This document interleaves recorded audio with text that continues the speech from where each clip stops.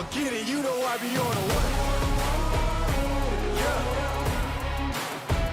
You know I be on the way.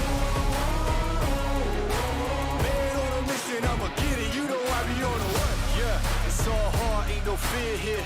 You ain't giving this at all, you steer clear.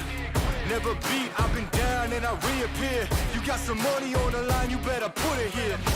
Rolling in and doing that work. Check priorities, I'm doing that first. Checks big and I'm sure that hurts, but it's checkmate, we ain't selling short, know the work. Ain't nowhere to hide, you ain't gotta see me come and keep me on your mind, cause I be on the way. Yeah. You know I be on the way. Man on a mission, I'ma get it, you know I be on the way. Yeah, man we coming for them bags that they said I couldn't have, get the team. I got a vision for the things you ain't believe. And here's the motto, hard work this over everything. It's that comeback. I'm calling plays, hit the pass, then the run back. Yeah, I'm far ahead and gotta run laps. But we ain't letting up, we never done that. Ain't nowhere to hide, you ain't gotta see me come and keep me on your mind, cause I be on the way. Yeah. You know I be on the way. I'ma get it, you know I be on the way. Yeah, I'm on the way. On the way. Yeah, on the way. I'm on the way. I'm on the way.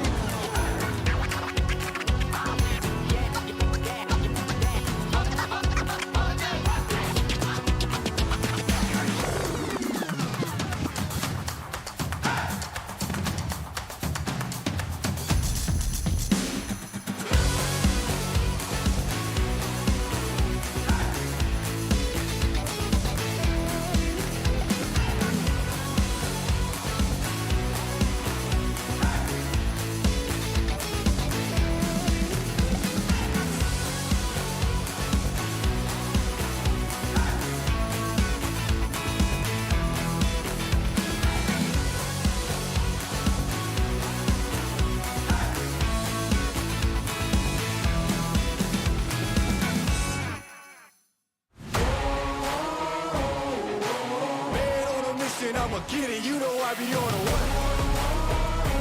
Yeah. You know I be on the way. Man on a mission, I'ma get it, you know I be on the way. Yeah, it's all hard, ain't no fear here. You ain't giving this to all, you steer clear. Never beat, I've been down and I reappear. You got some money on the line, you better put it here. Rolling in and doing that work. Check priorities, I'm doing that first.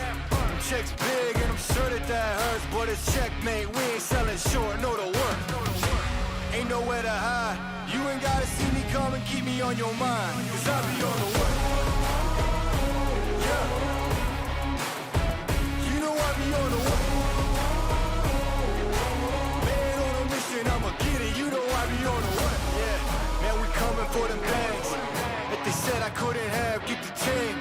I got a vision for the things you ain't believe. And here's the motto, hard work, this over everything. It's that comeback. I'm calling plays, hit the pass, then the run back. Yeah, I'm far ahead and gotta run laps. But we ain't letting up, we never done that. Ain't nowhere to hide. You ain't gotta see me come and keep me on your mind, cause I be on the way. Yeah. You know I be on the way. I'ma get it, you know I be on the way. Yeah, I'm on the way. On the way. Yeah, on the way. I'm on the way. I'm on the way.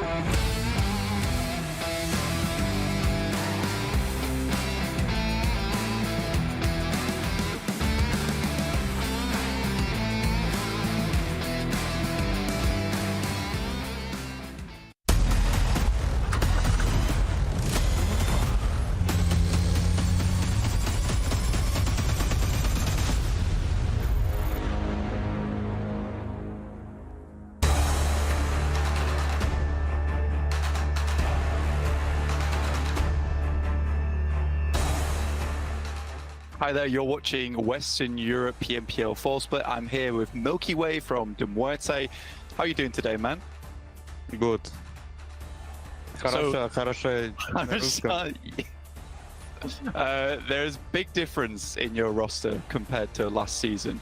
How did you recruit the new members and how will their strengths affect your gameplay? После конца прошлого сезона было ясно, что у нас что-то идет не так, потому что было много конфликтов среди участников команды, поэтому нам пришлось поменять состав. Как раз-таки исходя из того, что нужны игроки неконфликтные. Из-за этого мы выбрали Корку и Фурию. И ясное дело, у них еще был опыт, поэтому у нас не было вопросов между тем, взять их или не взять. Как мы поняли, что они фри-агенты, и нам не понадобится, не понадобится то, что... Короче, замены никакие не нужны, и они нам хорошо подходят. Awesome. After the results of spring, we've seen a way better result in PMRC versus Africa. Do you think the competition was less difficult in this tournament, or is it because of the new roster? Ну и, конечно, из-за того, что у нас и состав хороший, такой результат вышел, и из-за того, что мы только собрались, у нас конфетно-букетный период, можно сказать. Но мне кажется, состав точно сильнее, чем был. Ну и не сказать, что суперсильный регион играл против нас. 100% лан-турнир, который ПМРЦ, который был, он был бы посложнее, если бы мы на нем играли. Не знаю, какой бы результат получился.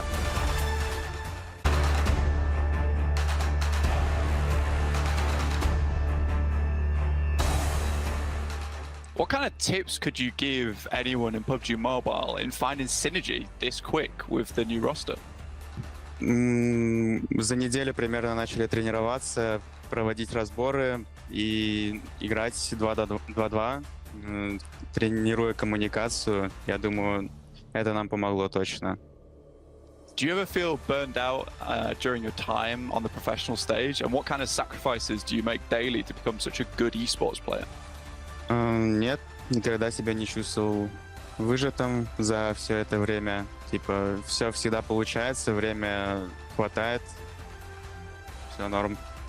You've won a PMPL title before under your previous team, Team Unique. What would it mean for you and your team to claim it in 2023 under MUERTE? Для нас эта победа ничего не будет значить, потому что она не дает проходки на ПМГЦ.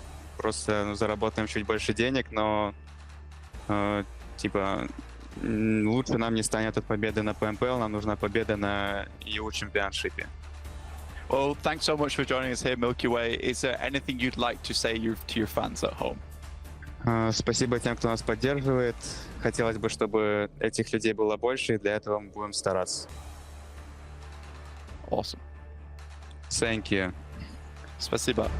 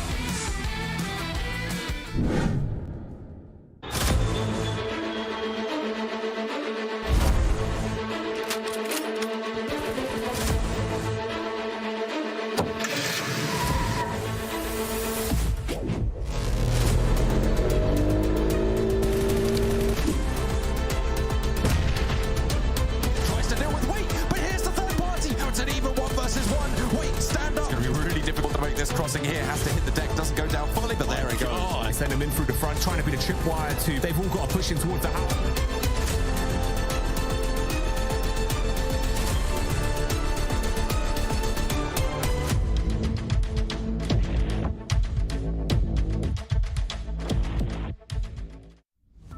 A few track points for all of these teams, but one of the main ones here is who will be top 16 to get to the final here for PMPL EU Fall. Welcome, ladies and gentlemen, to the festivities. We have 6 games for you today to run on through. We'll take a little bit of a look at that closer in a moment, but for now, max 16 teams, 4 teams will be done today. Yeah, it's going to be a rough time for some of the teams at the bottom, and it's possible there's not that big point disparity at the bottom like you have at the top with MADBULLS, that they're not going to budge whatsoever. But at the bottom, you know, there's some clear movement that can be made. So yeah, we'll have to see. Top 16 is going to be important because the finals, don't forget, that's a spot in Championship, which could mean a spot in PMGC. So there's a lot on the line here for the bottom squads. Definitely so. Let's take a look at everything that's going on, and you guys over on the socials can join us as well. Use the hashtag PMPLEU and make sure that you're involved in all the conversation that's going on. And also, I do believe, Mr. Maxman, that cool things are going on over at Instagram. In fact, I can read it out for you word for word. You didn't have to. He already was the spring MVP, and yet he just keeps getting stronger. What do you think about that, Max? Shakespeare vibes. Yeah. I'm shaking in my boots right now. It's so cool how you read it. I loved it. Epic. No, it's a quick little overview onto Zerich stats. This is cool stuff. If you go follow socials, you get stats like these. He was MVP of spring. He just keeps getting stronger and even better in the fall season. Yeah. Yes, he does, I guess. And also, you guys could potentially make PMPL stronger. There we go. If you go and fill out the survey, yeah, cool. Awesome. Do that. All right. Serious time. Let's take a look at the schedule and see what's going on here as well here for the day. We've got ourselves 6 games. We will also have a TDM, I do believe, here throughout the middle of the day as well. But top 12 teams will grant themselves an opportunity here in Phase 3 to get onto that Livik match, which is extra points, which means potentially an extra point or 2 going into that final, Max. Yeah, and we'll see looking at the overall rankings, but currently the teams around that 12th position to play that Livik are just at a 1-point difference. So there's going to be a lot of up and downs, a lot of changes throughout the day. Yesterday was a very weird day, Kalaris, I think it's fair to say. So we'll see if that's going to bleed into today, also's matches, and how things are going to be going down. But yeah, as we said, a lot on the line, so we'll intrigued to see who's going to be able to pop off, or if we're going to see MADBULLS start to think, oh, how about we start winning again? I don't know. They might. We'll see. If it's like Phase 1, they won't. But we'll see how it all goes on down. Let's see who's going to start deciding to win on our team here, as Blank Max Manjanero, John Allen, Kalaris, as well as Jackie have been participating in the predictions. Predictron was also there as well, Max, who didn't do as very well for Livik, but generally he's been like absolutely 100% on the money, usually. Look, I think we got to bring a new rule in the game. Nobody can use Molotovs because Predictron can't compute fire, okay? That's true. We got an official ban now on Molotovs. You can't use them anymore, otherwise Predictron will not be on point anymore. Though I'm tied with Blank, but if I have a little bit of copium for myself, Kalaris, he's had more games than me. So it makes sense. So I'm okay with myself. So what you're saying is that you think you're in the lead, despite Janero having a higher percentage. She's only played 30 games. What do you mean? Yeah, I mean, yeah. What do you mean? That's the averages. No, I win. All right, okay. We'll take that into account for now, and then ignore it completely. All right, well, let's take a look at the overall rankings for now, as we do have ourselves this up at the top. It's MADBULLS, and they had an insane lead when it came to going into yesterday. Then, somehow, some way, Dagestan was able to step up and say, it's still a lead, but it's not as much. Yeah, we're going to start winning, and winning again, and how about 3 times in a row? And they got 3 chicken dinners back to back to back. So really strong performance from Dagestan. Everyone's been looking good. If I had to bring out one player in particular, it's been Zadira that's been looking impressive, but VULGAR boys too. I mean, Kalaris, you would have showed me this after Phase 2. Would call you a liar, but they've made it. They're on the podium. Yes, it's the VULGAR boys. They are the VULGAR boys. Yeah, he didn't do the voice. He didn't do the haha voice. Oh. Sorry, I'll do it next time when they get a win. I apologize. Cool. But you're right. You're totally right. I would not have expected this either. The fact that VULGAR boys and TUNA especially are up there. And you know what? Honestly, they've looked good doing it. And I'm happy to see that, considering that it was, I would say, towards the end of Phase 2, getting a little bit silly at how one-sided this tournament was. But right now, there's been a bit of a shake-up, and that excites me, Max. Yeah, with TUNA especially, they've improved so much over the course of 3 phases now, and we had that very cool bit of insight with Noshi to know that he actually does have a really cool looking room, and that was pretty much all we got from that interview. Maybe we'll have another try today, I'm not too sure, but they've been able to improve significantly and get Purple to speak English, so good job on using that Duolingo. He's back, the Owl is back.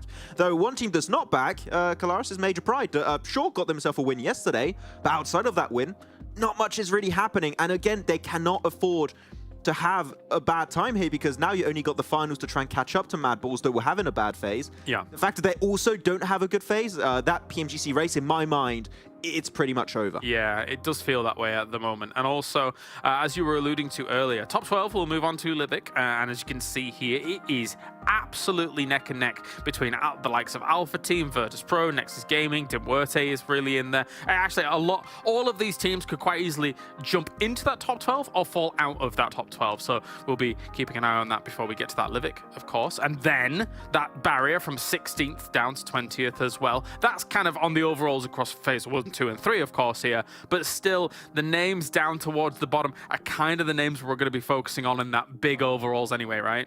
Yeah, it's kind of redundant. It's been happening phase after phase after phase. Yeah. And some of these bottom teams are there on the overall rankings, of course, because they're just not able to show up and there's been no improvements. I would even say that some teams aren't trying as hard anymore. Unicorns of Love, a little bit tough on how they rotate, a little bit slow, not trying as much. But we'll see. We'll have some relegations happening next year, so they have to prove their mettle if they want to make it back in, because True. It's not going to be an easy entry point next year. There's a lot of big changes that will be happening.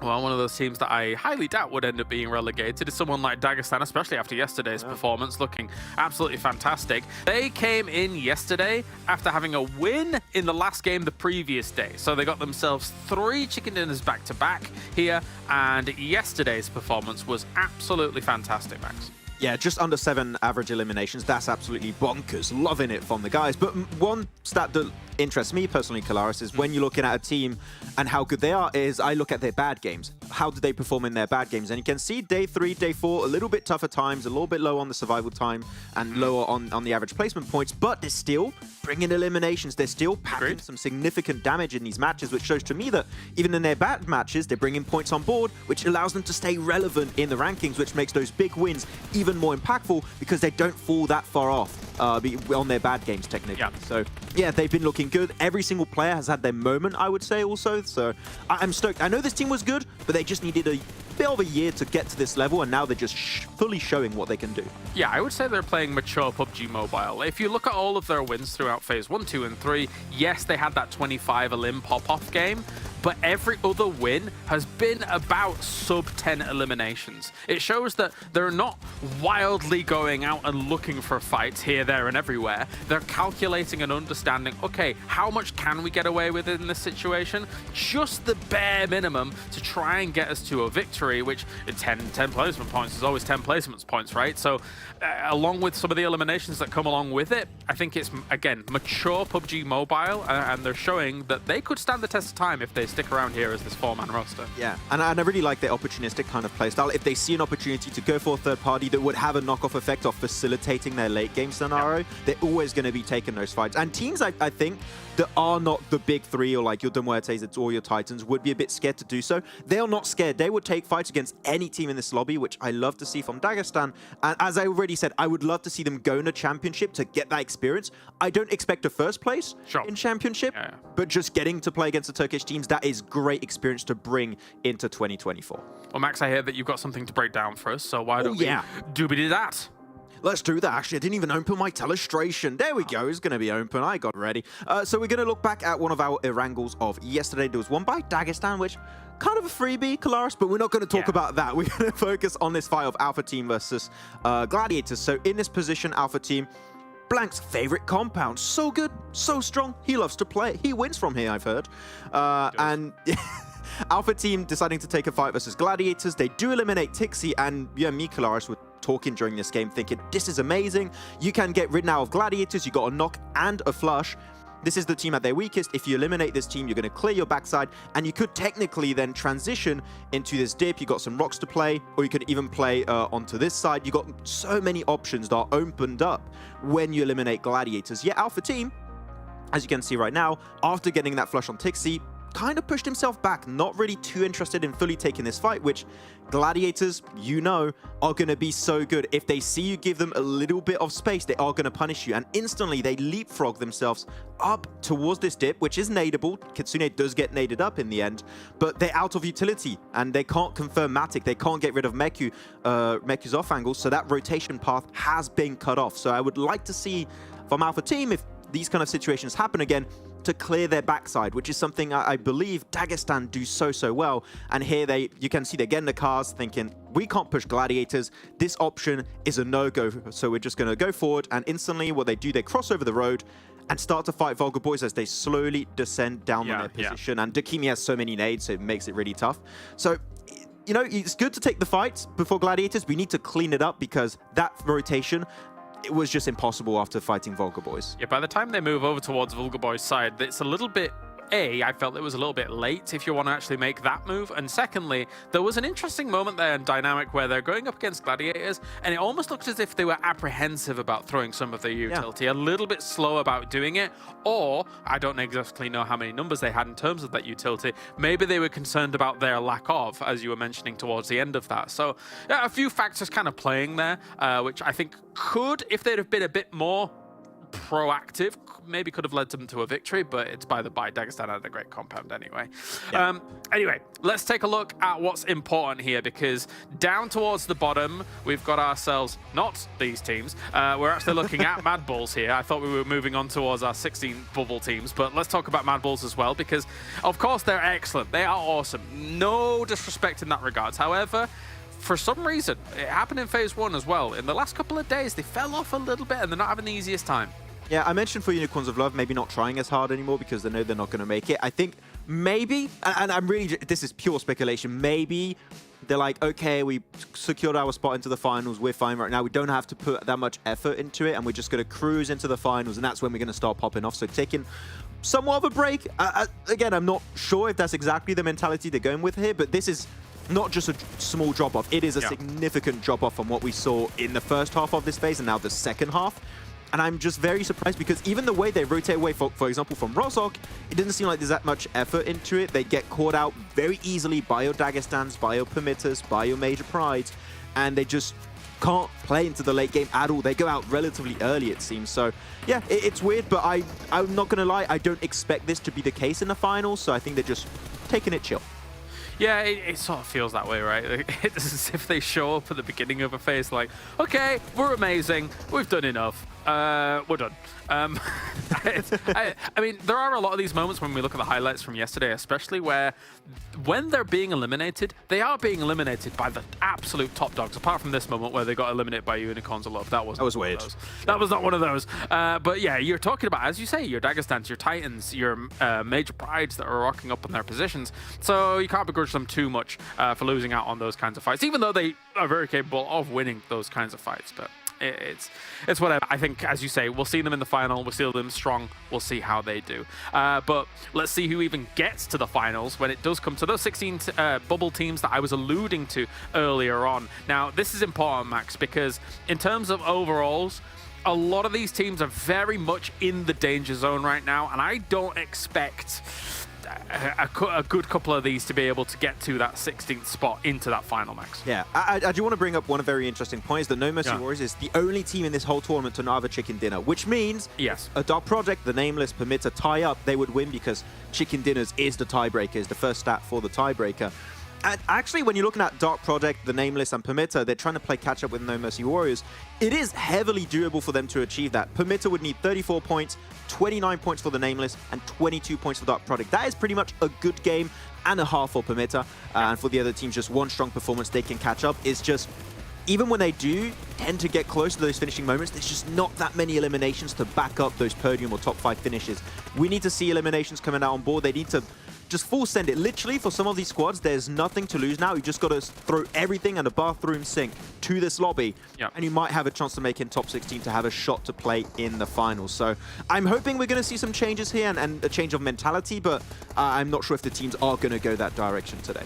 Yeah, throwing Chaos in could actually pay dividends here throughout the day, because some teams might just be like thinking to themselves, okay, it's the last day, we need to defend some of our points, we need to, you know, be playing a little bit cautious here. Whereas, as you say, for some of these these teams, you actually just throw a Hail Mary into it and see how it's going to work out. I mean, we've seen some moments of greatness. Yesterday, we saw Rogo from PERMITTA pull off that 1v4 against VIRTUS.PRO. Admittedly, it's an opportunistic 1v4 because VIRTUS.PRO gave him so many 1v1s, but it's still a 1v4. Like, if you're able to do things like that on the battleground, that's pretty good. That's pretty decent. Yeah, I'd like to see also more from Athis. He's been a bit silent recently because I remember back 2 years ago, a year ago, he was really, really present in the region and just not as strong as he once was, but that's okay. He'll hopefully come back throughout the day because, I mean, they'll need to.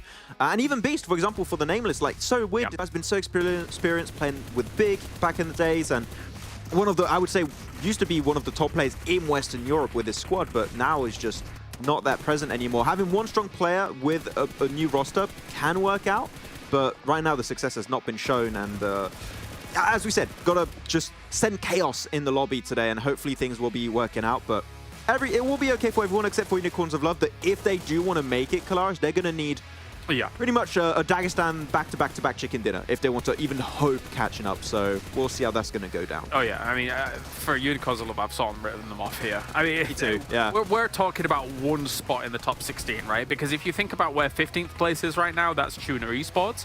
They are wildly ahead of 16th place by about, I think, 60 points or something like that, right? So it is going to be No Mercy Warriors defending that 16th place spot against the Project, against the Nameless, against PERMITTA today, and even that is a bit of a wild card, to say the least. And to be fair to Dark Project, there is the potential in terms of track record that they could maybe do it, right? If you think about their best phase, 111 points, right? No Mercy Warriors has yet to get to that point where they would have a phase where they would have 111 points. So that 17th place team in Dark Project could make this catch-up happen, Max. Yeah, and if they can have a big catch-up, I would say, if they have the opportunity to play the Livik, that Livik could be really impactful. Of course, it's going to need a big impact, but if you can rank up higher in Phase 3 overall rankings, get to play Livik, and your other teams you're competing against don't play the Livik, then your overall rankings will be impacted pretty heavily. So, yeah, if they can make it top 12, that would be a huge achievement and a good little step up to make their way in the top 16. Definitely could be. They've got to keep cool, they've got to keep calm, and somebody who's also keeping something cool is Maxman, because he's got a monster in the fridge ready to go at any moment in time if he needs it. Thank you to Monster here for PMPL EU Fall. They are here with us, joining us for all of the excellent games, and also joining us for the excellent games. It's going to be John Allen Blank to bring us them all today. Always a joy. So a lovely intro for us there. Blank, we're going to be getting in for the final day here on the PMPL of this league stage. They were talking about the all-important bubble as well down in 16th. Who's going to be able to jump up towards that top 12 for the Livik at the end of the day?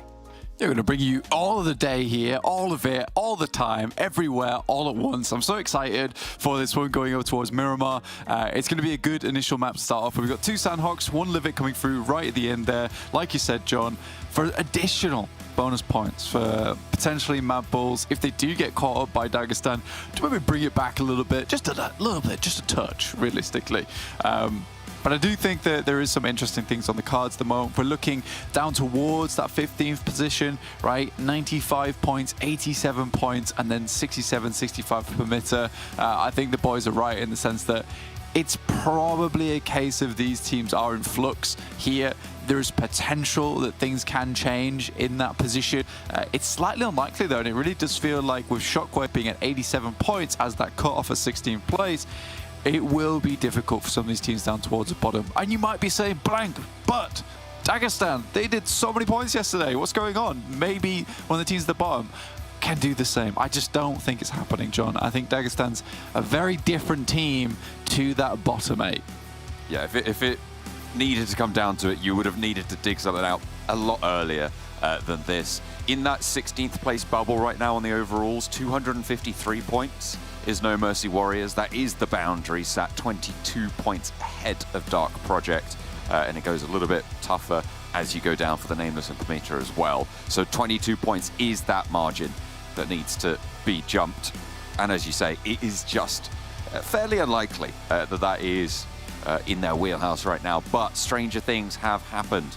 They're over near Picardo, moving over towards Power Grid. A little bit of a split for Dark Project, the chasing team, to try and get this one done.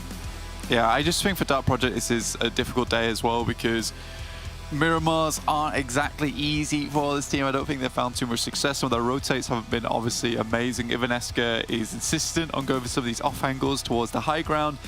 Don't think it's ideal in the current meta, which is just very much central right now, with some teams playing edge for a little bit and then trying to find a central compound off the back of some crashes. So very much edge playstyle still in lieu for Dark Project, so we'll see what happens for them.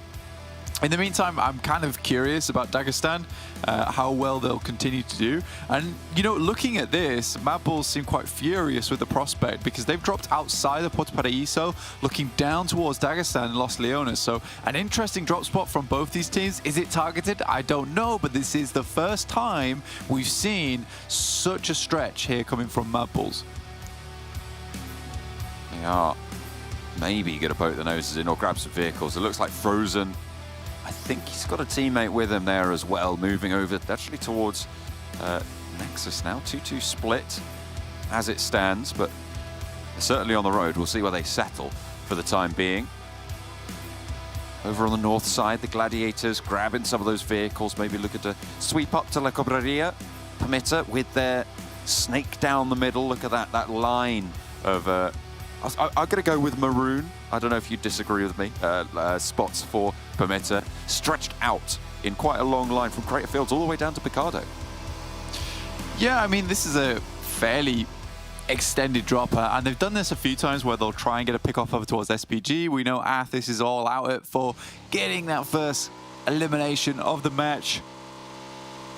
Over towards our social medias right now, Esports, PUBGM EU over on Instagram as well as YouTube. All approved by Max, man. That's how you know it's good. It's got the seal on the top with red wax. It was, bang, it's in there. He was good at social media last season, but this season he just keeps getting stronger, Blank, at social media. You love to see it. We'll hope for a bright future on that one, so head on over, check that out. Dagestan on the south side, the team that has impressed us so much this phase with their glow up. They have done a lot of work to be able to sit in second place right now on the phase, and they are absolutely deserving of that honor. The question is, can they make that final push today? Will they be able to chase down the MADBULLS and steal an extra bonus point from them? Kind of John Wick moves there, actually, as he just gets himself down off the top of the building. Just in and out from those rafters. I don't think you can call them rafters, but it works. Jumps straight into the vehicle as well and out of the way. So very nice stuff there from Shifu. Always teaching us new things here over on Los Leones. Making sure we get it known, man. Spider-Man down the side of the buildings. I don't know if you can teach that, but that is quite the impressive maneuvers coming through for the Dagestan representative. SBG over in San Martin right now. They have they were able to get a chicken dinner yesterday, Blank, and I think it was one that kind of surprised a few people over in which map was it? I can't entirely remember. But they had a decent spot on that north side, and then they got trimmed down a bit, and they were able to somehow pull it back and clutch it through. Yeah, it was a surprising win from them, and I don't think anyone really expected that to happen, but it did anyway, which is always good to see. A lot of teams have been surprising us this phase 3. MADBULLS surprising us in ways we didn't expect towards the latter half, which is just real downgrade in performance. Like Max says, though, I think they've got a similar position to Unicorns and Love at the moment, and we are speculating at that point, whereas the case of Unicorns and Love, I think they're fairly certain that it's over, it's done. We're never bringing this back for MADBULLS on the other side of things. It's over, it's done. We're ahead. So no one's catching us up. And I think in terms of PMGC points, they could be pretty secure in that as well. It's surprising. I think that there's still a lot on the line, right? With PMGC qualification, with getting the maximum amount of bonus points going into the finals. They've already ticked all their boxes, and it's quite interesting to see that happen at the start of the final day of phase 3. That is right there. It is sorted. They're good to go. They're packing their suitcases. They're on the way. They're on the plane already. They're basically playing from the airport at this stage. 181 points so far in this phase, 9 more points to break that 200 threshold and keep up that record of the only team that has managed to get over 200 points every single phase so far. So we'll have to watch out to see if they're able to get 9 points today. That's their goal. But to be fair, that's probably their shortest goal, so we'll have to wait and see on that one. Hey, I reckon that's pretty easy for them, right? I think so. I think it's definitely doable. If they don't get it, I would be shocked and appalled, quite frankly. That's bad news if they're not doing that. Yeah, I would cry. I would cry serious tears, honestly, because it would be a crying shame if they did not hit 200 points for the finals phase. But that would be difficult, right? You know, 6 matches in a row where you get less than 2 points every single time. It's even less than that, really. So very, very difficult, I reckon, for MADBULLS to not breach 200 points. But we'll check in with that later. A true storyline to be held, to be followed. Moment though, VIRTUS.PRO. Akimi from VULGAR Boys. Oh, he just gets sent off the cliffs. I see him pop out of the vehicle. Dear me. He's in a little bit of cover, though. Oh, hang on a minute. No, VIRTUS.PRO have the other side of the valley as well. What is Elementrix doing there? You cheeky man. Get out of it. He's managed to find Akimi, you're right, and they do get that flush. That is very unfortunate for VULGAR Boys. You just don't expect someone to be sat there out in the open, isolated from the rest of the team. You kind of just get blindsided by it. They'll have to play on with 3 on this north side. And you know what? We've seen special things from this team. We've spoken a lot about Dagestan. We were speaking a lot about VULGAR Boys, and they too have impressed us with the development in their play. So we're hoping to see a little bit more of them in the finals, see what they can pull out of the bag, or rather pull out of the hat if the bunny is going to be as... I was going to say powerful, but I don't think that's the right word to describe a bunny. Yeah, probably not. You know, you probably just left it as what can they pull out of the top hat? Is it a bunny? Bang. You're good to go. You're strong. You're in there. This is a horrible shift up towards that northern side. No, you've been banned. You've been barred from the old magic hall, right? We closed the red curtains. Off the stage you get.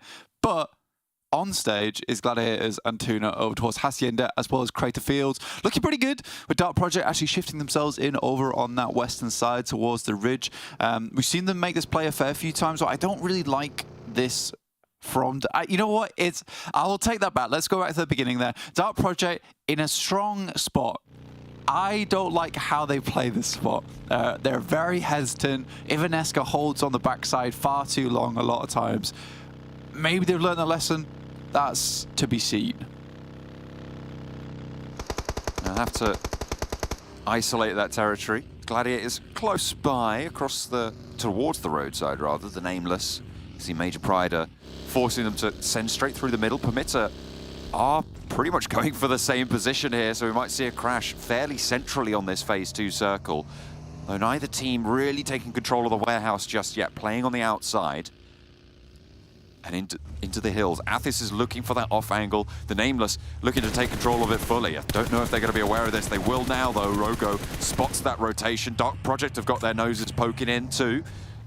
Zero might be able to spot the forward position for Dark Project if he's not careful. They're very, very close to one another. They both opt out. Now it's a little bit of a scrap on the hillside. Dark Project need to give the backup for their forward player. And it looks like they'll be able to do it. 0 down.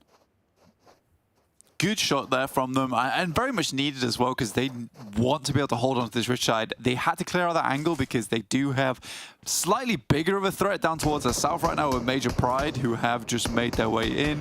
One of the first times in a while, I think we've seen the majority of our teams already towards that circle side in position. And one of the only teams that's very much far outside the circle is MADBULLS themselves playing in from Puerto País. So I think they had a cheeky little look over towards Dagestan, decided better of it, picked up those vehicles and got gone. TUNA will be looking over towards Gladiators, who have taken a knock, but currently they are fending off versus the Nameless. They started out quite well. Madagod on the top floor, though, and 2 of the Gladiators are down.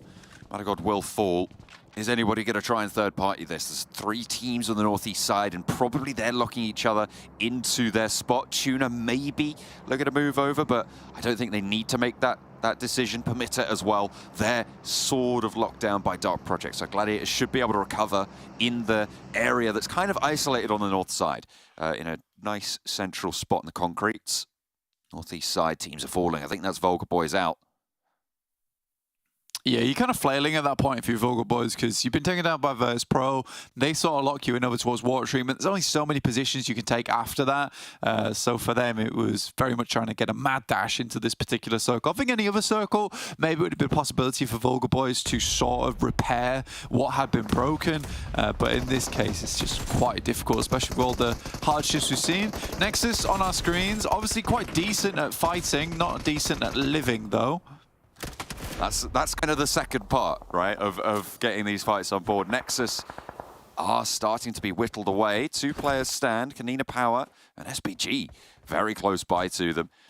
We were talking about MADBULLS before, about how they need 9 points to break that 200 barrier. Max in the chat brought up a pretty prescient issue as well. Will NEXUS get more than 2 placement points today? Will they be able to play on a stronger card? At the moment, it's not looking super likely this match, with a lot of teams in the area outside of the zone. Not too many options. They probably have to swing south at this stage to try and get away with this. MADBULLS are going to move in on that ground, and EXO's already down. EXO out. That's why things a little bit more difficult for him. Dora, no attempts to get something done, but SBG is Victor off in the distance. And NEXUS getting pulled apart at the seams right now. The trouser leg ripped.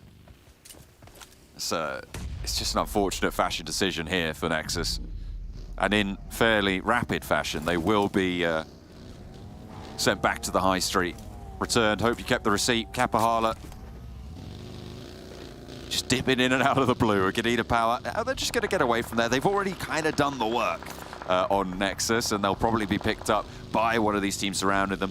Look at MADBULLS as well on the south. During all of this, they've moved in on this edge, and this could actually be a big problem for KONINA Power if they aren't able to just run straight on through. 2 of their forward players are going to go down, and Kapahala's chiming in. A little bit of revenge, and KONINA Power are once again taken to task. Palucci, the last to stand, and he is pretty down on his luck here. MADBULLS ready and waiting. That move in, that shift on the south, really taking good opportunity during that fight. Yeah, it's a strong rotate as well. I like that from them. You know, moving in, getting that ridge side as well, noticing there's actually shots going on. This wouldn't be a position they'd typically take if it wasn't a case for that third party happening on that northern side. So quick timing, quick thinking to obviously a fair few more teams than maybe they expected to be over towards this area. You've got KONINA Power, SBG, and NEXUS all in this area. I think MADBULLS has fought more difficult fights, but at the same time, they sort of wanted to run into a team that was maybe injured, hurt. I don't think they expected the 2 full squads. Either way they deal with it, KONINA Power certainly gets the worst end of the deal there. And Circle will center up over towards a little bit of elevation on that northern edge where PERMITTA is currently playing, but fairly open space down towards the south side. Yeah, it's going to be pretty tricky. I'm wondering who's going to try and move into those hills on the north side of this road. It's treacherous ground, but maybe the only option for some. MADBULLS continue to pepper on towards the northern side. Perfectly seasoned, and Narvalo gets cooked. He will be taken down, and SBG on 3.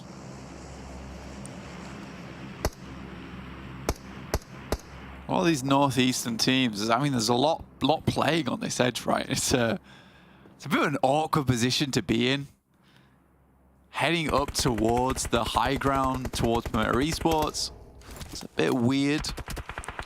I mean, right now, TUNA's got a sort of a better deal with the high ground they're playing on that northern edge. They've got 2 players towards that ridge, which is kind of decent for themselves. I'm pretty pleased with that positioning from them. But again, most of these teams are going to run into a bit of a roadblock very shortly. You sort of have to just barrel it in. Some teams might opt to just try and throw some smokes, head up towards the side of the road and just pull in on the hard shoulder. Very difficult, though. So I'm excited for when the circle closes, basically. That's when life's going to get hard for everyone. That's when things are going to get exciting. So it's going to start to pop off. Especially on this northeastern side. 3 teams waiting in that line. The Gladiators are ready to sweep that one through. The southern side starting to settle a little bit more on this south side near the road, near Power Grid. It's a little bit more covered off for Dagestan, for KASIK team. But it is going to be a mad dash through the Titans potentially for Unicorns of Love. TUNA actually flexing out quite nicely now. They've managed to get that forward scout. They are in a little bit of danger, but all of these teams behind them are going to have to move as well. That smoke really timely there for TUNA on this forward position. It's going to give them the time to just hide, hunker down until everybody around them has to move as well. Obito here. Towards Noshi.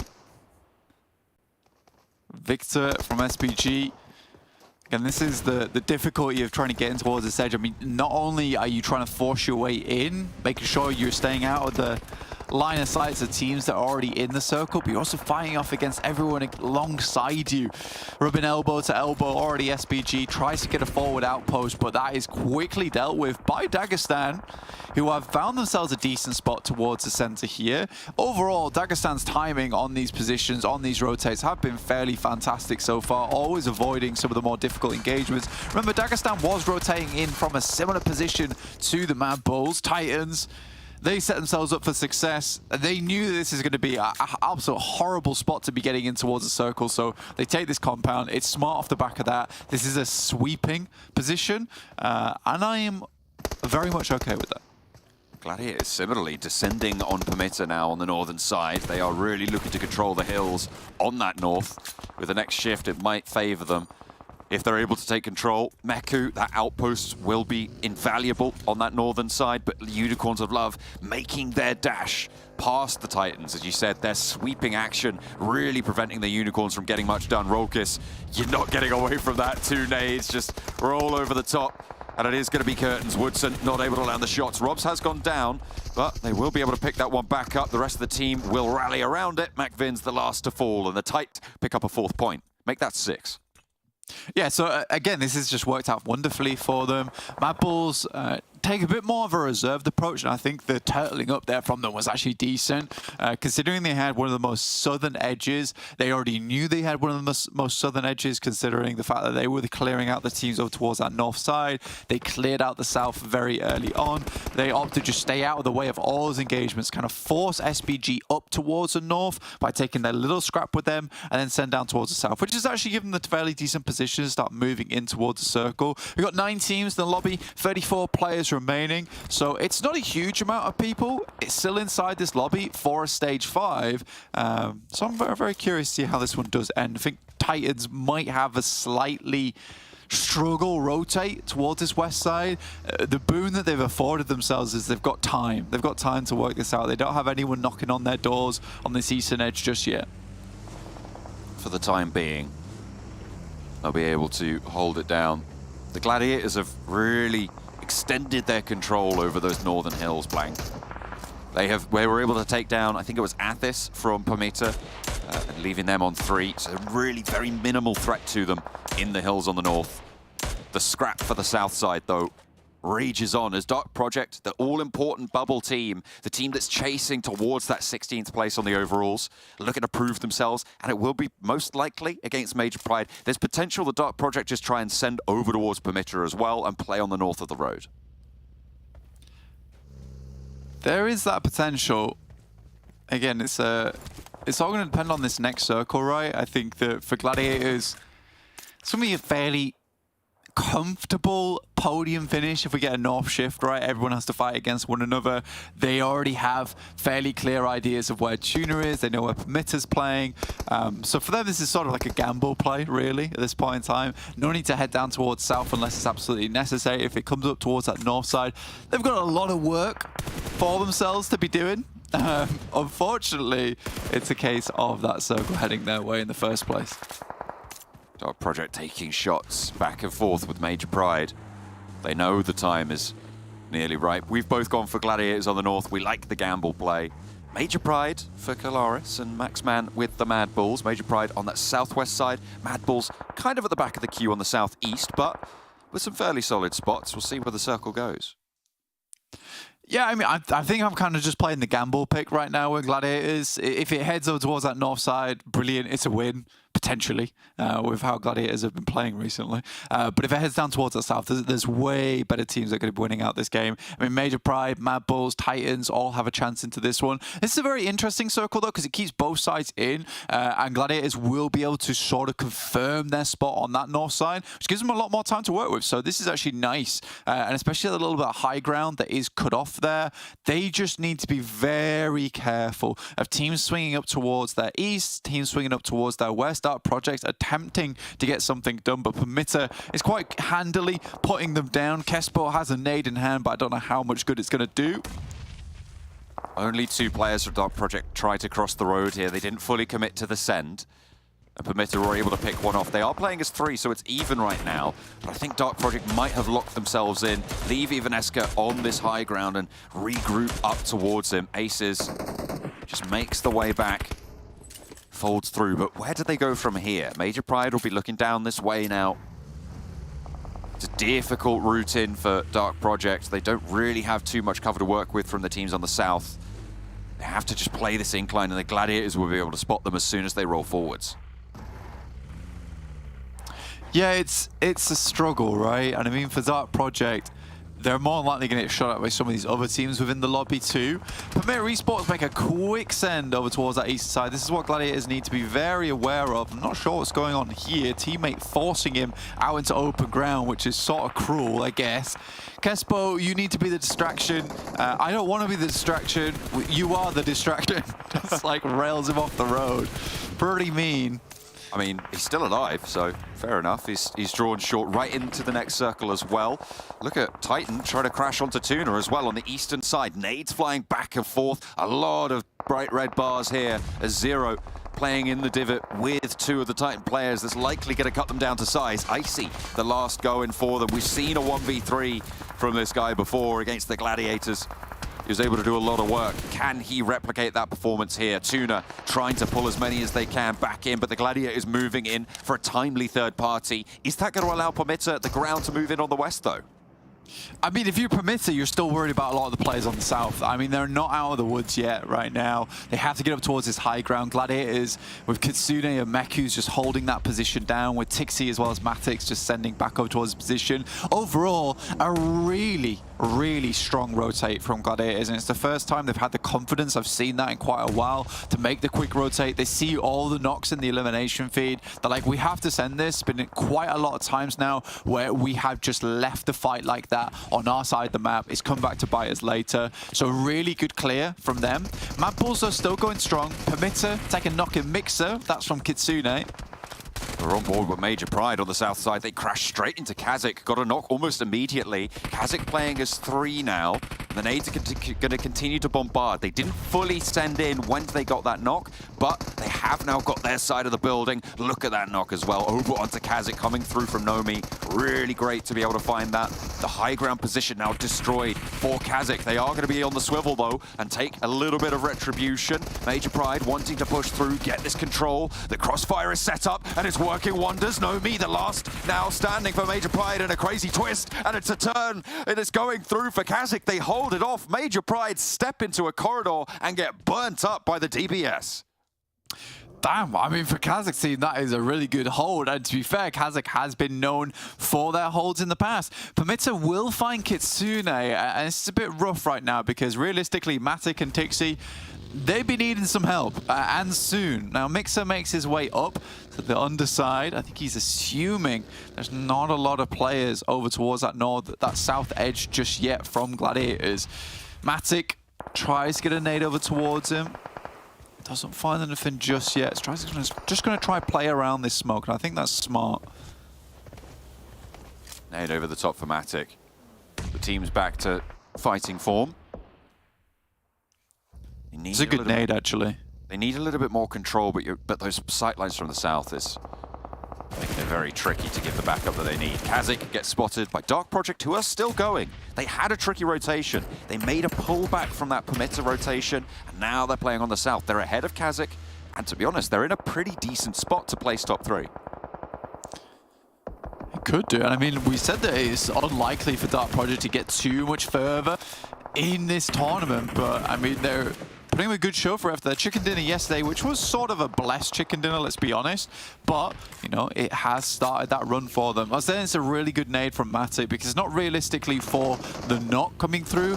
He just wants to hit that nade towards that area so he can feel out where these players are. If you can give a rough indication to a player like Meku, who's playing up on that northern side, that, right, he's in the ditch, somewhere in there, we can play off the back of one another and try and refrag one another.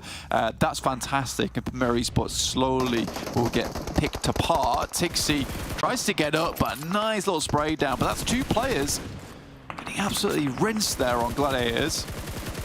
PERMITTA right on the edge, and Dark Project are chiming in towards it as well. They're baiting out the shots. They're trying to allow their teammates to go for a nade from Meku. Hang on a minute, that's found the backlines, and PERMITTA are shredded. He might have just spent his own life for it, but PERMITTA are down. This gives Gladiators a lot of maneuverability, but they need to recover now because they are in dire straits. Meku flushed out. Can they keep these reses? Are MADBULLS just going to sweep this one through?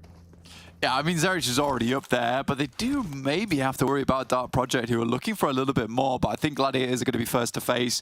And this is as it heads down towards that south side. It's always going to be very hard for Gladiators. I think they've done a fantastic job even getting this far into the game. This is where the nades become absolutely disgustingly strong. Matic's already down. Zerich, not how good of a aimer this guy is. Oh, and Kitsune found. Zerich looks for the last of the Gladiators, but his teammates pick it up. Tuluka is on the money. And the MADBULLS, we said, can they get 9 points today? Blank, it's only going to be one game for them. They've already got 11 eliminations, and they want this chicken dinner as well to boot. For Dark Project, this chicken dinner is probably more important than it is for MADBULLS in a big way. I mean, if they start off with this one, this will not be a game where they really fought tooth and nail to get into these finals. The back of this initial Miramar, which is lovely to see, realistically. A 23-point gap for Dark Project on the overall standings. Remember, if they're able to get this chicken dinner, that would shrink it to an 8-point difference between them and 16th place on the overalls, which would put them in the finals if they can make up those 8 points in the rest of today. MADBULLS start to move in. Fleeke heads up first. There is a nade in the hand of two of these players. Kespo just gets ripped to pieces by Fleeke. It might be Dunzo at this point. Aces is still there. Ivaneska on the downhill. Tuluka first to fall. Ivaneska with a challenge, and the crossfire is not going to find Frozen. Now just Ivaneska with 3 bulls to handle. Is he going to be able to wrangle it? No. It is going to be able to find one, but that is it. A second place finish for Dark Project is still good news for their overall standings, but Blank, the MADBULLS, ride back into the limelight. 24 points on the match. A dominant performance from the south side. They were at the back of the queue, but they waited their turn, and they capitalized perfectly. Yeah, probably unlikely now that Dagestan will catch them up in first place, but great game from Dark Project overall to get as far as they did. I think that is just kind of they've been gapped in terms of skill there in that end game where they're all just dropping out utility. They're ready for the push, and then MADBULLS is just like, look, we will just outgun skill you, unfortunately. It is a little bit unfortunate there, but as I said, Dark Project still putting points in, and that is what matters for that bubble point. MADBULLS, though, are going to show us just why they're at the top of the tables.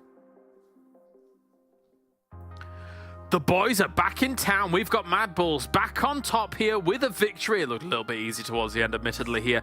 But one thing that was interesting about that, Max, whilst we were watching it, is MADBULLS didn't even give a second of a chance for a Dark Project to third party on the Gladiators situation. That was over in a flash. Yeah, we were like, okay, Gladiators, they're going to be fighting MADBULLS. That's going to be opening up an opportunity for third party of Dark Project if they strike at the opportune time. And then the fight is over in 15 seconds. There is no time for Dark Project to do anything in that scenario. Sure, they do get themselves 6 placement points and 5 eliminations, which was mentioned by John and Blank at the end of that game. It's very important because they were a team that needed just a few points to hopefully make in top 16. They needed 22, and they got themselves 11. So half of the points, if they can continue on this path, they might be able to reach the top 16. But yeah, as you said, MADBULLS pretty much chilling at the end of this game and just sweeping the edge on the south. Very chill here as we have our 9th through 16th as well. Not too many points coming in for them, but a difficult circle to play for quite a lot of these teams in terms of the terrain and the road causing a few problems for some teams. I think if Gladiators gets across the road as 4, maybe there's a world where they can make something different happen, but 2 teams existing north of that road, Max, makes it very difficult. Serge, whoa, gee. He just keeps getting better. And stronger. Yeah. One better, stronger every time. Yeah, Zarich just had a big pop off there. He was really creating some strong angles alongside Tulika. He was doing some good stuff. But as you said, talking about the roadside, the fact that you have 2 teams constantly trying to cross over, here it was PERMITTA and Gladiators, they kind of cancel out each other. And you could see instantly Gladiators were using so many resources just to outlive PERMITTA.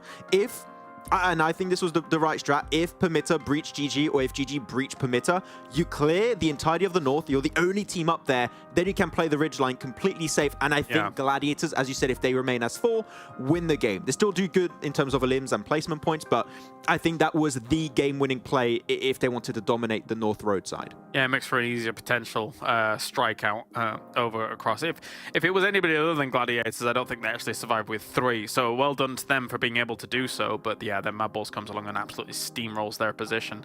Beyond that, though, I was a little bit surprised Major Pride took a issue with KASIK team over in that compound and then absolutely got blasted into oblivion. Unicorn was greedy. He went for the flush and then was able to get the final knock of the team as well, which, you know, DBS does DBS things, Max, as we take a look at the highlights. Yeah, I think he got the 3-piece there. It was really good.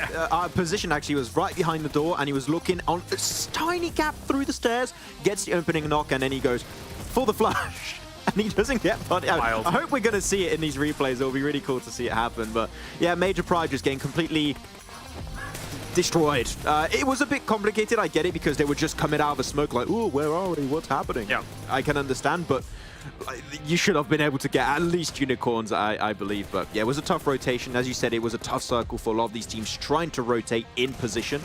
And Titan also taking some interesting fights on the northeastern side. I think they get involved and tangled up fighting TUNA, and Gladiators see that opportunity to strike them down and clear even more space because that's the right play to go for. They're just, again, opportunistic. They see the opportunity to third party and they clear all of the northeast. Apparently Floof likes it as well. She was barking on her head off then trying this was going down. But oh, here we are. Are we going to see it? Are we going to see Unicorn with the DS? Yes. Oh, briefly. Never mind. Just trust us. That's the one. The rest happened, we promise you. Yeah, we promise. It was a real thing that happened there. And yeah, look at this fight. It happens. Just 1 onto the 2 and onto the 3. And then there's no more time for third party for DP. They're pushed against the blue zone. It's not much to do. There you go. There you go. I can't believe it. Like, just how ferocious MADBULLS was pushing across that map as well for the most part up against Dark Project. As I think Blank said it, just a big skill difference in how to approach that. I mean, they had numbers advantage as well, so you can't discredit that. The fact that Fleek was able to just go on the off angle and open things up straight away against them once they realize that their vehicles are coming up against their ridge. But as Dark Project, they... and this might be just kind of speculation, but it just felt like they didn't know how to approach that scenario at all against them. Yeah, it was a bit tough because if you want to push and get a position onto MADBULLS, you're going a little bit downhill, which I can understand that can be a bit scary when you have to take that kind of spot. But I think if they wanted to have even just a chance of winning, you had to do that because their dip against the blue zone, 1, you become very predictable on your next movement because there's only one way into the circle for you. And it's a dip, which, as we know now in PUBG Mobile Esports, that makes it very nadeable, and that's what MADBULLS are trying to use and abuse. Though, talking about Dark Project, we had a bit of back and forth.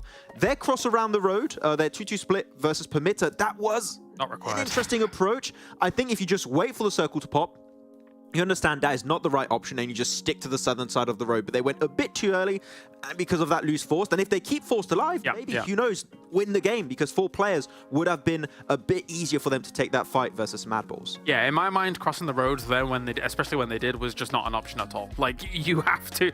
And the funny thing is that by the time they come back over the road, they leapfrog ahead of the Major Pride position, which was totally defensible for them anyway. So, I don't... Anyway, let's take a look at the overalls and see how that's all unfolding as well. Here is up towards the top. Major Pride. Yeah, good job, guys. You're number 1. That's really cool. You Dagestan, yeah. 115 points. You know what, Max? Maybe if you get 3 chicken dinners today, maybe you can get that elusive 20 chicken dinners. Yeah, I was going to say that. The 20 chicken dinner dream is still alive. It's still up and about. And yeah, I mean, they've got to get 3 more. I mean, we do have a Livik. So they've got 4 chances to get 3. Yes, 4 chances to get 3 chicken dinners. They can do it. I believe Dagestan. No, don't get wins anymore, please. Just give them to MADBULLS. Thank you. Well, Dagestan, they've still got 4 on the board, but it's a lot of points behind here as we now take a look down towards that 12th place barrier. Not really much has moved here, so there is still great opportunities for you to be able to get towards that Livik, which is always very important for a few extra points, Max. Yeah, just some extra points. It would be cool to see if some teams like Dark Project can catch up. It's going to be tough. They're going to need a huge day, but they got 11 points, so hopefully they can continue on that warpath here. All right, well, let's head on the warpath once again as we have our 2 commanders on the battle lines. It's John Allen and Blank. We're marshalling the troops. We're getting ready to drop into the jungle. Blank, are you, what are your battle plans here? What are you expecting? My strategy would be to getting a car, and then driving it into the ocean, doing some mechanical adjustments to the car, flipping the wheels horizontal, increasing RPM of wheels to 500 RPM PRPS. That's rotations per second. If you say so. And then creating a hoverboat to leave the entirety of the island. Therefore, by saving myself, I'm then going to have a beef dinner instead of a chicken dinner. The only winning move is not to play. Wow, that is that's revolutionary. I played everyone else. I think you might have just solved PUBG Mobile, Blank. That is the only way we're going to play from now on. Excellent stuff. We'll see if any of these teams have managed to develop such genius strategy in the meantime. As we drop on over, Shockwave heading over to Hatin as per usual. The MADBULLS over towards the ruins, and the early drops are settled. Yeah, nice and easy, straight in there.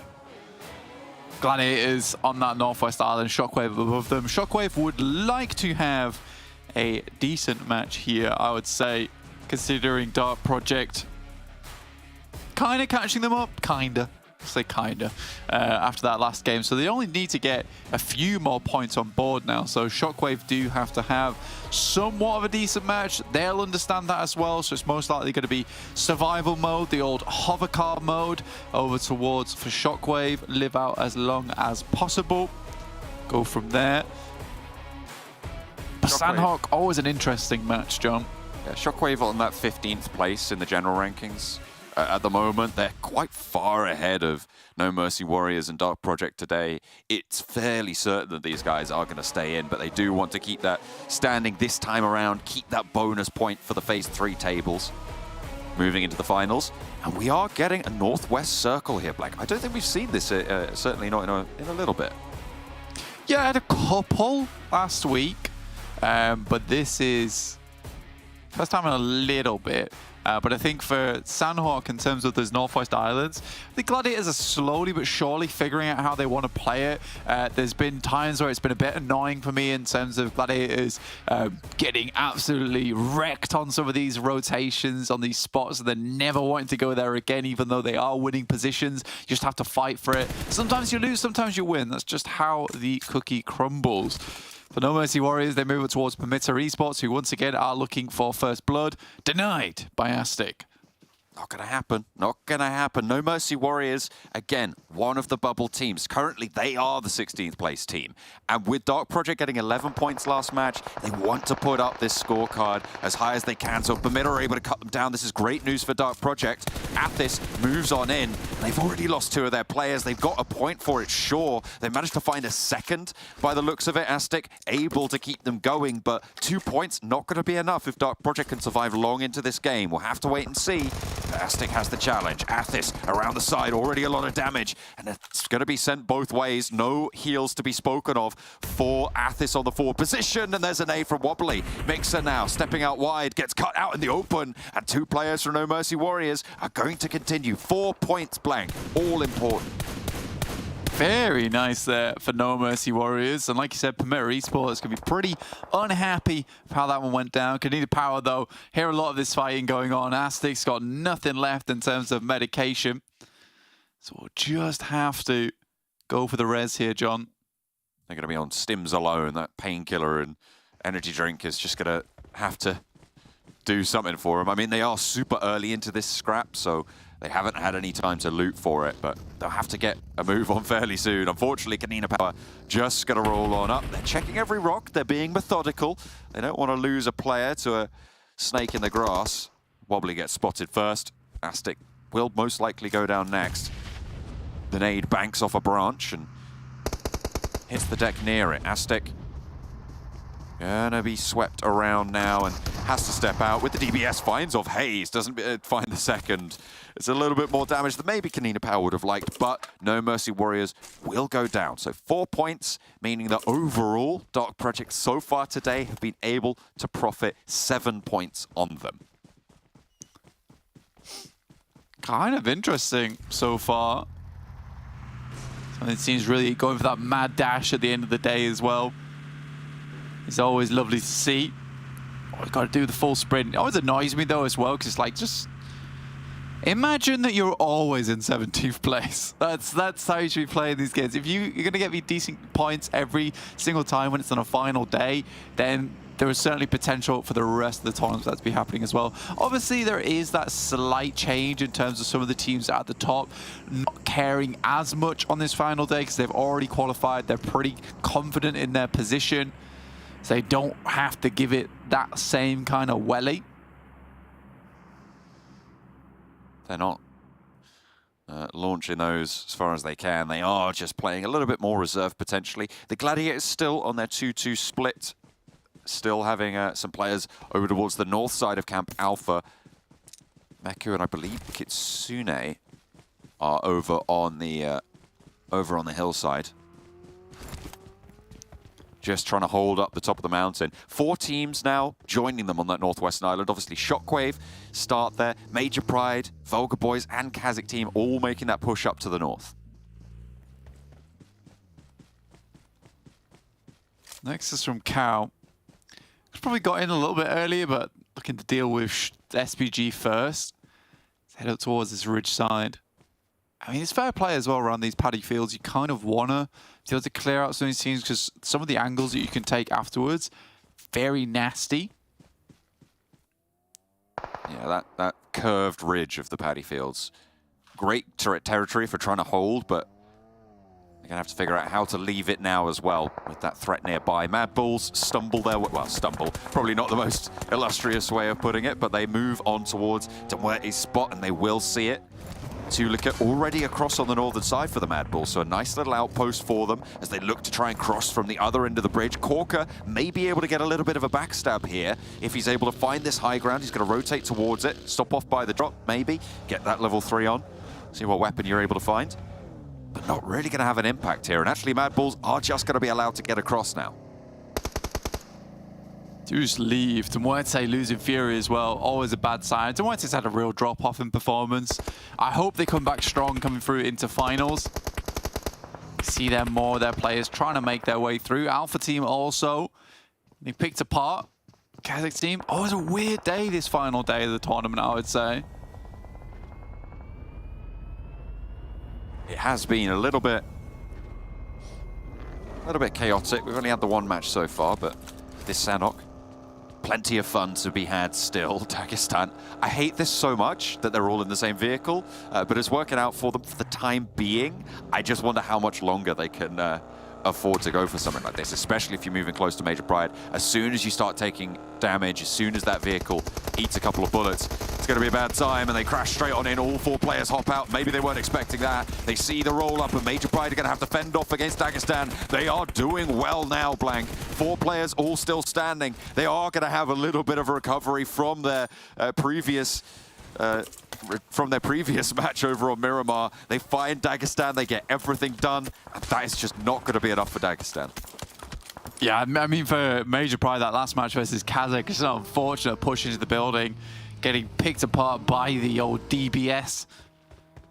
Circle heads down towards Camp Alpha. Gladiators do have the outside edge to play around with. I think they're slightly worried about these compounds being taken early. They can always head back up towards that northwest hilltop, just because I think most teams will assume that the Gladiators are already in position.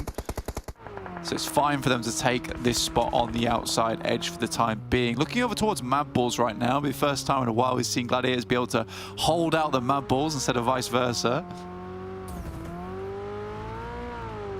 Haven't stayed on the top there.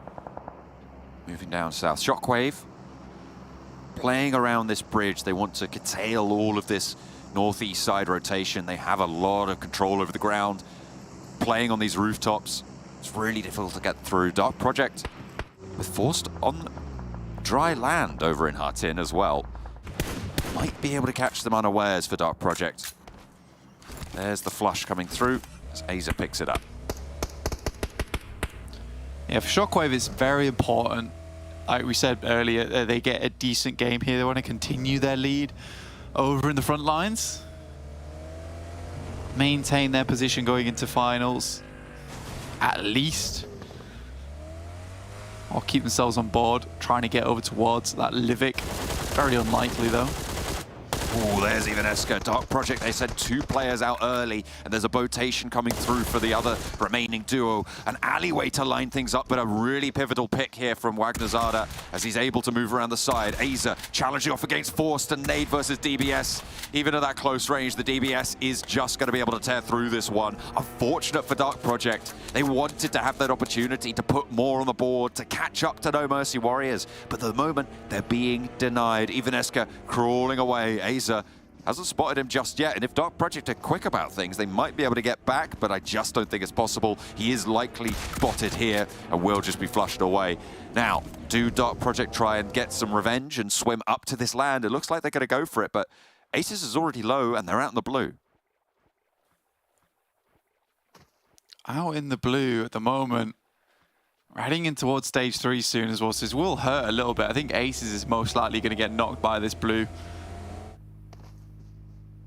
Should be able to be picked back up again, assuming he gets into the circle with Nexus spotting him.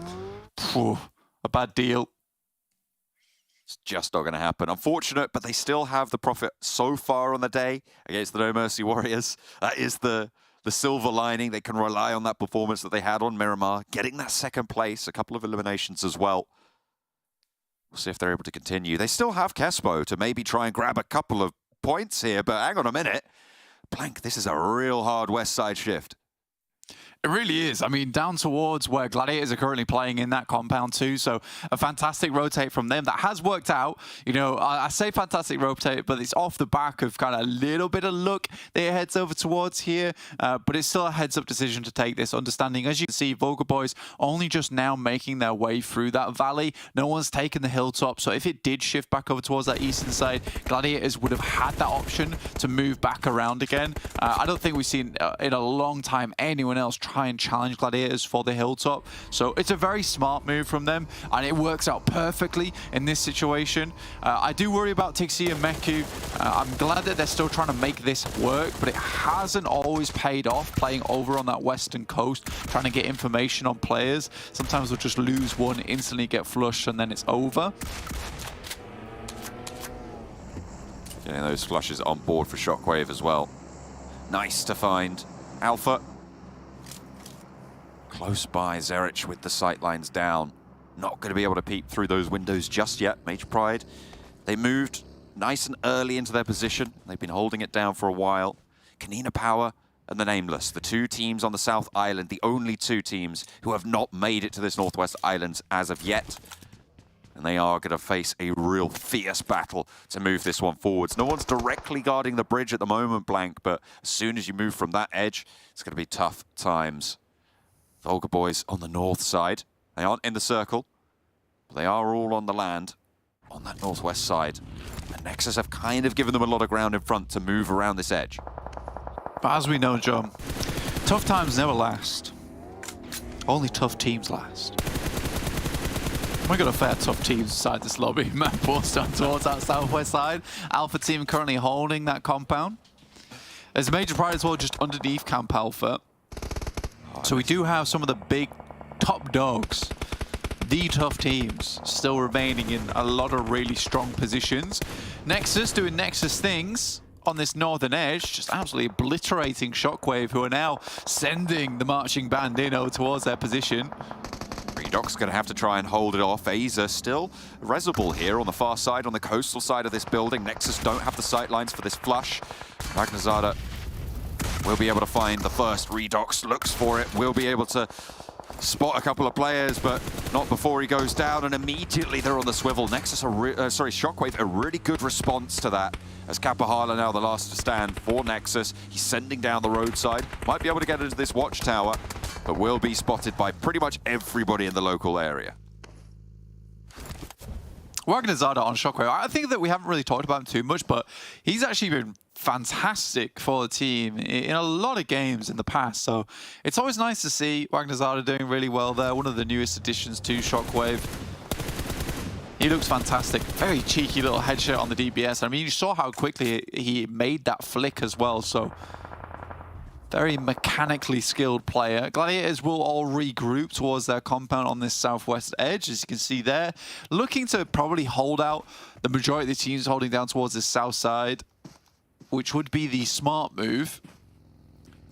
I'm also looking at Kespo from Dark Project, who's managed to get into Camp Alpha. If VULGAR boys don't check the angle, they might just be protecting him for the time being. Or he might be able to pick off one or two of them. They're going to want to keep that one going, because Camp Alpha right now is a very powerful position. There he goes. He's spotted. But you're going to have to get up earlier than that if you're going to get past the Foops, man. It's just not going to happen, Kespo. Sorry. I mean, literally as you were saying that, I just saw the elimination feed pop up with Pylaus getting knocked by Kespo. Yeah, instant return fire over towards him. Tried to play the old VIP move, but he was not allowed to stay at that table for too long. KASIK team will be just coming down off the top side of the mountain. It's actually not a bad spot that KASIK's playing, because they do have really good angles down towards Major Pride for a little bit further into this game too. So if it does end up being a case this moves further towards the north, KASIK can easily just hold this position, take shots at the Nameless, take shots at Major Pride as they're trying to leave, and then slowly work their way up towards the outside of Camp Alpha. So I don't mind this spot at all. No, it's a tricky one, but I feel like VULGAR boys are probably an easier prediction to make than most of the other teams in this lobby right now. I mean, the Gladiators have that position on the southwest side, trying to keep that compound under control. They've been there for a long time. They moved there early. That rotation that you said that I guess worked out well for them in this run. They are right on the edge now. MADBULLS, they're going to be moving in behind. Alpha have been under their sightlines for quite a while, but they haven't been motivated to go for the push, and they will lack that motivation still to make that move, but they're going to have to choose somewhere to go. So the MADBULLS riding on strong. Flying out. It's not easy. It's a big pile up. Tulik is down. Reflector's hitting some good shots. Like I said, this rotation coming through from KASIK team just gives them phenomenal sightlines. They just have such power with English, but this next circle shifts them away, Blank. They are now going to have to leave in the coming moments. Me and Kale think that VULGAR boys in Camp Alpha have a very good shot at taking this chicken dinner. I agree with myself, funnily enough. Gladiators, Maxman on that south side as well. You've gone for Major Pride on their position. You liked them being that front stop to the traffic jam. I like the idea that they can go take Malloy's compound. Because I think I remember specifically a game way back when it was Excuse Me playing this spot alongside with Furia, actually. They took down the Nameless, they took down the team on the top of the mountain, and they moved over towards this compound up front. Circle moved away from Camp Alpha. They took the game off the back of it. So, you know, a little bit of a case study been taken into consideration here. But it does kind of rely on Major Pride being good. They're kind of good on Sanhok. So, I believe. Look at that. Motocross from Skills is, unfortunately. There it is. It's not going to be great. It's not going to be too good of a time for them. No score from the judges. KASIK wanting to pull 3 of their players back to life here, but They're still going to have to make their move. In the meantime, SHOCKWAVE getting decimated by the VULGAR boys. Vagnazada, you've been impressed with him, but he's trapped on the inside. Tresley shows a backpack. Foopsman dips in and allows Tresley to hop in through the window, and they will take it down. Look at his split, a death nade coming through. That's a team nade. Takimi takes down 2 of their own players. Luckily, no one's there to capitalize, but that slows them down. They'll need the res. No, not Nomi. They needed that guy. Major Pride now down to 3 players. But they're in, which is the main thing. They just need to deal with this man. They get it. Yes, come They are on, flagging. boys. Oh, you're really chuffed with that one. I heard that. Oh, goodness me. Major Pride hop in through the windows. They're playing as 3. The circle still contains the edge of Camp Alpha, giving VULGAR boys that wall to play with. SPG on the outside, and the Gladiators, they are making a solid rotation here. They flanked out, tried to third party that. They got some value for it. They're on 7 eliminations now, Blank. Oh, it's an easy prediction from me, man. Like, this is, it's so done right now. Major Pride just sit inside this compound. I don't know, 3 players. Look, it doesn't matter. It's Sanhok. SPG, they third party onto Gladiators. VULGAR boys, they get shunted out from Camp Alpha. Gladiators take a couple of shots at them. Major Pride just sit this one out, man. This is a free win. You think it's free? Forever I saw one. You said that about KONINA Power the other day, and I believed you. KONINA Power is a different breed of animal, okay? So, we can't... That case study was bad. Okay. It held no legs. Okay. It held no legs. Oh. Legs. Legless case study. Gladiators, they've got Matic on that high ground. That ridge, a major feature for Gladiators to be playing around. They have a lot of oversight onto the route out from VULGAR boys. It is solid, the wall they're playing behind there, but they are going to need to move forwards, and those tank traps aren't the best of cover from the high ground. Neither is that wall. Yeah, I mean, like, look, though. There's no cover for Gladiators right now. This moves away from their spot. It's just quite difficult to get out from. SPG sort of lucky that they still have a little bit of this compound in play. I think Tixie's holding a very nice angle over towards SPG at the moment. Shots up the hill towards the Gladiators. Oh, Black-White also a little tickle. I think that might have been... That wasn't from the blue zone. Okay, this might actually be Major Pride getting very, very solid circle luck there to give them that case study win. VULGAR boys moving forwards. They have already got a position on the wall with Foopsman. Very difficult to deal with. Naomi, though, takes a nade. Forward position working out well. They'll know that there's a player on this wall now, though. Can the Gladiators move through? No, they're going to sweep towards SPG, and Tixie's going to fall first. Narvalo, close range with the DBS. Will he be able to eat the damage? Will be able to survive for now. And another knockover towards the Gladiators. They're getting swung on here as Kitsune challenges. Will be able to win it out finally, but SPG still have 2 players going. Matic on the high ground, a nade to displace him. They know he's there. Victor needs to win this, but will just have to run across the road as the blue zone pushes. Narvalo the last to go, and it is behind the tree for him. I just don't think he's going to be able to lift this one out with the blue zone coming on in. A nade back over to Foopsman for Major Pride in the meantime, as they are looking to extend this fight. Oh, Effect takes down Foopsman. Easy peasy, free win. Got all of them dead. Oh. It's just so simple, you know. And then with them quickly finishing off this fight, they can start to move towards the ridge side after this. Circle's going to close. That's going to take down both these players. Overall, you know, just a champion prediction from me, as per usual. Major Pride allowing Takimi to get through, but VULGAR boys go down in 4th place, Blank. It's Major Pride getting lit up on the cross. Matic is still there. The Gladiators, they might be a little bit down on their luck after that SPG scrap, but 2 players have fallen. Naomi the last, and launches a nade over the top, looking for the challenge. Somehow Narvalo's still alive, and he's in actually a pretty decent spot, playing around the north side of this ridge. Looking to move on through. The Gladiators still have this high ground. Naomi, close. Not going to be able to get this res just yet. Black-White crawling. Desperate to get something for this. You know, he might actually be able to get back towards Naomi. I think he's worried about Narvalo, though, with a nade. Doesn't send it. Well, this might not be a free win.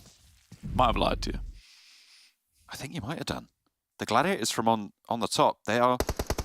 To be fair, they're not the closest to the center here, so if Major Pride can just survive with Naomi, they might force Gladiators to go for the drop shots. Narvalo cooking the nade.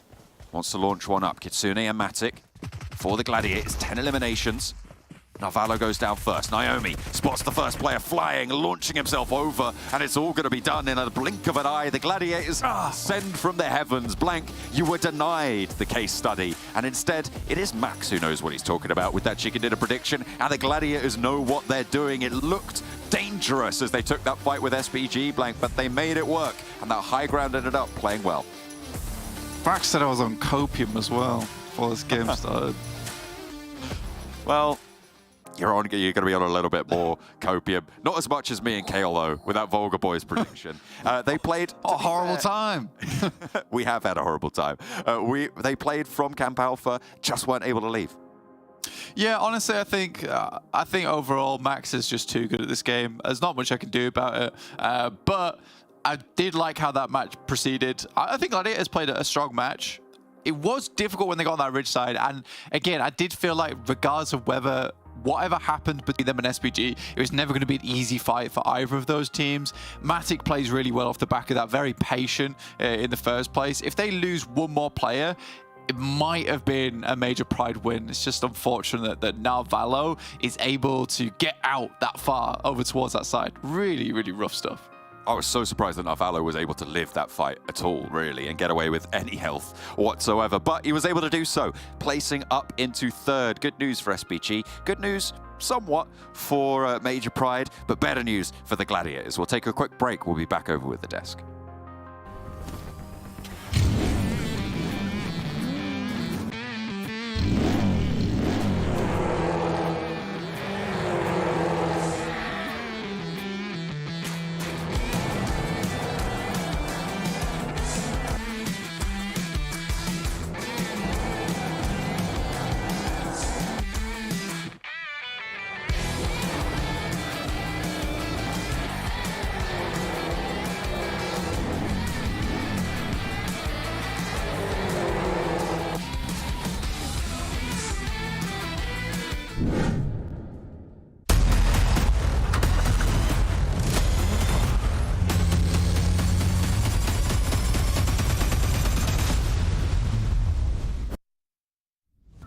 Always excellent to see here. Gladiators get themselves a win near where they drop and find themselves a big victory off the back of it. I mean, it was really down to the wire here when it came to the terrain. A few solos here and there, but Gladiators with the stable duo able to make it work, Max.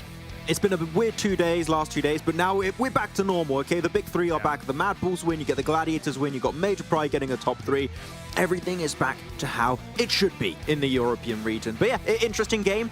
I would say also, Kalaris, the weird circle. It's been a bit tough for these guys. There was a lot of water at some point, and you were especially mentioning the crossing the roads being especially tough towards Camp Alpha, and some teams did struggle to make those shifts. Yeah, I mean, that's why we see a lot of solos and duos by the end, right? Like, the fact that, yes, okay, there's a lot of water in play here in a circle like this, with the 21 points going the way of Gladiators, but also so much of that terrain is really hard to traverse. Anything from the coastline up towards the road is also, unless you're already there, it's difficult to then make transitions away from those areas. So I was thinking by circle 3, you've got like 60% of that circle that's pretty difficult to play. So it's just a kind of a reassurance for Vulgar Boys that Camp Alpha was in for such a long time, which got them further, but getting out of Camp Alpha is the big problem. Yeah, they're looking at the bottom where the Dark Project and PERMITTA were fighting each other, not making it easy for them to reach the top 16 by the end of the day. So if they can avoid that, that would be good little change if possible. But yeah, otherwise we had some tough transitions for a lot of the teams. MADBULLS, interesting crash of the cars towards Alpha Team. I get what the idea was, and I think there was just a bit of miscommunication. They just crashed inside the cars, and Alpha Teams just got 3-4 easy eliminations off the back of that. So it was a nice, I get the idea, but the execution, like, that was looking more like I was driving the car, which is not a positive, you know? Oh, no, you don't want that. No. You don't want that. Oh, no. All right, cancel the show. No. We're done here. Major Pride, let's take a look at them, though, here, as they were actually holding down pretty well on that, on that east side. Effect. He's back. Look at that, Max. Yeah, I mean, I know Blank during that game was like, oh, no, me. They need that guy. They need him. but yeah, Effect, they also need him too. And I actually checked the stats. The last 2 days of play, he only got 5 eliminations over the course of 8 matches. In now one game, he's got 6 elims. He's overdone that time.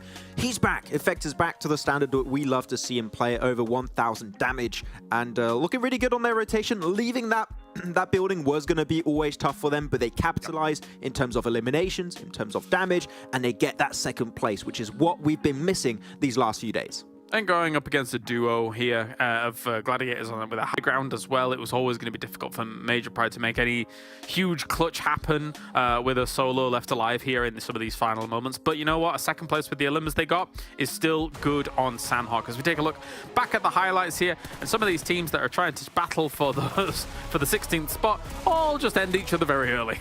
Yeah, Aztec coming on now, yeah, Okay, coming out strong, yeah. Though actually one rotation I was intrigued to see how it was going to work out was KASIK team, because we saw back in Camp Alpha there was your team, Kalaris, the VULGAR boys, oh yeah, fighting SHOCKWAVE. And I was expecting once that fight broke out that KASIK team were going to wide wrap north and try and third party that position, but instead they send it downhill towards some rocks that was not even in circle. I would have liked to see KASIK team put a little bit more thought in what the game plan was there, but they got caught very easily. Sure, they get eliminations off the back of that high ground position, but the transition after that, really tough. Did you just see the use of that canted sight? I saw that. Yeah. That was interesting. There it is again. He's not using it this time. Very odd, very odd. But you know what? It's there. Odd too. No, I was a little bit angry at this fight. I don't know why Gladiators sent himself over the road against SBG. I think that all you have to do is hold it where Matic was towards that sniper tower and just wait for SBG to push. So I think they lost 2 players when they could have easily took it slow and remained S4. VULGAR boys here getting caught in Camp Alpha, not exactly the best position to be in. I mean, if you're a VULGAR boys and you know swiftly the circle is going to be moving out, you need to use those smokes in more of an aggressive fashion to try and get out of Camp Alpha. I mean, they were throwing smokes down on the inside of the wall in Camp Alpha. Okay, cool, that's going to keep you alive for a little while, but if you've got a few more smokes, you want to try and use those in like a pathway to try and get to the next location, but not to be the case for them. I guess just in the hurry, not able to make it happen. Yeah, damn, almost 2.4k damage for Major Pride, significantly ahead of anyone else. I mean, there were so many teams coming their way south. There was the Nameless, there was KASIK team after they were gatekeeping, VULGAR boys, they got some shots also on GG at the end there, so they've been actively holding the southern edge. I can't speak today. I don't know what's We're all going doing it today, don't worry. Yeah, so no, good hold for Major Pride. I hope we're going to see a continuation of that, because if they can have a good day, maybe there's a glimmer of hope in the finals. They could catch up in PMGC points, but they need MADBULLS to just also suck, which right now they don't today. No, they do not. Let's take a look at the overalls then and see where they're at, because, yeah, they're flying. Really good stuff. And Gladiators has been able to take second place here with this victory. For Dagestan and VULGAR boys, it's a little slip down overall. I mean, as Gladiators is back on for Major Pride, doing the little catch-up. Yeah, a little bit more points here for Navallo too. He's been one actually of the top players, I think, this entire phase, which I'm really happy. Navallo is just so strong alongside Victor, but Navallo is a standout, it seems, this season after the big roster changes of Game Lords from spring to fall. So yeah, able to hold on to that first page. Would be cool to see if they can make it to champs in the finals. Though we're seeing a glimmer of Major Pride, Titan. They're jumping up there. They're on the first page. It is slowly getting back to normality, which you love to see. Not the MUERTE though. No, they're in a rough spot. Although they're currently in the top 12, so they might be able to see that Livik, which is exciting. Beyond that, though, the bubble of that Livik match really not moved much once again. VIRTUS.PRO here, just still on that 1-1-6. So we'll see if teams were able to bounce back against that. Dark Project, they had one alive in Camp Alpha, but they were ran over by the VULGAR boys. So not many points for them to try and challenge. Yeah, I don't want to bring it back for Nexus. I think we're going to get to a point where they're going to have 100 more elimination than placement points. I believe that's going to happen today. Maybe. Shots. That's exciting. All right. Oh, yeah. What's also exciting is the survey. Go fill that out and tell us what you think about PMPL as a whole. And we'll be able to learn from that, I guess. All right. Well, let's head on over to the casters here for our next match. It's going to be Erangel, John and Blank. The only Erangel of the final day, Blank. We are in the middle of those main matches. Another opportunity to prove your mettle, to maybe get into the Livik at the end of the day and maybe just about reach that bubble. Yeah, it's a little bit scary now, a bit spooky. overall for some of these teams, looking to get themselves up. Dark Project, 242 points. No Mercy Warriors on 257. They've got a game in hand here, so there's still a chance. There's still a chance for these lads. The only thing that does worry me slightly is that Dark Project don't really have a chance here at getting over towards Livik. But neither do No Mercy Warriors, 99 points. So I think that there's still an absolute definite possibility that we see Dark Project get in towards those finals. I genuinely think, though, No Mercy Warriors, I would prefer to see them go forward into the finals. I think they've had some good pop-off moments throughout the tournament to get here. They've fought against some of the most difficult teams. I mean, on Miramar, they really have to struggle hard because they are very close to playing against the guys from MADBULLS a fair few times. Dark Project, though, it has just been a couple of games recently where they've been able to get some more points on board. But again, if you have that last day hustle in you, fair play, make it happen. They are looking to keep that pedal firmly pressed on the metal. The Dark Project drop out early over towards Primorsk on that very pier area. It's like Titan are going to join them, so they'll force Ivaneska to regroup on over. So it looks like that's what they're looking for. The plane path, probably the most unkind to drops like MUERTE Power over on that southeast side. Don't believe Nexus are playing in this one, so it's not going to be too much of a put out for them. Not really. I mean, for Dark Project, it's not a big deal. Very pier held by Titans. They're just looking to take Quarry and Primorsk, hold those two positions. Nexus still out very late towards Kameshki.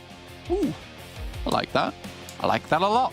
Means we get to see a different type of Nexus this time around, though. I don't know about the placement points. I think they're just living the dream right now, which is just the elimination paradise, which is fair play.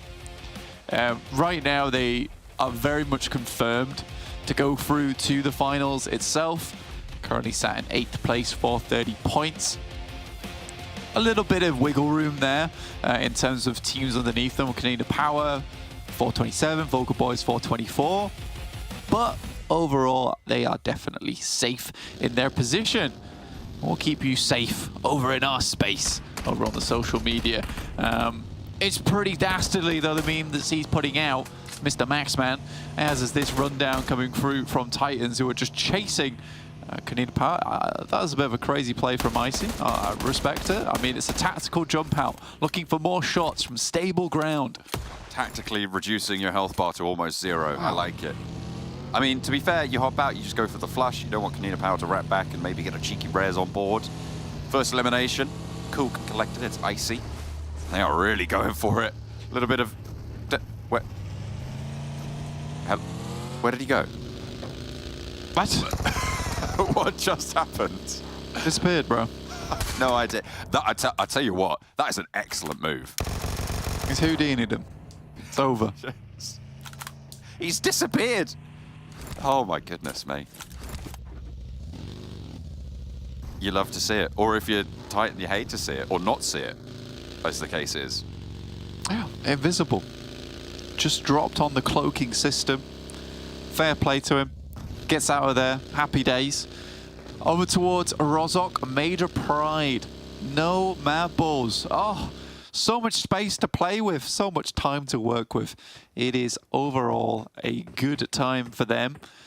The back of their second place, which they realistically should have won that game. You know, Max is just cheating. He's using Predictron again. I get it. Oh, what? Really? I see how it is. Can't be tapping into that sort of power willy-nilly. That's not okay.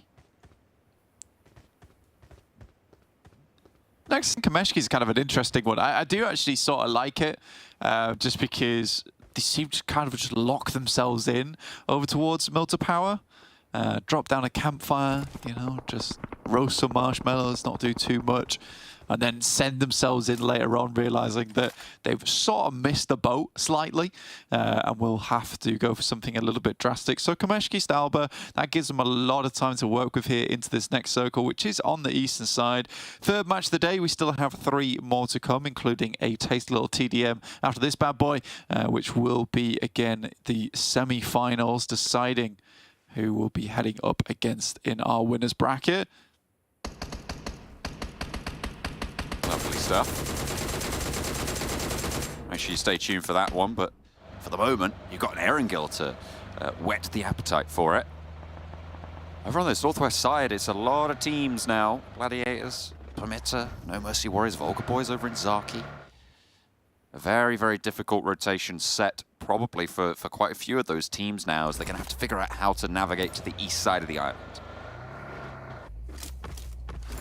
There's space enough for all of them, to be fair. As soon as they get on the road, they should have a fair time of getting through, but there will be a lot of competition when they arrive at where they're going.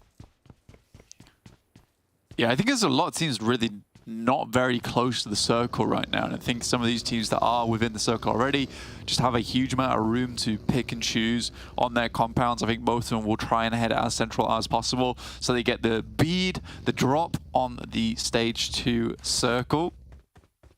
Looking at teams like SBG not having to deal with one of those cheeky moves from Dark Project who like to drop towards their western edge. There's the MUERTE Alpha team VIRTUS.PRO, Major Pride. So some games definitely on the cards for all 4 of these teams actually. So I'm pretty happy to see it. It's a lot of space, like you say. TUNA looking to try and net some of that space for themselves. Unicorns of Love going to allow that from Pachinki. They're not going to have these sight lines as TUNA roll in across that ridge that sits north side of things. Actually, they're going to dip into Pachinki a little bit, maybe trying to guard out Unicorns of Love. Have they smelled something? Have they figured something out? But they're into the fields, not fully committing to that north side. They are leaving a backstop there, a scouting position, and this is the amount of space that they're able to control. Yeah, I mean, for TUNA, it doesn't really matter too much for them. I mean, Unicorns of Love most likely not going to try and take anything too aggressive here. They could prove me wrong, considering they don't really have much to lose anymore. It's always an unfortunate part when you get a team so far down towards the bottom. They do make some interesting maneuvers towards these final days. The last 24 hours. That's what it's all about. We are in match 3 of it as well. For the top teams, there's 3 more matches to play after this. For the teams below 12th place, there's only the 2. And some of those teams as well will be denied even that. They'll have to take their break in the next 2 as well. So very, very crucial games for a lot of teams here, Blank. Very much so. Gladiator's been able to get themselves back up into 2nd place spot. Kind of cool as well. Over Dagestan. I mean, they've just been slowly pumping away at these points. That used to be how we see the majority of the games go for Gladiators, majority of the phases. Like, even though you sort of like have these big old eyeballs on some of these other teams, right? You're looking at other places. Gladiators are constantly there, constantly putting up points. This is what I was talking about. The old crazy plays. The old twist coming on through for Gladiators. Sending straight past the Unicorns. It's going to work out. A disengage from Unicorns into TUNA, who've been here for a while. We spoke about what they were doing, scouting on the north side of Pachinki. And the scrap continues. Gladiators are just going to fully leave this one behind. Get ahead, get central. Try and play for that one. Not going to look to third party just yet. Don't think they've turned around for it. So it's going to be a straight up fight. Unicorns and TUNA.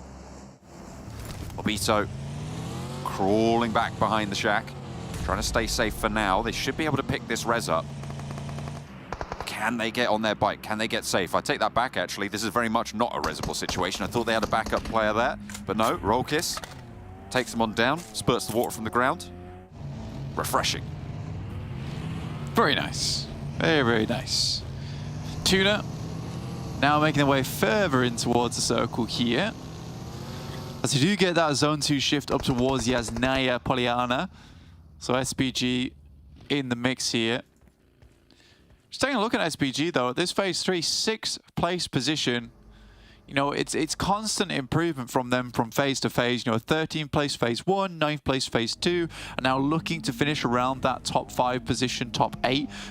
It's really nice to see coming through from SBG. I mean, they are tied currently with the guys from TUNA Esports. It's just the tiebreaker in the chicken dinner that's leaving them behind. So I think SBG, the storyline we set up towards phase 1 was a case of, look, they're a team that's relatively new in terms of their IGL in Narvalo. He's getting used to the role. He was always just playing as that fragger, as that frontman for the team back in the day. They've had to readjust in terms of calls, in terms of players. So it was understandable that it would take a little bit of time for that to come aboard. I think right now they have a really strong core roster, I would say, of Snoix, Victor, and Narvalo.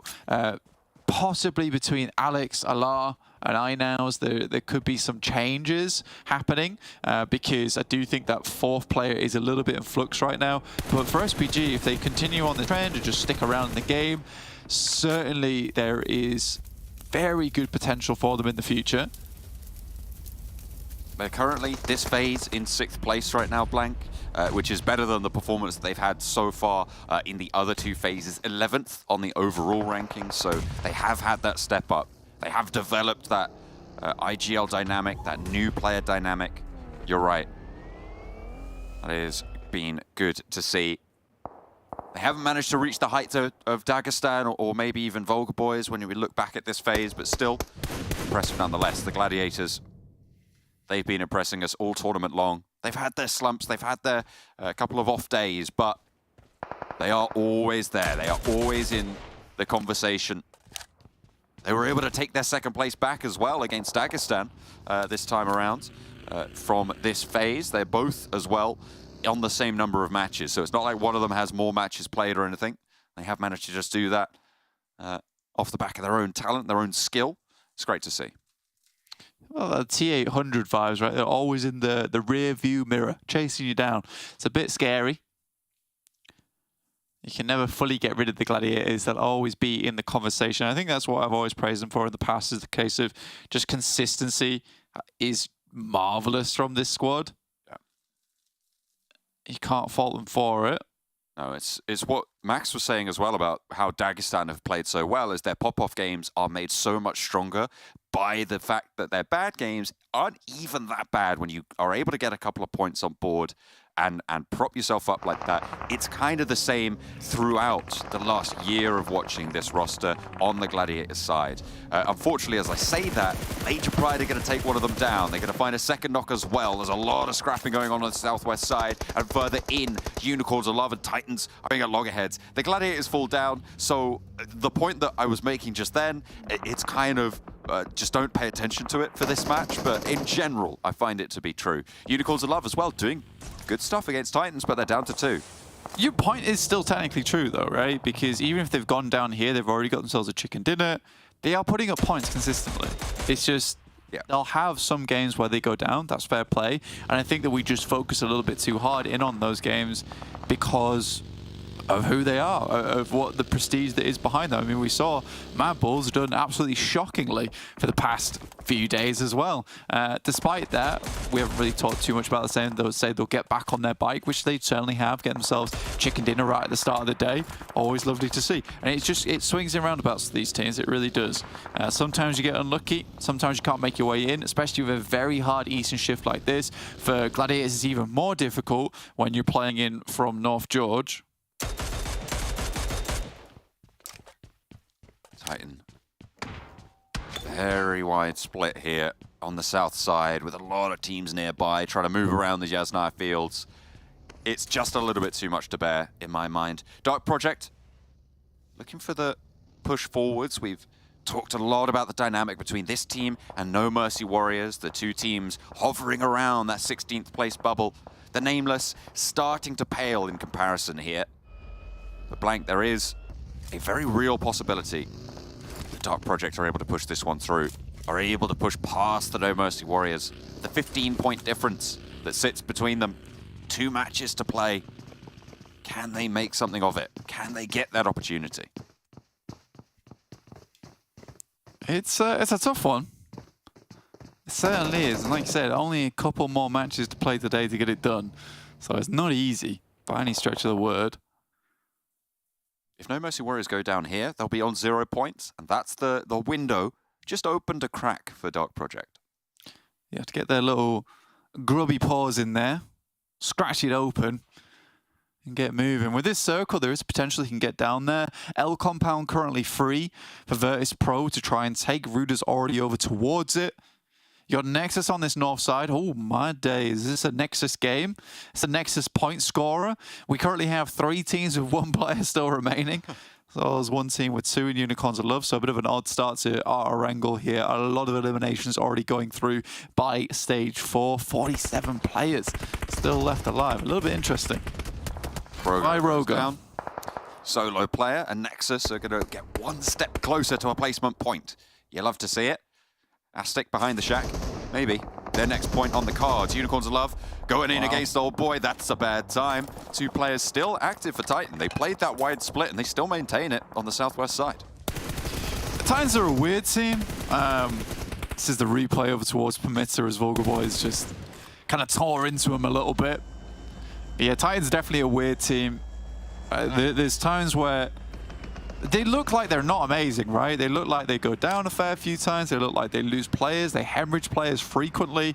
And then you'll have a situation where 2 of their players can take on some of the best squads in the entire game, or they'll get into a position early on, you'll crash them, you'll get absolutely decimated by them, and then they will go skipping off into the fields and all get crumpled by one of the worst squads in the lobby. So it's a bit interesting to watch them. Doesn't really make sense a lot of times.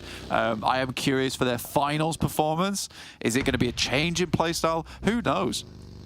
There's a lot of flat terrain around this area, Blank. In the middle of the junction of these 2 roads, it's basically completely open. Nexus have that position up on top. Alpha down below. The lone player from TUNA may be vulnerable here, but looks like on the southwest side, there's another challenge to the Titans' position.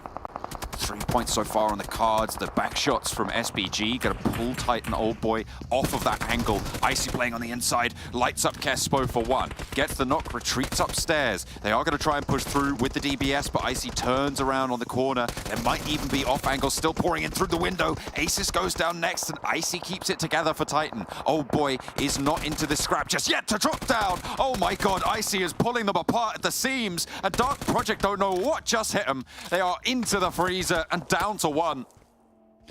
I mean, for Dark Project, worst thing that could have happened to them there, getting duoed by the Titans. This is what I'm talking about, man, is that 2 of these players can absolutely ruin your entire day. So for them, they just have to send Forced off into the distance, hope to get some more points. I mean, Aztec going down from No Mercy Warriors, there's still potential at a profit on this game. Never mind, I was joking. It was just a joke, guys, 100%.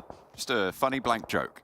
Yeah, that was... I will now remove myself from the comedic stage. Goodbye. Excellent. Moving on, SBG, though, still feeling the ire of Icy as he continues to rain down anyone who steps to him. This guy's been a force to be reckoned with in this building. God, he has had a good time. But the blue zone will finally be the thing that pushes him out. You can be as strong as you like. The blue zone's always stronger. And it will force him into the sight lines of SBG on the long run. But Victor's down. Looks like they might even lose Einaus to the zone, and that is going to be a bad time on the southwest side. All courtesy of Titan. All courtesy of Titan. What a little crazy bit of gameplay coming through from Old Boy and Icy overall. Always lovely to see. So MUERTE over towards this western side. Currently trying to take down the remnants of SBG. VULGAR Boys attempting to assault over towards VULGAR Boys. So far, it's a couple of interesting teams. I mean, this kind of circle over towards Yasnaya does have some interesting little bits of terrain, but does quite open towards the central arena. So as we get further into this match, the more difficult it's going to be for all 9 of these teams to remain up. A lot of times you can get towards maybe zone 7 and still have 4 teams. I don't think that's going to be so much the case here.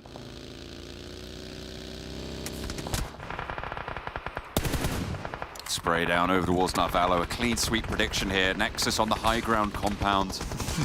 It's going to be pretty difficult for them to go down, but VULGAR Boys might be the ones to do so. If there is a team in this lobby, they are certainly one of them. Got a little buggy spin. We've got our little prediction page But in Nexus, do it, Max. He's complied. He's written 10 yeses in a row. So I'm excited for it. I feel like we're part of a JoJo meme. Yes, yes, yes. I'll take your word for it that that is a JoJo meme, and I should congratulate you upon it. Well done. KONINA Power trying to hold out Major Pride on the south side. Is it seemingly going fairly successfully at the moment? Major Pride needing to get over these hills, trying to take KONINA Power down. One of the few strong areas in this current circle. It's Nexus, Alpha, VIRTUS.PRO, and KONINA Power. Arguably SHOCKWAVE in these 5 spots that can really hold down their location. The rest of it fairly open. MUERTE just about hiding on the west side. Yeah, keeping it clean for the time being. I really do hope this is a Nexus win. It would make me extremely happy. They'd almost double their placement points. Crazy, I know. But this is bad news for Max's prediction of them getting 100 more elimination points than placement points, right? Because if they get the chicken dinner, then that's really going to eat into their potential here. But VULGAR boys going for the fight. It's all important the Nexus hold this out. MUERTE going to aid in that pursuit as Foopsman himself. Yes! PYLAS goes down. Blank screaming. And he's going for it. We're going in for the next shot as well onto Dakimi. The move forwards from Nexus. Is he going to hop out? Is he going to go for the drop shot? As Tresley under pressure from Kapahala on the sidelines. On the inside, has the angle to maybe get a res here. Kapahala on the outside, it's MUERTE, third party. 2 teams to fend off. Nexus are going to have their metal tested now, Blank. Foopsman is down. PYLAS is fully flushed away as well. Kapahala low. Lead over to MUERTE. Beautiful from Redox. Launches it out the window and makes things work. A knock sent back in towards EXO, but he's on the top floor. Not super vulnerable. Another flush, and it's now just the one player standing for the VULGAR boys. They're able to get the knock. Hang on a minute, they got the res. It's Foopsman. Can he make it work? Redox, there's a guy inside. You gotta be worried, he's right there. Oh, it's Foopsman as well. This is not a guy you want to be going up against. And now Furia going to come back in for the test. They do finally finish him off, and Nade's going to go through the window. It's not on target, though. So to MUERTE, now just down to Furia with Milky Way out the way. Nexus, the absolute beasts of the lobby. They push them to their Nexus. This is absolutely insane. They're going to keep that ratio alive as well. 10 eliminations, meaning they cannot get fewer or more placement points than eliminations this match. KONINA Power pushing on through as Major Pride tried to make their way around the edge. What a holdout on the north side for Nexus, but the zone moves just about away from them, and Alpha might be able to control them on the route down. Oh my days. SHOCKWAVE, Alpha, VIRTUS.PRO, KONINA Power. They hear the bongos off in the distance. It's the Warlord's drums. It's Kapahala, and he's on his way. Hark, your doom is nigh. The Warlord rides strong from the north side, but will they be able to move this open terrain? SHOCKWAVE with the shots over on the east side. They have that position, that strong building. As Nexus still just about have that open ground, they'll need to play the lips here. Make sure they have all the smokes available. You can see 9 for Redox. With 2 teams crashing on them, Blank, they're going to have as much utility as you could hope for. Alpha with 2 limbs, SHOCKWAVE 2 limbs, KONINA Power with 6, and VIRTUS.PRO with nothing. Nilch, nada right now. But Nexus with a big 10, they got the double digits. They're the only teams fragging in this lobby right now. They're on the Milk Road, ready to get on the gravy train. For the points, for the prizes, for the pride as well. To move down south, no team looking to make that first breach in. But Nexus have descended just a little bit to that next ridge. Max has just made me aware that Kapahala currently has 0 eliminations. But he's playing the Bard role, right? He plays the bongos, and he supports the team. He gives them speed, power, alacrity into these final moments, keeping them inspired to do what is necessary for the Nexus chicken dinner, to double the placement points, to get the big numbers on the left side of the screen, not the right side. We don't want to see more eliminations, we sort of do, but we want to see more placements. He is that augmentation factor to the rest of the roster, finding those bright points and shining them to a blinding gleam in this match, hopefully. Power of Nexus. We'll see if it's going to work out for them. Alpha, KONINA Power, VIRTUS.PRO all on the south side. This road, ooh, it's going to be such a major bounce. Yes! On the south, that is a great shift for both Alpha and Nexus. Obviously, we're more happy about Nexus, but Alpha also have a really strong building there to control these crossings and to look out to Shockwave. Well, Nexus is going to have to slow things down a little bit. Realistically, let's get back on in the terms of reality right now, because Nexus will have to definitely keep things a little bit sluggish, because for Alpha team, you're right, they do have a strong compound. The 3-story as well as this rooftop can be quite nightmarish to handle. So it's going to be a case of waiting for stage 8 right now, and then stage 9 eventually if we get there, for these teams to get Alpha team off this position. VIRTUS.PRO, Shockwave, as well as KONINA Power seem to be feeling quite stymied by Alpha. He's just trying to crawl through the valley. It's not going well for you, bud. It's a bad time there. Tough stuff for KONINA Power. They did well to hold out Major Pride, but this might be one hurdle too far. Nexus continuing to blink away. That's over to Shockwave. A really good pickup. Yes! There it is. There's the flash over onto Magnazada. Doran continues the punishment out to the eastern edge. The spray downs into the smoke leave just one of Shockwave alive and standing. Off Hayes Court as well. VIRTUS.PRO have made their way through. And it looks like we're going to win to a 3-horse race. They're being owned right now. Can you believe it? Can you believe it? What's happening right now? It is historical moments coming through from Nexus. They're shooting everywhere and anywhere, all at once right now. They're taking everyone to task. 2 teams are sorting their position. Let's go! Production in as well. Let's go for Nexus. Production gets the points if we win this as well. That's a 3-pointer for them if Nexus are able to find it. No, Kapahala's down. Don't worry about it. They get this res. Now it is the hour. Their next move is crucial, and look at that. Beautiful. Doran moves forwards. That is the way you want to go.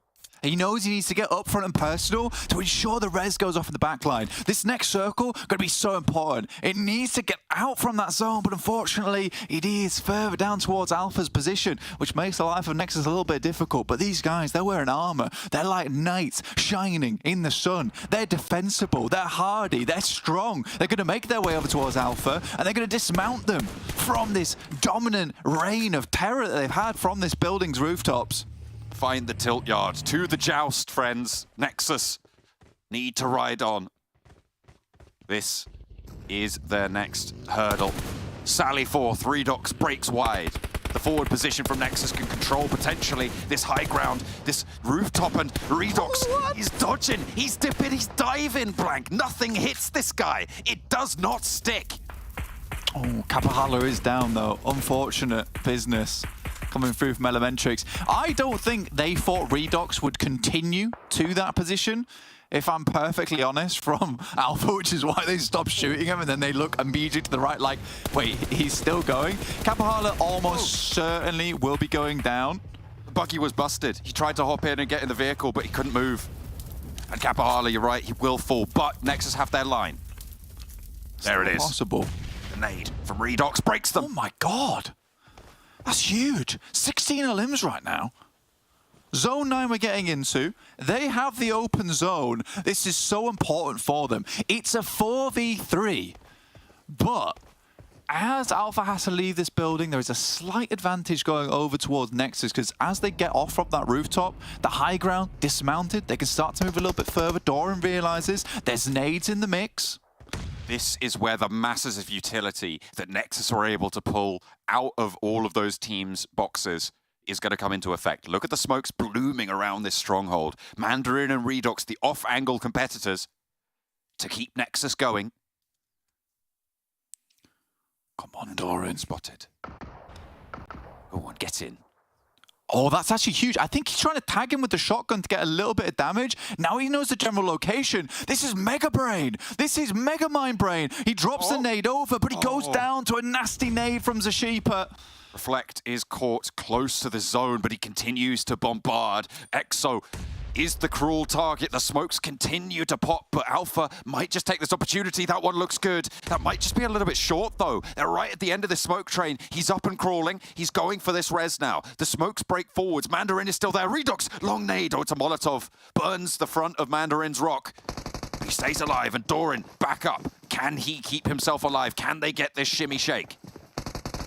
Man, that is crazy he's been able to do that. Redox, though, should be spotted from Mandarin, but he's too busy with a nade in hand. Some more nades going through. They need some big ones. Good damage hits onto him.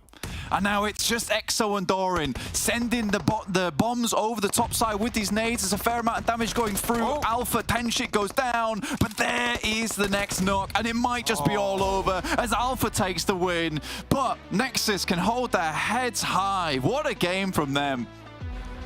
Just at the end, when you thought it was all done and dusted, Alpha were able to take it back into control. We were denied the glory that we were thought of, but Alpha claim it for themselves. They take up that mantle, and we'll take the chicken dinner here. A beautiful game for Nexus, sure, but they couldn't make it all the way.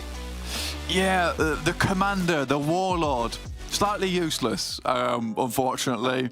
I mean, I'm sure he got some good damage in, let's be honest. I'm sure he got some good damage in. But yeah, overall, a great game from Nexus. You love to see it. What a good game from them.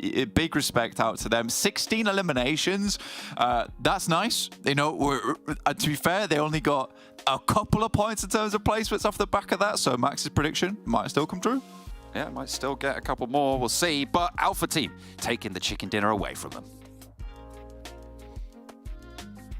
It was almost perfect, but then we had the betrayal from Blank at the end against Kapahala. That's done. It's Alpha Team, though, that are able to get themselves a victory. Admittedly, they had themselves a fantastic spot when it came to that compound, and Ashipa moving up to be able to hit that nade as well, using that lip. Really important stuff here to be able to get that victory on the board. But Nexus, second place. Placement points. Can't believe it.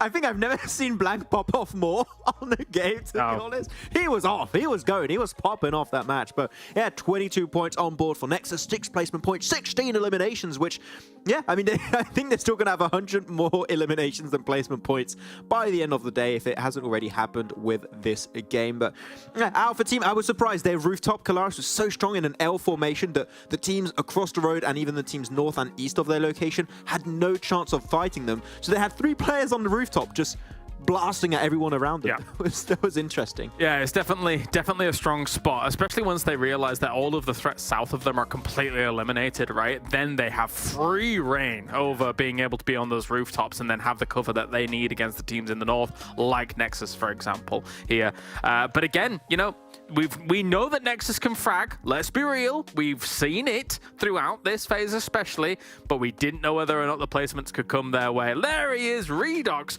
9 eliminations, 1,110 damage.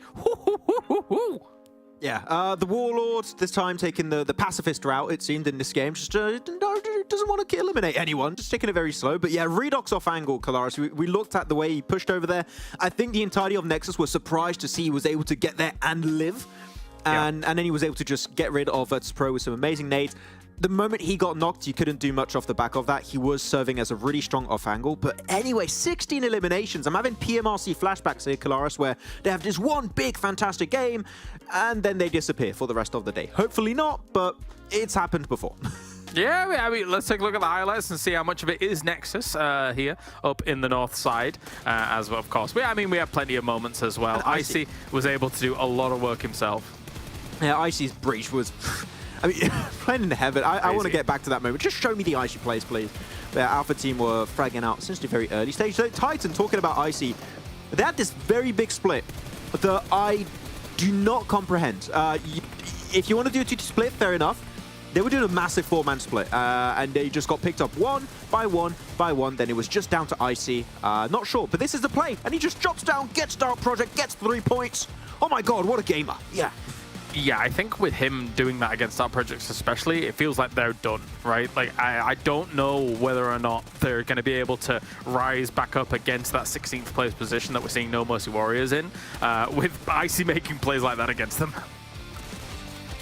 It was an interesting fight versus SBG2. He just pushed it versus 2 squads. There was a nice little off-angle set up by Sanhok that was really strong. KONINA power, they were not going to cross. There was no way. Though, actually, as we were talking about the rooftops being played by Alpha Team, you can see they were almost out of ammo. But no team got close enough to the point where they would use their nades. So when they had to take the fight and Nexus were nade range, they just completely blasted their position with those nades, with the mollies, with everything they had in their arsenal that was remaining. But Redog's position, VIRTUS.PRO, it was so important. Could have been a win condition, but he got knocked first, so unfortunately, it was tough for them to then hold that fight up against Alpha Team. Yeah, the Grenadier role here from Redox back in full effect, Max, to be able to see him throwing those nades. We don't have to count them this time around. It wasn't almost 20, but it was enough. It was enough to be able to get them in a decent spot. Yeah, exactly. I mean, that's what we want to see from Nexus. Hopefully, it's going to build them a little bit more hype before going into the finals. It's our last day and see how that's going to be panning out. Because I think we all expect Nexus to do well. We saw what they could do in the Spring Championship, and it's been... The Eastern Stars roller coaster is back in full effect, it seems, but I still have hope that we can see some good stuff in the finals from the boys, so we'll see how it pans out. All right, well, let's take a look at the overalls then and see what's what, because we've got ourselves MADBULLS up at the top, of course, as usual, as is to be expected. Major Pride now into 5th place here. The fight back is definitely on for them, now tying up those points with Titan Gaming, and SBG just 1 point behind them, man. It's insane that it's only... what was that 4-point difference between Major Pride and TUNA Esports from 5th to 8th. You could have this could result in actually a decent amount of extra bonus points if you are, for example, TUNA Esports, you get a pop off, you're in top 5 instead of being top 8 or maybe lower. I don't know how close it is with the teams on the top of the second page, but it is a very small point disparity once you exit the top 4. And look, yeah, it really is just nothing. It's just one decent game, and Nexus could be in top 5, sorry, should I say. So, yeah, it's the big sponge at the top. Yeah, they've got an opportunity here, so if they're able to keep going, that'd be cool. I mean, admittedly, they've only got 1 more game left before they're actually able to, you know, actually have that break game beyond all of this, but... Yeah, down at 16th place, it is going to be tough to see Dark Project try and challenge for that. But anyway, we've got the casters ready to go for TDM, then we're rolling into more games. Let's go. A little bit of a break from the intense point-scoring action that's coming through on this final day. The manipulations, the maneuvers on those tables. So interesting to watch. But even more interesting this time around, it's match 18, Dagestan and SHOCKWAVE. That's right. It's going to decide who's going up against KASIK in those finals. I mean, I'm interested, man. Dagestan versus SHOCKWAVE. I think it's going to be a Dagestan win, personally. I believe it. I believe it. We'll see how dominant it can be as well coming through from Dagestan. Though SHOCKWAVE has shown some pretty good metal when it comes to the old TDMs, but already you can see this. The boys, they're moving out. They're getting around it. They're getting amongst it. That's what you want to see. Pop off for the second of the semi-finals, rather. KASIK team watching with bated breath, wanting to know who they're going to face off against for those finals. The first point for Dagestan. Overall, it's a pretty nasty way to start your game for Dagestan, getting blinded and naded at the same time. Overall, just a very disorientating experience. Wagnerzada is out. He was doing much of the heavy lifting for SHOCKWAVE in the past. Limbo now. It was actually a good start, initial play from Dagestan. They sent one player off through this right-hand side, through the doors, got the nade across. Pretty interesting. It's worked out well. SHOCKWAVE playing through the doors, going to get naded a little bit there. Limbo sending the ordnance down. Zadira does finally bite the dust. There's another one. Looking to try and suppress the angle. Shifu breaks out wide, gets a little spray, but nothing more than that. Wagnerzada not so lucky on the other side. They are going to be able to establish that crossfire and just lighting it up. Zadira doing work for Dagestan. Oh, I like that as well. And cheeky pickup on the S12K. He's got a Groza and an auto shot too. Kind of a cruel combo. That is going to be devastating in the moments to come. Getting a lineup on the nade? No? Okay. No, he's thought better of it. He's going to go in. Pistol in hand for Aza. Not sure about that one. SHOCKWAVE present themselves to Dagestan on the side alley there. They're scared. They're running terrified right now. Dagestan, just like absolutely disgusting at the moment. Just blasting out versus the Shockwave squad. And they're not sure what to do. I think Dagestan is kind of having a good game at the moment. I felt bad for Wagnazada looking up at the sky and making a silent prayer. Here he goes, though. Okay, we're going to go 2 for 1 right now on the trade. Shifu doesn't go down either, and Zadira just blasts them back. 11 to 5 now. A decent scoreline open. 6 points in the lead. 7.5 minutes. A bit of a trade. The sniper shotgun, full effect there. Wagnazada now back up into the spawn. So nice spot here for them. Keep tries to get around the corner versus Kaz, but we have actually evened things up just a little bit. And Dagestan trying to get a little bit of restabilization on board there. And it seems like they have found it, up by 6. Decent spot to be in. I think right now, if they can continue this sort of lead, even if it takes like another 4 minutes to get towards that 35 elimination count, it should be a pretty clean win here for Dagestan. Just need to keep it under control. Limbo gets across. Doesn't take the damage from Aza, and a quick close peek from Shifu wins the day. Wagnazada tries to swing and will be able to find one in response. 15-9, 15-10, and it's evened once more. 16-10, 6 points in the lead still. Ooh, I like this from GG Not GG, pulling out the old red dot SKS. Very nice little weapon, kind of a surprising weapon that's come out recently in the old TDM factor.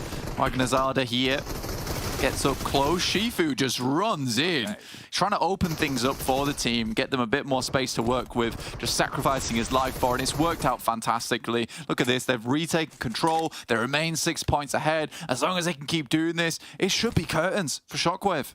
Trade for trade is all they need to do. Nothing special necessary for Dagestan. They just can't afford to be flanked on, can't afford to be lit up. Go for those negative trades.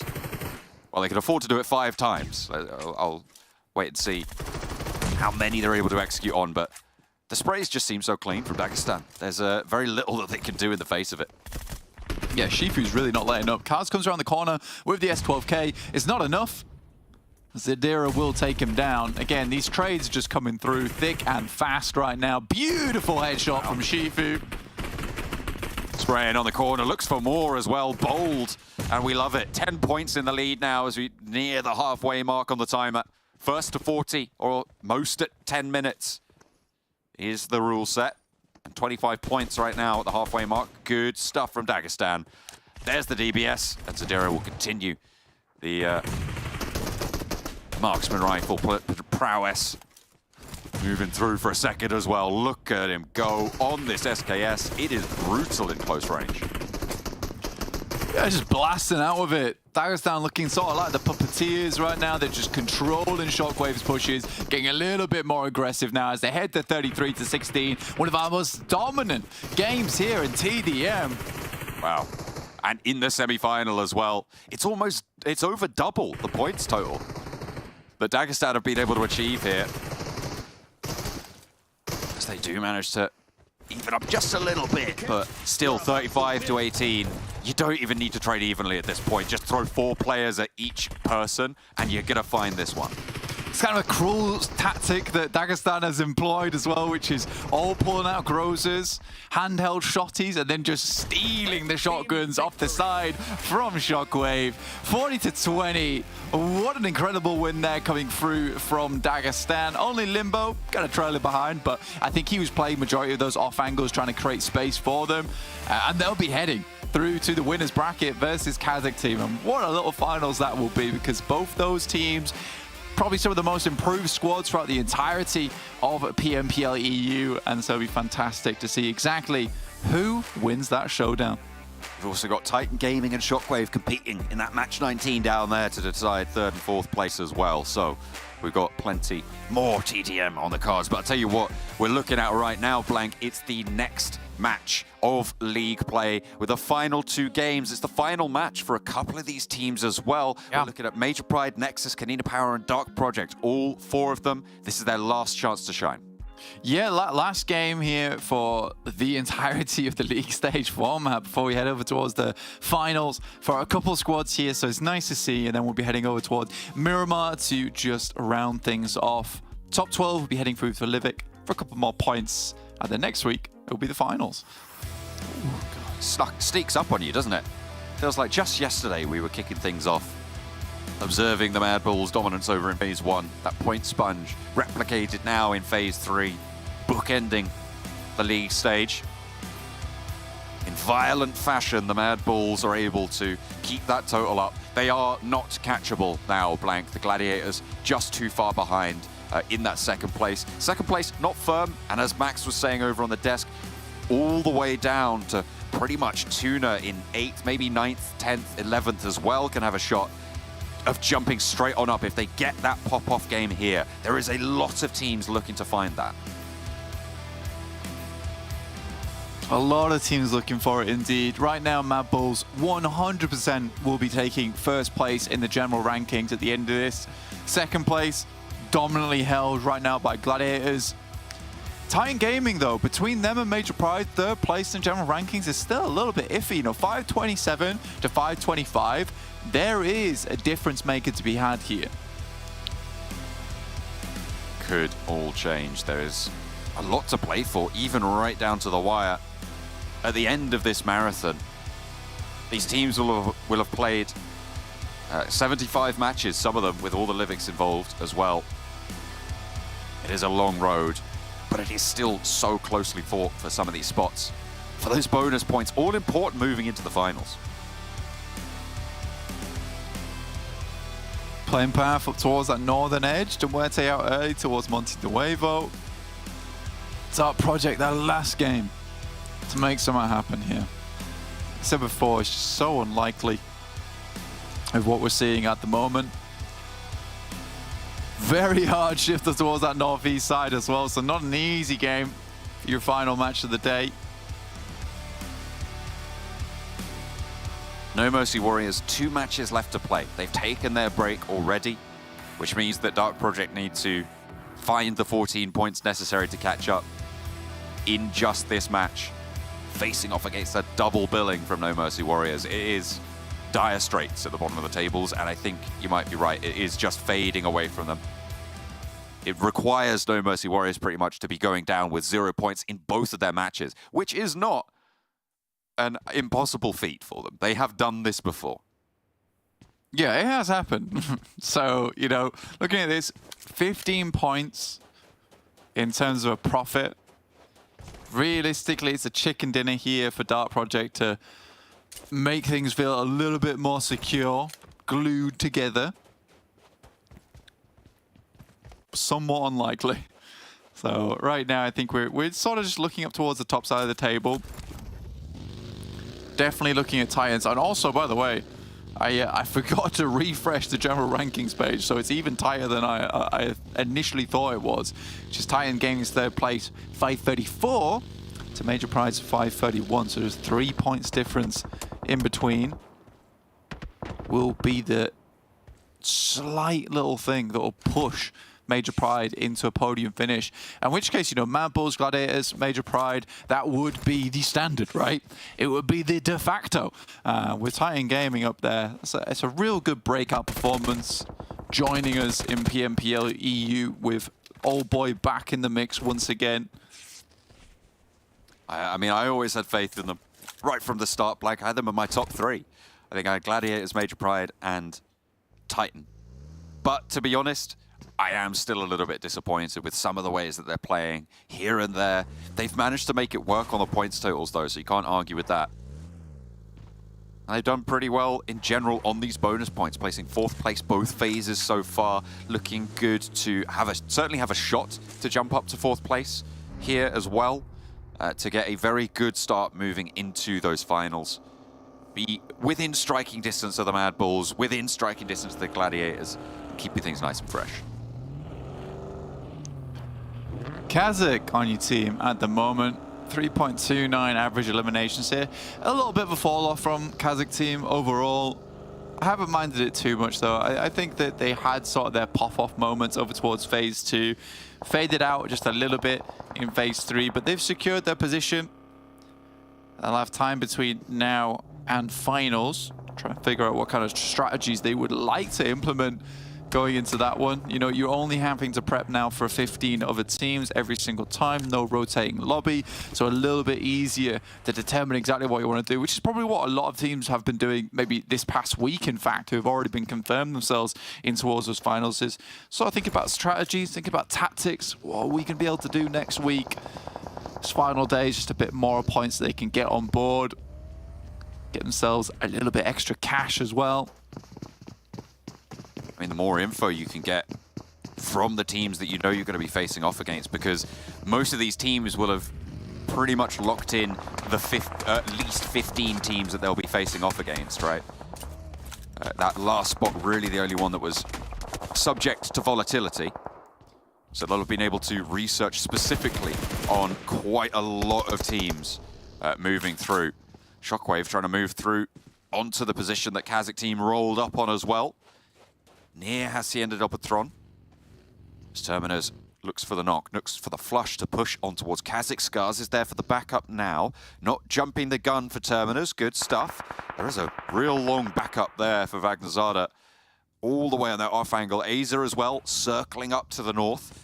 The off angle's going to be looking strong here. Skills is a little bit vulnerable, but drops that smoke, keeps himself a little bit safer. Around those hay bales, things are going to get a little bit dicey. I think it's GG for Dark Project now. Demoise just took down one of their players, and I can't imagine they're going to let them go anytime soon with the way MUERTE tends to play.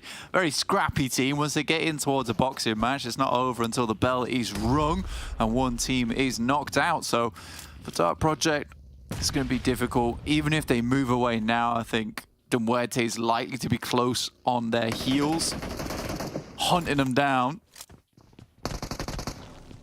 KASIK still going back and forth, holding off well. They're able to recover their player that was downed.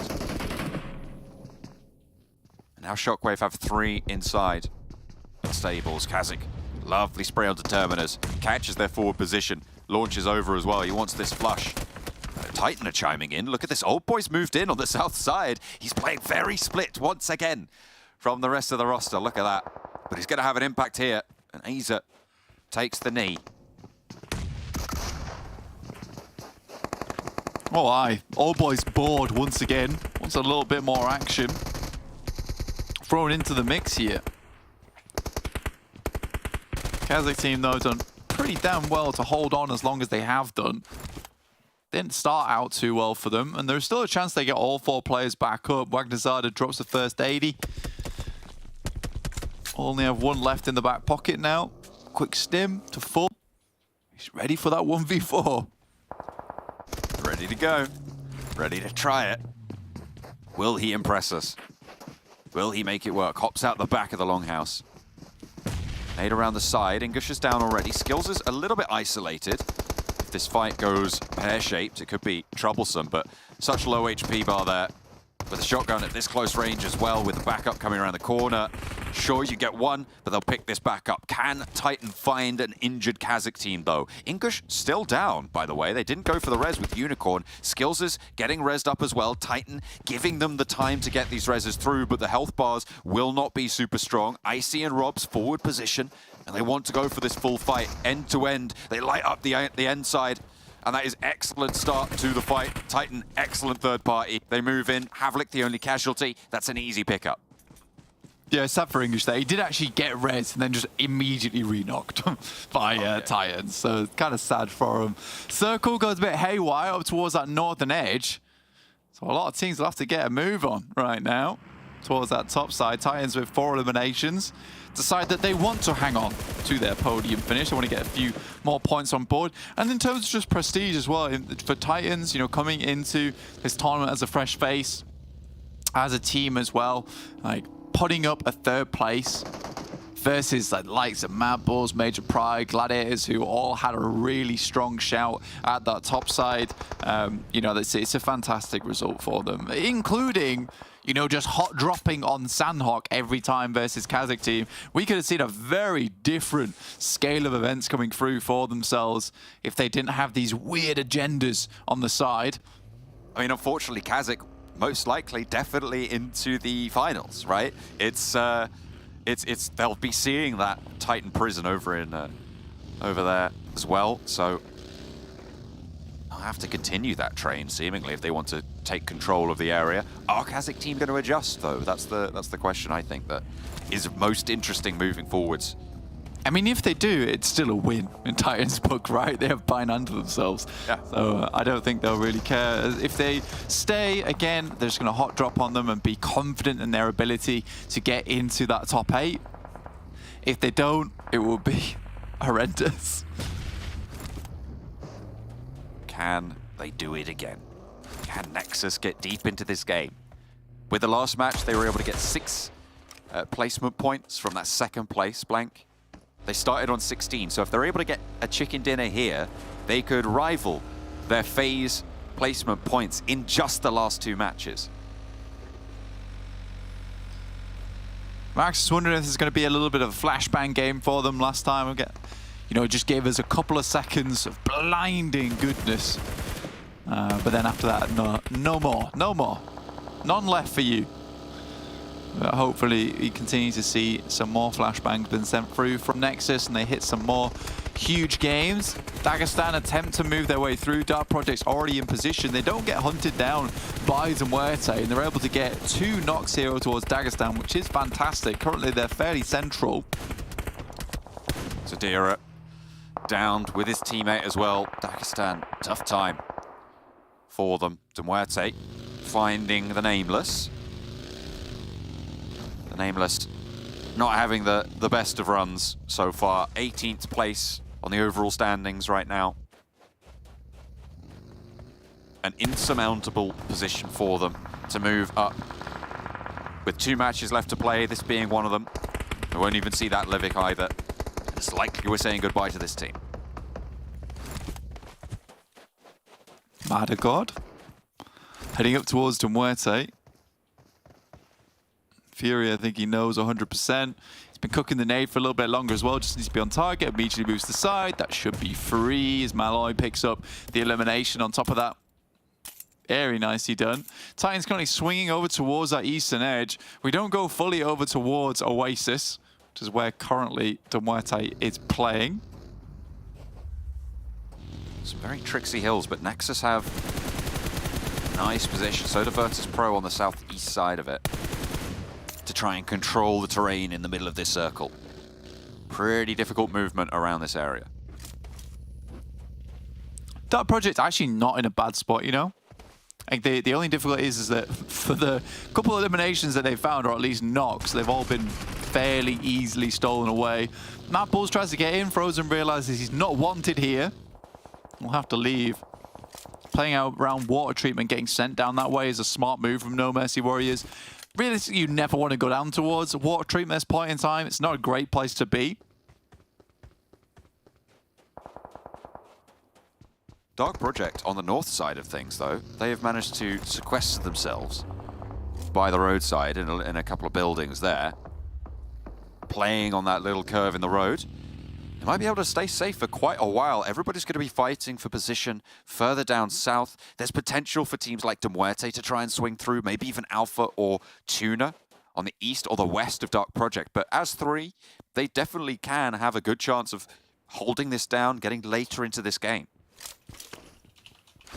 Yeah, exactly. I mean, like I said, a couple of eliminations they could have got were stolen away from them. But in terms of holding out teams on that north side, yeah, certainly a possibility. Getting far in, but against their last game, they need 15 points and No Mercy Warriors to just have the worst games of their lives in the next 2 matches. And 15 points is just to profit 1 point ahead. Just 1. They win the tiebreaker on chicken dinners, so they do only need 14. Oh, okay. Easy peasy. Easier peasier. I mean, it is still a very tall order, especially given that you essentially need to be coming first or second in these matches. And as 3 in a Miramar, where the hills to the south are the main feature, it's going to be so difficult to move that way. with only 3 of your angles in action. Alpha and TUNA on the northeast side. Noshi goes down first. Mandarin moving through this warehouse.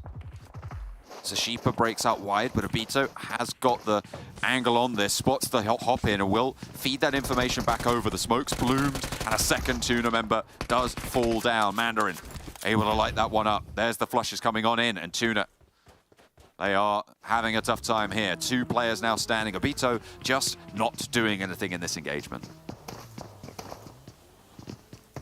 Yeah, he's going to stay out of dodge, right, for TUNA. Not much point for them to go anything too drastic. Right now, they're fairly pleased with themselves. You know, 14th place, 346. So not likely they'll be moving anywhere in terms of heading over towards those finals itself. And they're 8th place in phase 3, so they should also get that Livik on board as well. Either way, I think they just like to try and get as many placement points as possible, get as many bonus points as possible. It's always a worry for these teams. MADBULLS able to find a shot over towards Fleeke from KONINA Power down there. They lose a player. That is Becker, who is down. Taking that knockout on the east. They do get the res fairly swiftly, though. MADBULLS split on the other side of water treatment, so they're going to have to move further forwards. There's No Mercy Warriors taking a knock, which is unfortunate. Major Pride and MUERTE. Out on the west side, Corker really not pick-upable there. MUERTE are just going to try and guard out Major Pride in the meantime. Major Pride have a nice bit of high ground. It's just not at the circle. This is the problem. So they'll have to slowly push down this hill whilst consistently taking shots over towards the MUERTE. Never easy to pull this type of play off. They'll need smokes available to them. And even if they get down here, it's likely that MUERTE could move further up.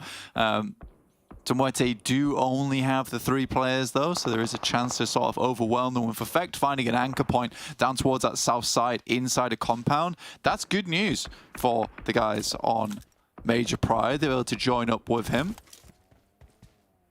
Both Major Pride and Titan still, remember, jostling for their 3rd place position on the overall tables. So needing to add a couple of points to their tally, get that 2-point swing, because not only do you gain the point for laddering up into 3rd, you take that point away from the other team that was in 3rd as well. So a total 2-point impact towards the finals, which we know can be all important. All it takes sometimes, all it takes. KONINA Power. Head up towards that top side, look over towards VIRTUS.PRO, who currently have a pretty decent compound to be watching out on this south side. NEXUS dealing with No Mercy Warriors, again a team that has to go down. At this point in time, they would go out with 0 points, I believe. So not a good start for them. There's other teams around the lobby that could go out sooner than them.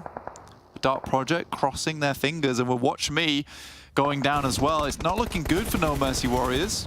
Unicorns of Love similarly under pressure from Robs, from Titan.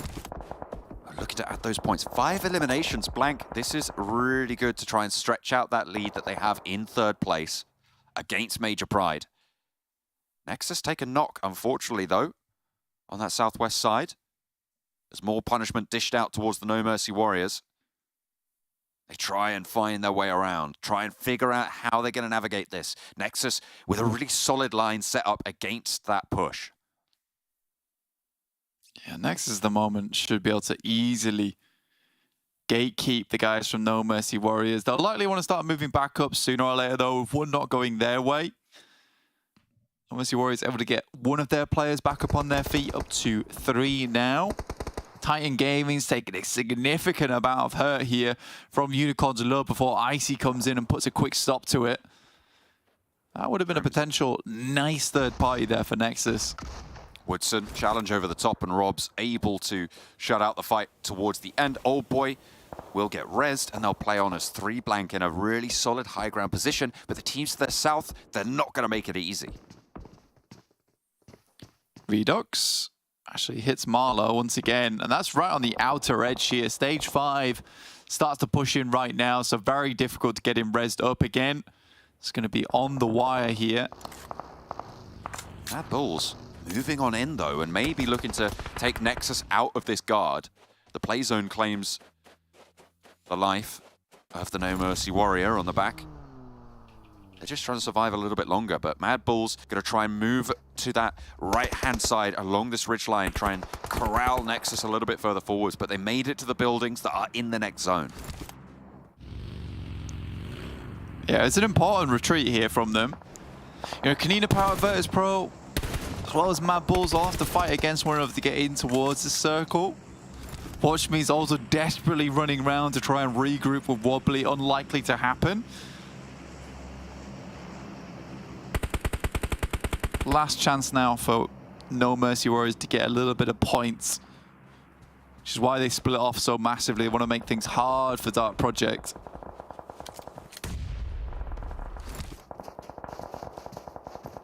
Difficult circle to navigate. TUNA getting spotted out again by Alpha on that northeast side. They are going to just try and take them down fully.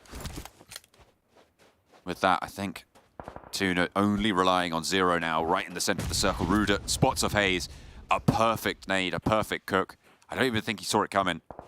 I question whether they know where Ruder is, because I don't think Becker's aware. If he steps up and goes for the spray, it could be good, but he drops a nade. Doesn't quite find the damage, but there's the spray down to get it done. An off angle to spot him, but he's already done the work that's needed for VIRTUS.PRO. Can the rest of his team pick up the slack here? Because KONINA Power still have 2 players in action. Still have Agori on that top floor. Jumps out wide, and Ruder easily picks that one up. Palucci on the cross, trying to get away. A sliver of HP, needs to find this heal. Looks for the third-party angle. Ruder on the shoulder peek, and Palucci caught with the first aid in hand. VIRTUS.PRO could stay up as 4, but can they stay alive under the purview of Titan? I mean, Titan's just keeping things safe, but again, difficult to put those 2 words in the same sentence as Titans and safe. Major Pride take a knock there from NEXUS, in fact. From Kapahala, looks over towards Nomi, and Naomi also hits the deck. That's from MADBULLS, so NEXUS should understand that there's teams close by here. It is the MADBULLS looking to assault over towards this position. No Mercy Warriors trimmed down to 1 as well. Dark Project still cut in with the circle. Major Pride feeling the punishment of NEXUS as they cast their gaze up towards the north side. Major Pride eliminated. 10 teams remain. We're getting dangerously close to No Mercy Warriors getting a placement point here, Blank. I mean, it's not good. But for Dark Project, I mean, they're still in that position. Just keep them safe. Redux sends up nice and close here. Has a nade in hand. Looks over towards Fleek in the smoke. If he just pops it there, it would have been decent. That's actually kind of a cheeky grenade, and Tulika takes a big amount of damage from that. Got to be careful, though. These lads are seriously good when it comes to gun skill. Oh, Redox over the top again, and Tulika caught with a nade in the hand. They continue to throw nades in back for MADBULLS, but they're not finding the mark just yet. Redox with the side angle. Looks for more, but is backed off with a little bit of damage. A tickle from the MADBULLS is sent back in. Frozen with a challenge, and it will be good for it. The Molotov on the side as well to prevent any re-pushes coming in. Tulika, Frozen, both down for MADBULLS on the southwest side. It's looking good for NEXUS. Just worried about Zerich, that's all, who's actually in the circle. Just decided to give this one up. He just played the long game there. He's like, I'm going to have to sacrifice all of you, okay? I'm going to head to the circle. You play off the back of that.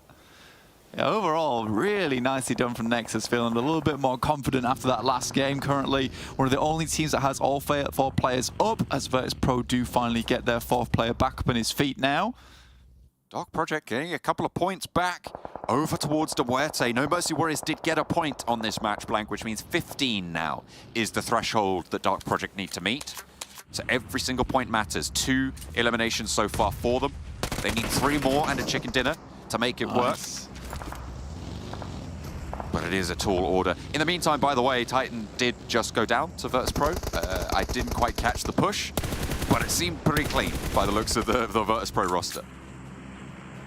Dude, I mean, just looking at NEXUS right now, Redox has really been putting on a serious show.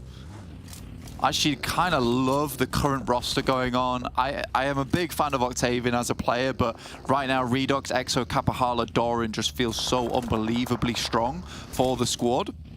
VIRTUS.PRO from the distance, if he can find this knock over towards Elementrix, it would have been huge. That would have been a massive knock in confidence there for VIRTUS.PRO. This is NEXUS's next big challenge.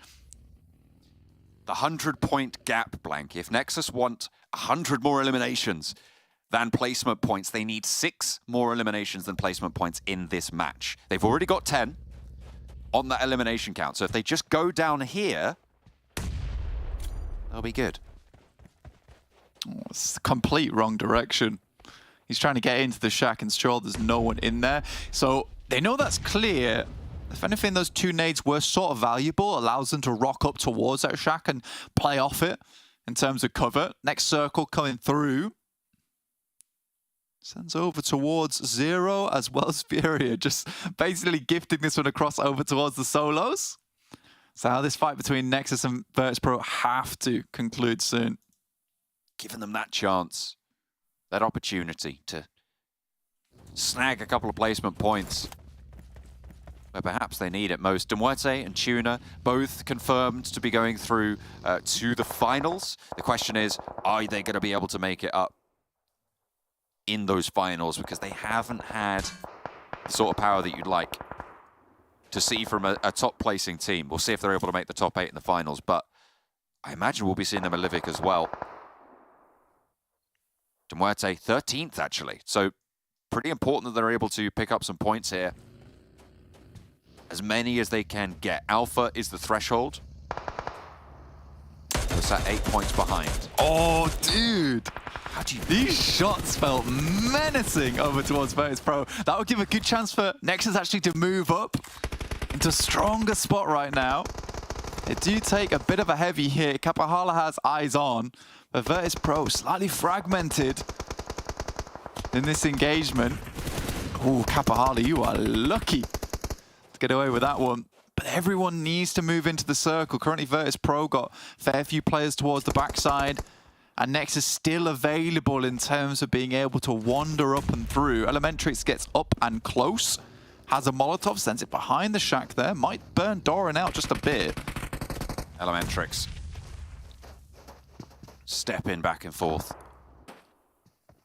On the south side, these two teams both need to break forwards, but both holding each other back right now. Alpha have started to envelop the east side of the circle. Dark Project need to move in a little bit further south. I wonder if they know that it's not as dangerous right now as it maybe could be. Elementrix takes a little bit too much damage there. And they're going to have to crash the ridgeline soon. This blue zone is not going to let up. A little bit too far off to the left, doesn't do any damage. Doran's trying to get in there with the DBS. Wait's just living it at the moment, finally gets knocked down. Now Doran has to hit some big work, does a lot of damage. In comes Alpha for the third party. Out through the smoke as well. 2 players for VIRTUS.PRO are down. Ruda moves in, looks for the challenge. Over the ridgeline, and Exo wants it. He won't be able to get it. Ruda knocked to the zone though, an unfortunate slip, a misstep, and that might be all it takes for Alpha to be able to sweep out on this south side. Alpha right on that bubble of the Livik game as well. A brilliant entry for them if they're able to clean this one up. Nexus, playing on the southwest, have managed to take out VIRTUS.PRO. Can they get back to their feet right now, Blank? They have 12 eliminations. Mate, they're actually maybe going to get back up to 4 here. Kapahala redeems himself after that last game. TUNA goes down to Furia. 4 teams currently still in this one. And they will just slurp up all this loot. I don't think they even know there's players here. This is very dangerous. 2 players from Alpha just getting run down right now by the rampages of Nexus. They are on turn, tail, and flee. Redox, though, is knocked, and again, they are outside of the zone. They have to descend here. It is such an open territory in this area. This is not unreasonable. The Dark Project could have a big game here, Blank, but they need more than they have now.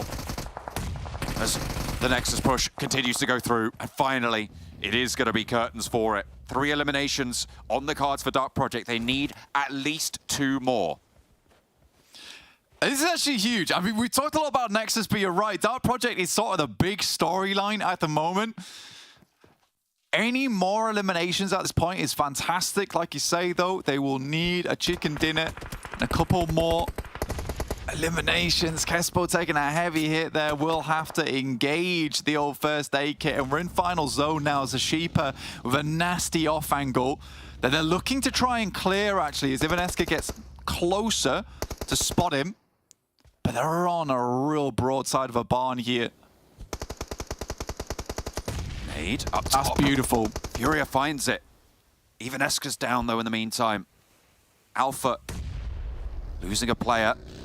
But remember, Dark Project need to be the ones to pick up these points. Zashipa moving in for the flush and another knock over to Kespo. There's the off angle. Furia trying to stay alive now, and it's all up to Force to keep them in, but no, he is drawn short. Dark Project are down, but big news for Furia. He might have done enough to get them into this Livik blank. KASIK team became the bubble as soon as Alpha stepped up this late. Can he go further? No, he can't, but Alpha team take the chicken dinner, the second today blank none as well. Can't deny them that, but KASIK team fall out of the top 12 and MUERTE take their spot in that Livik match. Crazy stuff coming through on that game. And to be honest with you, look, I'm going to put it this way, and I feel bad saying this, but the way Dark Project lose in that final circle kind of justifies why they're not going through to the finals itself. It's just not, that kind of play just won't stand up towards the finals. They're realistic. There was many moments where they could have third party, where they could have been more aggressive. Alpha had a horrible spot. They hear the fighting on that top side. They make a really tough call. They leave Zashipa behind as a backstop, and he's able to do a lot from there. So a really fantastic game from Alpha and 100% deserved win. They play it well. Let's head back over to the studio. The MADBULLS top rope will put them down on the back foot. Frozen falls, and now 1 versus 3 for Flag. It might just be too much. NEXUS want revenge for match number 1. Octavian moves through, but Doran falls. Blake still active and finally shut down. NEXUS.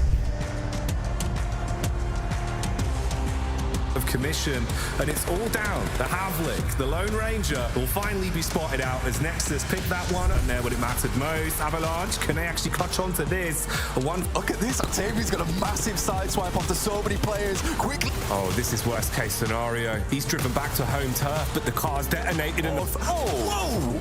That is an incredible prone. He had an instinct of what was going on. Happy G think was spotted now by Octavian in what looks to be a 1 versus 1.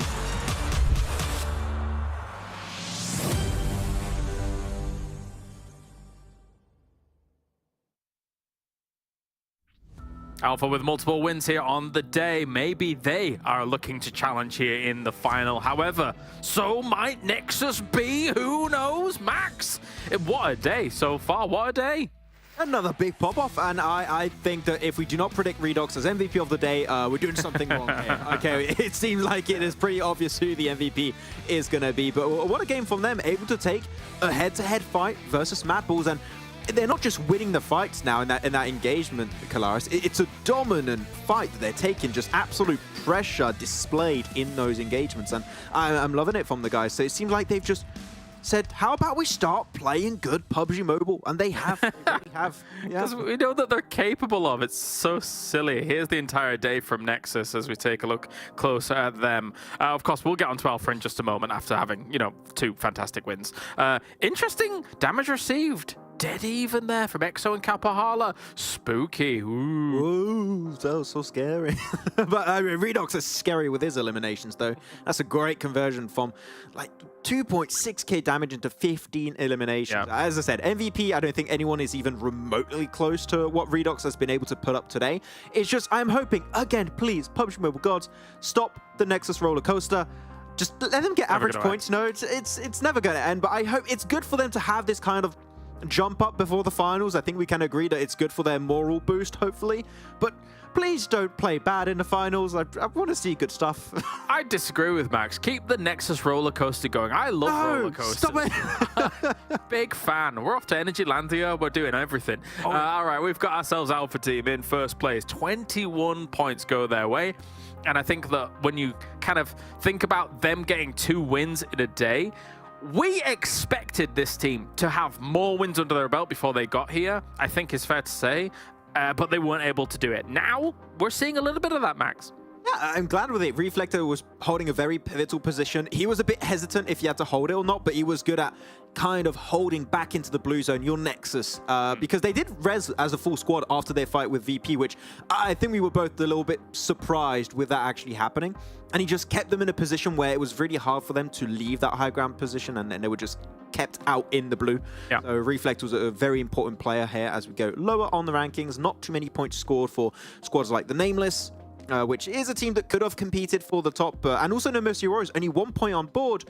Not good because Dark Product got some decent points there. Sure, and I think Blank also hit the nail on the head that with how they play this game, it shows why they are a team at the bottom. They didn't take a huge opportunity to push onto Alpha Team, but they got enough points. No Mercy Warriors aren't showing up, so top 16 could be going their way.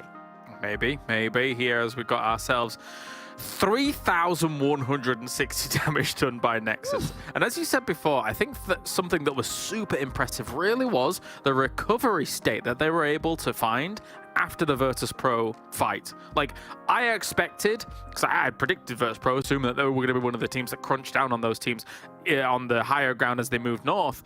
But the fact that Nexus took that fight with VIRTUS.PRO, had probably 3 players knocked and then were suddenly able to revive after dealing with VIRTUS.PRO was insane fortitude as we take a look at the highlights. Yeah. Again, how many of these highlights are going to be Nexus? Probably a lot of them. I love their play, especially versus VIRTUS.PRO. Not only, as you said, how they were able to get back up as this 4-man team, they had one very pivotal smoke that was just on the tip of that hill, and they kind of just swarmed around it. They had one player to the left, one player to the right, not sure which player in particular, but they were just swarming around it, and it was making it really hard for VIRTUS.PRO to really know which side to shoot on and know how they wanted to play it out. So that one smoke was important, and they were able to use that third-person perspective to its full potential. Actually, a team that got some decent limbs as we see it. Mage Pride clearing the northern side, but as we know, Kalaris crossing that road afterwards downhill, then back uphill. Yeah. The circle was tough for all those teams that took the gamble of going north. What you gonna do? It's yeah, pretty rough to say the least. All of these high ground teams really having a bit of a field day with a lot of what was actually going on here for this. Nexus just shooting at everything apparently. Redox just popping off. Against MADBULLS? What is this world? with the UMP Mini 14 loadout too, which you would normally see an M4, you would see an AUG, like any kind of AR, but no, you guys with the UMPs just lasering down the competition, and you can see this smoke is the big smoke that they had in front of them that was pretty important. And then there was a third party trying to come on through from Reflect, but they just gave them a little bit too much time. They did heal up, but it's still such a pivotal position because Nexus was so focused onto Reflect that Dark Product had an opportunity to also get involved in a few of those knocks. Yeah, very well done though by Alpha Team being able to take this, and again from a position where it's kind of low ground. Given this low ground high ground dynamic, I think what's fair to say is that actually Alpha Team did have a significant advantage coming off of that high ground. There's really not that much cover to work with against that, so difficult. But Redox, regardless, being an absolute fantastic player today. Ruda, we've got to give him credit, man. He had 5 eliminations up on that high ground. If it wasn't for Nexus, he'd be still blasting in that game. We talked a lot on the bottom of the rankings about MUERTE being a big surprise. We expected more. VIRTUS.PRO, we saw what they did in Phase 2, right? They had a big pop-off, big improvements, and we're like, hopefully that's going to continue throughout the rest of the season. But it's been a tough first half and a bit of this phase, but here they're slowly coming back and putting more presence. Because Elementrix in particular, he was an MVP contender for some time, and then he's kind of disappeared. It's a bit unfortunate. All right, let's take a look overall then and see where we're at here. We've got one more big game ahead of us for the standings before you actually get onto the Livik. So for some of these teams, this is the last opportunity to really score some points. Up at the top, obviously, MADBULLS, blah, blah. They're great. Cool. I want to see some of those barrier positions down towards the bottom, Max, here and figure out who's going to be doing what. Just wanted to say Mad was able to reach 400 eliminations. Cool, that's a nice little record to get to. But yeah, Nexus able to push himself up with those games today. They were not even on the first page, I believe, at the start of the day. That's just how good day 6 of this phase has been going for them, and they are currently on the top page, which don't forget that you, of course, get bonus points from each phase rankings, but also the overall rankings can award you some bonus points. So that's good for them too. They should be able to get an extra 4, 5, 6 bonus points by the end of this phase if they keep popping off their way they've been going. All right, No Mercy Warriors, 16th place, 258. How close is Dark Project to be able to try and take that over? I think it's not insurmountable. There we go. If if Dark Project is able to get into that Livik and play it out, then, you know, world's our oyster. There's a chance right now with how things have been going so far. It's going to be close. It's going to be down to the wire for some of these teams. Though John does tell me, that Nexus have 100 more placement points than eliminations. So 100 more elimination than placement points. So that's record. Whoa, fantastic. There you go. Just had to mention it. It's cool. All right, it's time to get to the casters here for our final game before our Livik. A huge thank you to Monster for joining us here for PMPL EU Fall. Let's head over to John and Blank here for Sanhok o'clock. It is about that time, isn't it? And I'm sorry to burst your bubble, but Dark Project are not playing in this match, which means they are guaranteed to not be able to make it. Well, if they get into the Livik, there is the bonus points potential, in which case they might be able to get ahead. True, but they're in 17th place right now, this phase. Oh, then it's over. So they can't go up. So they cannot make it. It's GG. It's GG. It's a GG. Oh, this is unfortunate. Unfortunate stuff for Mr. Dark Project. What can they do? What can they do? But heading over towards our final match the day before Livik, where we will be getting some more points on board for some of these teams. There is potential for some shake-up.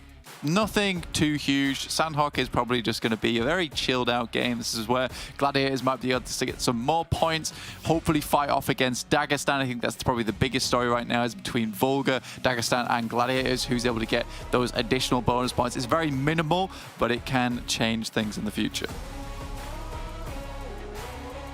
Certainly an opportunity for teams. So, I would say around the Livik bubble is the main feature of the standings right now. KONINA Power sit in 12th, but they're not playing this match with 139.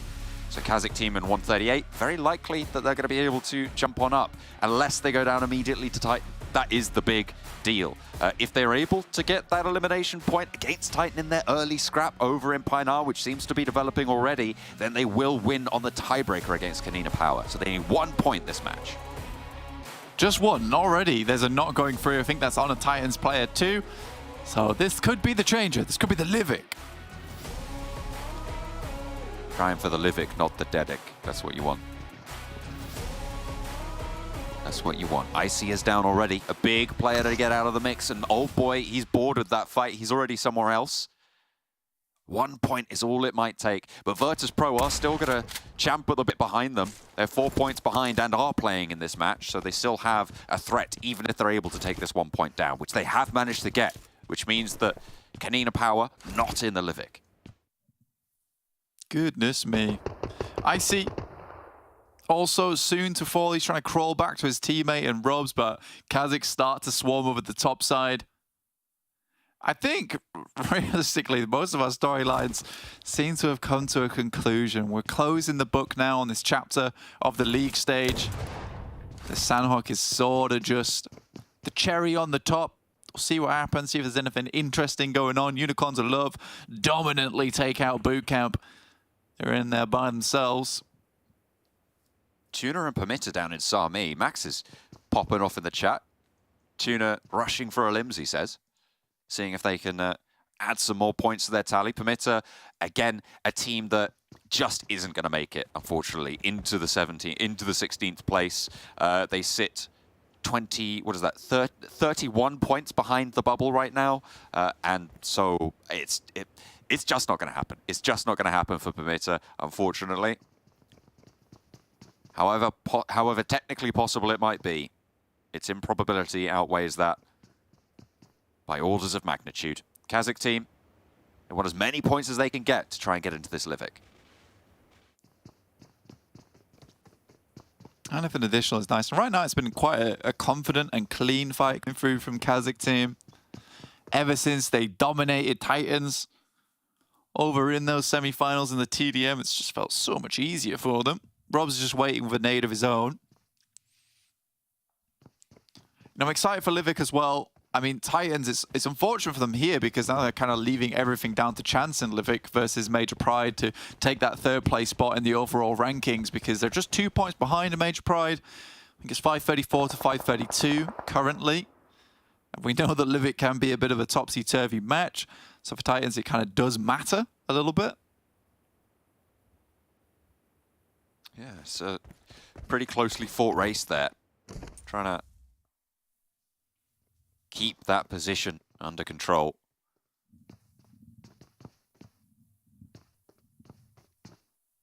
It's just a stalemate in both Sami and in Painan by the looks of things. MUERTE did poke up with Milky Way towards Painan, but you can see he's moving back down south, Blank. He's moving away from that. They're not going to look for the third party. A knockoff over to VULGAR boys from the Nameless. Mango stretching out from Mongnai on the northeast side. Finally, PERMITTA and TUNA starting their engagement. Noshi, the first to go down. He's in his own building as well, and there isn't the time to get this regroup through, which means likely this is an easy flush. Rogo picks it up. Mixer, now on that top side. Don't think he spotted the guy behind, and he just gives it up. Nade, though, goes through. Will take down his teammate, but also one above. Rogo will look for a bit more, but already it feels like slightly dire in terms of this engagement. Purple lights it up like a Christmas tree there. Unable to just get that spray down the alleyway. PERMITTA still, though, going for this fight. Rogo down, but the duo who remains are going to go for the fight. It's going to be a pretty good time on both sides, actually. I mean, no one's actually really winning this engagement. There are only losers here, Blank. 2 players for TUNA, 1 player for PERMITTA, and the duo from TUNA survive, but at what cost? They've lost 2 of their players. They've got 4 points short. It's 4 limbs. It'll do the trick. Happy days. Robs next to Fall. So it feels like, you know, Titans' chances of getting some more of those points on board to get themselves ahead of Major Pride in that Livik is looking a little bit shaky now. Old boy, though, all on his lonesome. We've seen this guy do some crazy stuff. On the overall rankings, Titan do still have the advantage over Major Pride. But you're right, this game seems to be a little bit of a bust for them. Although, Old Boy, a powerful player in his own right. We know he can play solo because he does it every game. We'll see if he's able to have an impact here. But Titan doing work with Major Pride not playing in this match as well. It is all gravy for them. They've got all the cards in their hand. Skillses breaks out. And there's Old Boy, steps up with the AKM for 1 and 2. Can he find any more, though? That's the question. Will he be able to get a flush? Will he find a point? This tree, very, very slim. And with 2 angles facing down on him, and MADBULLS maybe looking for the third party, it's going to be very, very tough. In they roll, and the MADBULLS just going to sweep this one aside, you'd imagine. Frozen, stepping up. Okay, maybe they think there's more to do, but no. They will finally find that shot. That's MUERTE. Hang on a minute. Where do they come from? MUERTE spots Old Boy, and they will be able to take that elim. KASIK team will very much slowly crawl back to one another. Not super worth it here. Skills is in a difficult spot himself. It'll be hard to get the res onto him. If he crawls across, likely to be spotted. Already 2 teams out, PERMITTA, Titan Gaming. Not even in stage 2 as of yet. There is the cross there, takes a bunch of damage, but won't go down just yet. That is PERMITTA confirmed to be out of the tournament as well with that engagement in Sami with TUNA. They will not be in the Livik. They will be at the bottom of the tables. 19th place if they can get on top. They got 2 points, which I mean, I think technically puts them ahead of the Nameless, but I think the Nameless have got a couple of points this match as well. 3 of them, in fact, yeah. So they will be in 19th place finish. Unless the Unicorns of Love can break out and have a cracking performance. This is a difficult circle. Yeah, a bit of a weird one as well. Most teams won't enjoy this. Over towards Trifecta, it's never easy getting this to work out. Gladiators inside their compound on the eastern side. I've had a pretty decent day today, actually. There's the initial engagement between KASIK as well as Titans, which they should now actually get away from. MADBULLS left them alone. MUERTE moved on past. This is Old Boy getting double eliminations there. Really good shots from him. Didn't manage to get the flushes, though, and that means that KASIK are going to play on as 4. They're still in Painan. They'll have to move north, but they have got all of their players alive. There's more than can be said for Titan. The Nameless were able to take down VULGAR boys on the northeast side, near that Mongnai position. They flexed out early on VULGAR Boys' cow split, and were able to just regroup up towards there, play effectively. SBG in the vicinity as well. Maybe a little bit of problem on the northeast side, but they are going to have all of their players as well. Oh no, wait, no, they did lose one. The Nameless have lost one player. Just the one player. SPG also moving down. Most teams already in the circle itself. Gladiators just chilling, as I was saying earlier. TUNA flying over towards some compounds underneath Gladiators currently. MADBULLS playing in trifecta itself, just waiting for any team that might want to try and cross. To my side, I think it's most surprising for me that they were just able to slide their way in, just on the south side of Painan, and now underneath Camp Alpha. Easy peasy. They have managed to get there as well. It's a difficult decision. Do you go for the crossing now to the Northwest Island? Or do you try and wait on that eastern side? Maybe if there's a difficult shift down to the southeast side, boot camp could still be in the mix. It's not fully confirmed of this Northwest Island, but it is quite likely at this stage. There's certainly possibility for it. I mean, it couldn't really go anywhere. I think even a north shift towards Hatton Bridge, that's not unlikely to see off the back of this circle. Either way, everyone's going to be scrambling when this does come through. Most teams are not looking forward to here, John. I think it really will just be stage 3 that sort of defines the rest of this game. We've already had like a huge amount of fighting early on in this match.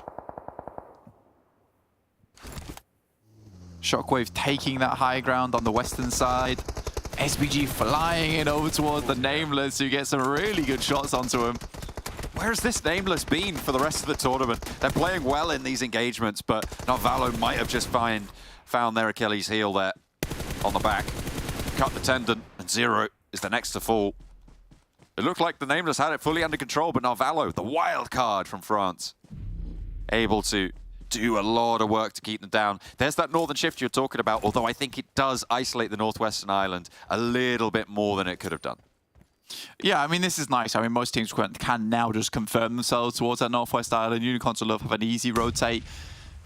But SHOCKWAVE actually finding Kitsune, who is up on the hillside. Unsurprising, really, too, we consider the amount of times I've actually seen these teams take knocks in this spot. TUNA tries to get in there on the underside of that little mountain, that little hilltop. Terminus gets a bit more information in.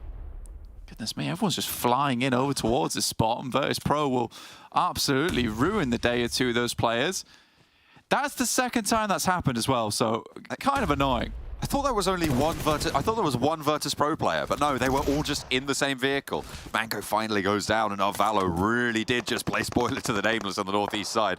But yeah, you're right, 4 players from VIRTUS.PRO. That hillside is such a bane of the Gladiators' existence. That hill just to the northeast, the number of times they have not been able to hold on to it or to stop players who are on it from having a massive impact on them is too many to count, unfortunately, and they're down to 2. Yeah, I think when you play as 2 up there, you have to just chill. I think that's the issue that we see with Gladiators too often, is that you kind of just have to wait it out a lot of times. You don't need to take fights early. Do what VIRTUS.PRO is currently doing, which is just going down that little lip on the eastern side, hold there for as long as possible. Again, it's even less egregious for VIRTUS.PRO to do this and head down towards the eastern side just because they are a 4-man unit. If you're playing as a 2-2 split like Gladiators usually do, don't even bother looking at SHOCKWAVE. I mean, as soon as that knock came through, there was no opportunity. It was horrible timing, all things considered, with the crash that came through from VIRTUS.PRO. But yeah, I don't understand it. That realistically could have been a win for Gladiators. And again, this is the shift up towards the northwest side where Gladiators can do so well off the back of it. Frustrating, I would say. Yeah, it should be them with all the cards in their hands, but they fold. They fold the straight. And they have to play with just the pair now. SHOCKWAVE moving around. MUERTE split. Milky Way's position could be pretty important here if he's able to get there in time to allow the rest of his team to push in as a united front, while SHOCKWAVE have a little bit of chaos zone in the ranks, but instead it looks like Milky Way might just be going for that valley that sits where TUNA are currently. Marlai hitting the stems. himself nice and healed up here. MUERTE will send down the mountain. It's a slightly easier position to play in, I would say. VIRTUS.PRO continue to have a really strong spot, but HATIM becomes a bit more of a focal point now. And Dagestan have a good opportunity to head towards a compound they've played a fair few times in the past. Just underneath HATIM itself. It is a nice compound. I do really like VIRTUS.PRO's position at that hillside, unless it's Gladiators playing it, like we've covered, it's just really, really strong. It has all of the control that you need on that north bridge. It's got some decent sightlines down to the south as well, and with players out to the west of you, you know that that south side is even more treacherous. I mean, the amount of teams have to... And again, this is kind of a symptom of the circles, where they have pushed to the south, and then further towards the north, and then further towards the north again. In which case, you don't have a single team playing in HATIM. Usually, SHOCKWAVE is our HATIM team. They decided that they would opt for the hilltop as soon as they saw Gladiators move off the back of it. So it's just like no one's playing in one of the strongest positions on the map right now. In which case, Dagestan just gets in towards the south compound, assumes there might be players in HATIM. But no, it's them all alone in this compound, protecting nothing. In go the MADBULLS. Trying to make the mad dash, but the MUERTE are cutting them down, and VIRTUS.PRO are ready awaiting. They light them up on the vehicle, and that's the MADBULLS out. Ruda was knocked earlier by Dagestan, so it wasn't even to that roll-up. 3 players, most likely only 2, as one of them was navigating his way over to Ruda. A lovely shot from on high for SHOCKWAVE to find another of the VIRTUS.PRO roster. And they do need to use these trees effectively. Reflect tries to move up. This is what I'm talking about. That south position is so covered off by the teams playing up on this west side. VIRTUS.PRO still just hanging out, you know, decent. And I think that MADBULLS kind of expected 2 players from Gladiators to be in that spot. VIRTUS.PRO versus Dagestan right now. I think 2 good picks, 2 strong picks. I think they're realistically the only 2 picks you could make. On this current setup. I think you could go for KASIK team as well. I mean, going to make their way over the coastal edge on the eastern side to HATIM. I considered going for KASIK team, but I was worried that this bridge crossing might be a little bit dangerous, which it is, apparently. It's true. I think maybe you could have also gone for SHOCKWAVE on that southwest side, if you had confidence in their sweeping capabilities, but we'll have to wait and see if they're able to descend. Yeah. Getting away from that high ground is always tricky. Now this might be a KASIK game. This is interesting. I mean, for SHOCKWAVE getting down from this hillside, there's no cover realistically on the west. That's the difficulty for SHOCKWAVE, is that as soon as you try and make this crossing downhill, getting through very, very hard. I mean, Dagestan realistically should be able to just take easy shots towards Terminus, considering he's leaving the engine running. He sends back, realizes, gotta think better of this. KASIK team, like I said, with this circle shift over towards them, they just have to hang on. They have to immediately change their setting of play. It's just not Valo, though, causing them a huge amount of grief. I wonder if they know it's just one player. The high ground has been dismounted, and VIRTUS.PRO's position just got a whole lot safer. They are slap bang on the edge of the circle, though, and they'll have to fend off against SHOCKWAVE, who have been protecting them for the longest time, but up comes the roll down. Are they going to be able to fend this one off? All 4 VIRTUS.PRO players very close to one another. Terminus down, Milky Way is striking, and MUERTE are helping out here. VIRTUS.PRO still all in action. The nade from Elementrix could be good if it's cooked right. A lot of damage. Ragnazada goes down. Scars just about alive. Another cook on the menu as well. A wide nade there, and that one goes a little bit long, but Ragnazada goes down to it. Aza in his own scrap, looking for the shot onto Furia and finds it. VIRTUS.PRO holding out. To MUERTE, just Milky Way there, last player alive for them. They've been making some weird movements. We'll take down Aza on the backside of the mountain. Narvalo doing huge amounts of work. It's actually silly that he stayed alive this long, and Tixi might be able to be finding a couple more eliminations for his troubles up towards the guys on KASIK team. That's No Mercy Warriors. What are they doing here? Goodness me. They've managed to swim it across. I didn't even know they were still on that East Island, but they will be able to have the shot. Tixi finds the re-knock onto KASIK there. No Mercy Warriors have healed themselves up as well. VIRTUS.PRO from the south side, waiting for this circle to close to figure out where they need to go as well. A difficult route out for KASIK, and they are just continually getting knocked here.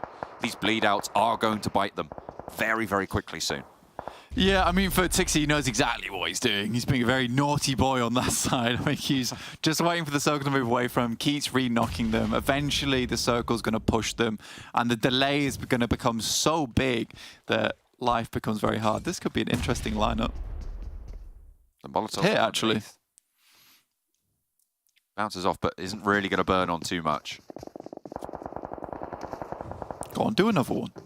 Oh, Scars. MG3 finds weight. Will get that flush as well. The last player surviving for SHOCKWAVE. And another nade for Ruda. They just can't find his angle. They can't get it done. KASIK have managed to get all 4 of their players up, and Skills's drops down. Nothing doing there. What a shot. What a shutdown. And there it goes. VIRTUS.PRO in the meantime taking down the burn on Tixie. And KASIK team, there's still 4 players, Blank. Yeah, sort of sick of it what was going on towards that south side underneath the bridge. They just all rock off. I think they realise it's just a few stragglers. Still on the side of things. Got Meku, last player remaining here for Gladiators, into a top 6 position. I don't know how long he'll last there. Does have to drop down right into open ground. He's zigzagging though. Oh, the Serpentine takes 1 and the second as well. Elementrix picks the point up. But Scars is still there. Goodness me. 5 teams remain. Obito solo over in Hut 10. Yeah, just living his life as best he can. Scars, though, might have a decent nade. Gets a little bit onto Elementrix there. Beck tries to descend, and this is where VIRTUS.PRO are just going to get cut down. I don't see them going much further here, Blank. Unless they have a vehicle, that run to the shack, which is basically their only option, is a death sentence. Finally, they get rid of Scars, though. They can play on with 2. Close by, though, Dagestan. Shifu has moved out this way. I like this play coming through from Dagestan, actually. You know, they're just trying to head underneath, so when the drop down comes through from VIRTUS.PRO, it's going to be quite difficult to maneuver around. KASIK team really suffering. Shifu's able to make his way up again. So it's been an interesting push out coming through from Dagestan. They've just bided their time. They've realized this is a very tumultuous last circle. That should be death, yeah. They have managed to get Ruda across, though, and to the shack, which gives them cover from both KASIK team and Dagestan. Ingush takes the knock. Ruda gives his position away, though. This shack, so vulnerable, so difficult to play with. He's banking on Dagestan and KASIK team, fighting off against one another. And here it goes. Here's the next shift, and Dagestan have the better side of it. KASIK going to have to cross open ground. All credit to KASIK for fighting through what they've been in. This is one hell of a game for them. Ruda does go down in 3rd place, so VIRTUS.PRO are out. Well, whenever KASIK team is able to get past the initial woes of taking down Titans, they do find themselves into the end game. They make the most of those Sanhoks. A great little Tokyo drift into the side door, slams into the face, takes out the gun and the helmet, and will finish off the game for Dagestan. A nice little cheeky win at the end of there. What a way to close down the league stage games, right? You got Livik next, sure, but pretty stylish there. He saw him, he let him know. Here's the back bumper for you. We're just going to swing on through and take you down. Dagestan, what a cheeky little chicken dinner for them. They moved in very nicely, like you were talking about. Their manipulation on that north side, great. Yeah, it's a great place to be. I mean, a lot of times it gives you that opportunity to get through. And I think they knew exactly what they needed to head up towards, which was that swift rotation down on the south side and quickly underneath the mountain. It was very cool, and I loved all the little angles they had as well, John. So definitely deserved to win that game off the back of that. Circle blessed a little bit, but I think the final plays made up for it. A good way to close down the Dagestan phase. Their renaissance here has been capped with that chicken dinner. Still a Livik to play, though, so don't go anywhere. And I thought some of the other circles were rough. Man, this one was awful for all of the teams, but Dagestan's able to win it out. They had the decent compound, they had the decent lip to be able to play here, and some cool, as they say, Tokyo drift moments here at the very end, Max. They just, Dagestan got their crystal ball out. They're like, oh, it's going to be a northern shift, and they just go for the compound, and they end up haven't been able to play it for as long as they really wanted, so can't really argue too much about that rotation. Wide rotate up on the northwest, and 17 points to count on this game. Happy chappy Dagestan. Love to see it happening. But VIRTUS.PRO, a bit of a resurgence along Nexus, it seems, the second half of this phase, Kalaris, and 16 points on the board too. Good to see it. Yeah, these last 2 games have been blasting, right? I mean, this is a great little spot for them to be in regards to how much they could get away with in this game with the high ground, and then obviously when a circle goes there, what are you supposed to do? There was nothing. Even Livik, who goes on the east side, is just like, I guess I'll just fall and hope. And no, never mind. No, it's not going to happen. It's very, very tough for them to make that transition happen. And yeah, we saw also on the side, we saw a few points going away off TUNA. My theory is they're just trying to get a few extra bonus points on phase 3 ranking. So they tried to fight PERMITTA down in Same. It was a 2-for-4 trade, so they get a few eliminations here and there. But I do think it's going to result in that much more bonus points. But I get the game plan. I think it's good. They're trying to just get some points. Yeah. Yeah. I get it. Yeah. I mean, as the boys mentioned, right, like our top 16 is kind of decided here. So for all of these guys, it's just a case of that little wiggle room that's going to be going on here and there. Dagestan, only the 1,000 damage coming in for them, whereas VIRTUS.PRO was having a bit more of an impact on the lobby as a whole. But Dagestan just, it comes back to what I said at the beginning of the day, which is like a lot of their wins aren't exactly the most flashy wins. They know exactly what they have to do. It's mature PUBG Mobile. They're going to make these rotate steadily and just wait for their opportunity to strike. Yeah, there was just an opportunity for them to cruise into that chicken dinner, except for that 125 elimination window. They were not cruising, they were just blasting. Here, they're just chilling, getting in that position, and played off the back of it really well. Though, big improvement from VIRTUS.PRO, because we criticized them last time for not taking that spot. They took it early, and look at that! Elementrix, 7 eliminations on the board. That is how good that position can be, as long as it's in play. That is very uncommon for a Sanhok, right? Like that amount of elims on one player in particular, so very well done by him. And again, VIRTUS.PRO, off these past 2 games, can really hold their head high. If it wasn't for NEXUS in the previous one, they would have been looking great across 2 games. And again, if it wasn't for the circles here, they probably would have been looking even better in this game, but that's how that goes. Let's take a look at the highlights then and see how much of it is focused around that Northwest Island, because that's where we were. We've got ourselves good old DBS stuff in Painan. Oh yeah, the good old Titan KASIK team Painan fight. I mean, I do wonder, because now this was our last Sanhok of the league stage. Okay, we're done and dusted with this. Is KASIK team, that now is confirmed, they're going to be playing the finals. Are they going to still take this risk? If I'm KASIK team, you're not going to have the rotating lobbies anymore. KASIK team, please just give up. You know Titan aren't going to give it up. They're going to keep dropping there. They are stubborn as can be. KASIK team as a team that has potential, I don't think it is worth it. I think if we were to encourage anything, we would encourage them to leave, right? As you say, like it's just a detriment to really both teams, but clearly less so Titan, who have been able to negate that impact not only on Sanhok, but also using the numbers that they've garnered from the other battlegrounds too.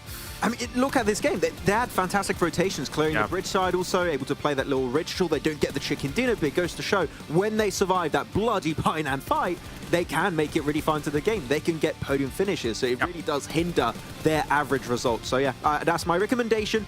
Take it as you will, KASIK team, if you're listening. I would say it is not worth the hassle. Though going into the later fights, Narvalo just keeps putting on great fights. He does. It sucks to see him as a solo a lot of the time, though. I would love to see some backup around Narvalo where he is just not a solo fighting. Yeah, I mean, for a lot of these situations, especially for our French teams as well, like SHOCKWAVE, I think that they've had some decent fights throughout the day, but then they just kind of get outskilled by some of these teams that are having pop-off moments, right, like VIRTUS.PRO up on this high ground. This is a great little turnaround, realizing that some of them are knocked. Just get in there with the car. Bish, bash, bosh. Bosh, bosh, bosh. Oh, yeah, boshing out of their mind right now. That's the Dagestan we love to see. Well, it's been an interesting day, though. I feel like this third phase has really thrown a lot of spanners in the work, Kalaris, and then we have some cool rises of teams that we were not sure really what to expect, and it's good to have those big changes of playstyle towards the finals. So we still expect, I think, that the big three and those other squads to do well, but there could be some really big surprises heading in the final. So I'm actually really excited to see how next week is going to go down. Well, let's take a look at the overall then and see what potential impact can occur from this Livik here regarding bonus points moving into the final. Because for MADBULLS, ain't no way anyone's taking them over. Grats, you've got 20 points on the board. Dagestan and Gladiators still locked into what I think is going to be the battle for who's going to be second and third here, depending on if Gladiators has a decent pop-off moment here on Livik. And actually talking about Gladiators, good to see that they are not committing to the mountaintop on Sanhok anymore. I like that change. I think they understood that it doesn't bring them that much extra value, so why not just rotate a little bit faster and you can get further in the game. Look at that. Unfortunately, they did lose 2 players, but here this game is going to be about Dagestan Gladiators, who is going to be competing for that second place. VULGAR boys could also get there. I mean, if they have a big pop-off, who knows? It could happen. Hell yeah. Definitely could. Definitely could. 9th through 16th as well. It looks like the cutoff. Major Pride just squeaks in to Livik. You mean MUERTE's not going to get another win? Oh, come on. That's true. They could have been the triple kings of Livik, but unreal. Not going to happen. Disappointed. What a scenario, though, to see teams like MUERTE and KONINA Power not get themselves into the Livik here. So there's definitely been quite the shake-up here in Phase 3, and it really does surprise me, as I say, that Major Pride is only 12th, only barely getting into that Livik, Max. Yeah, they're missing out on a lot of bonus points they could have gotten. Yeah. We'll see how that's going to go leading into the finals, but I think there was a lot of X factors thrown around this third phase because, as we said, so many teams have stepped up significantly, and I think some teams have struggled to adapt. Even the big three, your Gladiators, Major Pride, and your MADBULLS are like, wait, what's happening? Teams are in positions that typically would be free. Teams are moving a lot faster, a lot more aggressive, like VULGAR boys, for example. So they took a bit of time to adapt to that kind of change, but it's cool to see some changes. But at the bottom, yeah, KONINA Power, especially I'm looking at them. What are they going to do heading in the finals? Because they have potential, just like the MUERTE. So a lot of question marks here. I'm just hoping for our Livik we don't go southeast. I would like something else, considering our last 2 was that. If we do go southeast, I will say it's rigged. As you can see here, MUERTE number 1, but they're not playing, so it doesn't matter. The rest of the teams here are going to have to jostle for position on Livik. Nexus got the 7 elims average. They're gonna go popping off here. I want a southwest finish. I want to be able to use the ropes, just zooming from across side of side to the road. So I'd like southwest. It's cool. It's a cool area. I think we've never seen a finish there. So give it to me. Yeah. Yeah. Well, I haven't seen many finishes on Livik. Let's be honest. Yeah, that's fair too. Yeah. Good point. It could be anywhere. Don't be crabgrass. Just not crab. I'm just gonna. No, don't do it, Max. No, I didn't say it. Barn and crabgrass, the worst places in all the battlegrounds. I need to pick one for Erangel that's the worst, and then one for Vikendi that's the worst as well. I'll think on it. I know, yeah. Oh, Zaki's Erangel's, but we're never finishing there ever, so it doesn't matter. There you go. You're fine. It's not going to happen anytime soon. You're safe. I mean, Miramar, what would he be on Miramar? I mean, I don't know. Miramar's just good overall. Prison finish. Yeah, Los Egos. Yeah, Los Egos. Yeah, that could be weird. I don't know. We have had finishes down there. That's the problem. I actually kind of like them, so no, it's not the worst. Yeah, it's not bad. They're cool. Not bad. Yeah. Yeah, I don't know. Miramar is just good overall, in my opinion. All right, so before we actually get into this, though, now with MUERTE not here, Max, who are you favoring? Dagestan. They're not going to throw a game to MUERTE anymore. Well, that's what happened the first game where they should have been free and didn't happen, and they've had a bit of a resurgence in this third phase. So I'm supporting the Dagestan here. How about you? Oof. I don't know. It's tough. I would like to see Gladiators maybe challenge for second place again. Like the fact that VULGAR boys, I'm surprised. Oh. No, I'm not that much on the VULGAR boys train. I'm not their biggest fan, like Blank over there. No, yeah, I think it would be nice to see Gladiators to be able to do something. The last Livik that they played, they kind of got caught in a bit of a pickle, and then they weren't able to transition into the circle very well. So hopefully they're able to kind of like, you know, quell that problem a little bit and be able to move through. But the problem was, again, is the fact that it was down in the southeast, up against that riverbank. There's actually so much open terrain that you can't traverse through very easily, so it's not exactly the easiest place to play. That is the thing about Livik, is you got these compounds. It's kind of comparable, I would say, to a Vikendi. You have strong compounds, strong positions, and then you've got barren land with very little kind of hiding spots. Very little rocks, weirdly enough. There's a lot of trees in Livik, but rocks, you got a limited amount of those, so it's pretty hard to play and transition from spot to spot. So we'll see how teams can go around it. Hopefully, as you said, it's not going to be in the same area. But one thing I do know is that Blank is going to be supporting Nexus this game, as always. Oh, yeah. He's been supporting the boys all day. I've never seen him pop off this much. It would be cool to see how he reacts to a Nexus win on Livik. He was in there. He was in there for the Nexus win, right? He was 100% on backing them. I will say it's interesting as Livik because it's just designed very differently to the other battlegrounds as well, right? Like Erangel, Miramar, Vikendi, all of these battlegrounds, Sanhok even as well, very different to the way Livik works out because there's so many, as you say, points of interest kind of on the edges of the battleground, and obviously our circles are a little bit slower as well for 12 teams, so it takes a little while to get going. The early stage is very long compared to any other game like map we've had, so it's no teams can try and adapt that a little bit. We tend to lose teams really quickly on phase 1, which is surprising knowing how long it takes to shift. We'll see. But the big one important change, of course, is that all the gas stations are becoming KFC restaurants very soon. So I'm looking forward to that. Yeah, that's true. Yeah, I'm actually very happy to see that. I think we're going to have that for Championship. With the timing, I think we might have KFCs everywhere. I can't wait. Yeah. That's crazy. KFCs everywhere. Literally. I cannot believe what I'm witnessing. A big deal, to be honest, when it comes to... I mean, it's a natural fit, right? Chicken dinners, KFC, perfect. And KFC here in Poland is perfect as well. Oh, KFC and having a good old monster, you know, you're having a good time. You know, so it's the perfect, there you go. Perfect mix. Yeah. That is a good mix. That's a very good mix. All right, well, we're just waiting a few more months before we actually get into this Livik. Of course, I'm always excited to see the M1014 outside of TDM because it's really strong and really cool, Max. Yeah, I want some more P90. I know the M1014 is a more meta weapon. If you can play an M4, if you can play any kind of AR like that, it's going to be better than the P90. It's just very cool. It just spatters bullets so quickly. I love it. It's so satisfying. It's cool. It is cool. Yeah. All right, let's go to the casters here for our Livik match and talk to them about the 12 teams battling it out. The cherry on top of the league stage, Blank Livik, is coming at us very quick, hopefully, for these teams. 12 teams, in fact, the top 12 from this phase have their chance to test their mettle on this map, which is relatively untried. I love Livik so much. It's my favorite map by far. I think there's so many interesting positions over on this map as well that you can play. I reckon we'll be down a logistics center once again. It is just the place to be, really. And it's where the circle likes to go as well. But yeah, our top 12 in here. We don't have MUERTE, KONINA Power, Shockwave, No Mercy Warriors, Dark Project, PERMITTA Esports, and Nameless, or Unicorns Alone. Wow. They call me a bit of a rapper, you know, in the scene at the end of the day. This is just how it is. But I'm excited. Get out the sea.